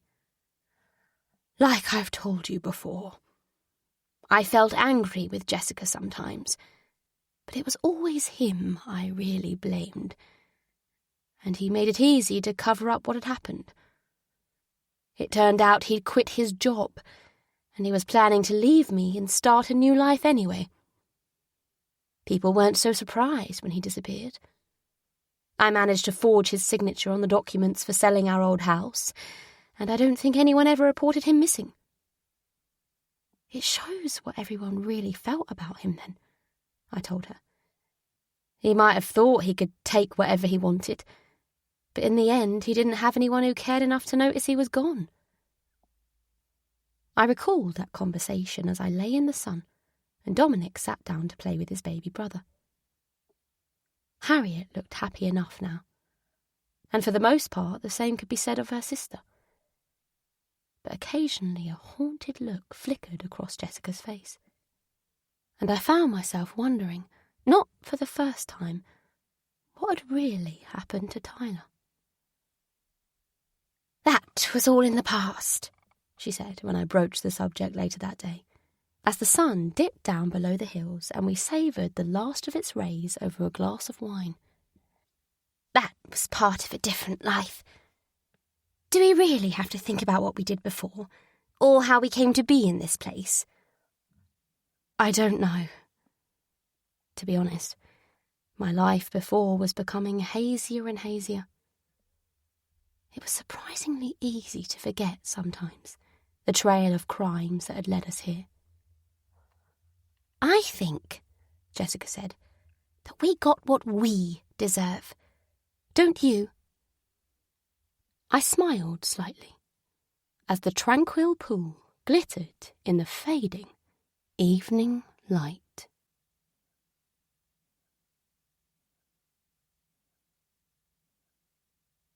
This recording of No Safe Haven was presented by Dreamscape Media LLC, narrated by Rosie Ackerman, produced by Hayley Taylor. Text copyright 2023 by L.K. Chapman.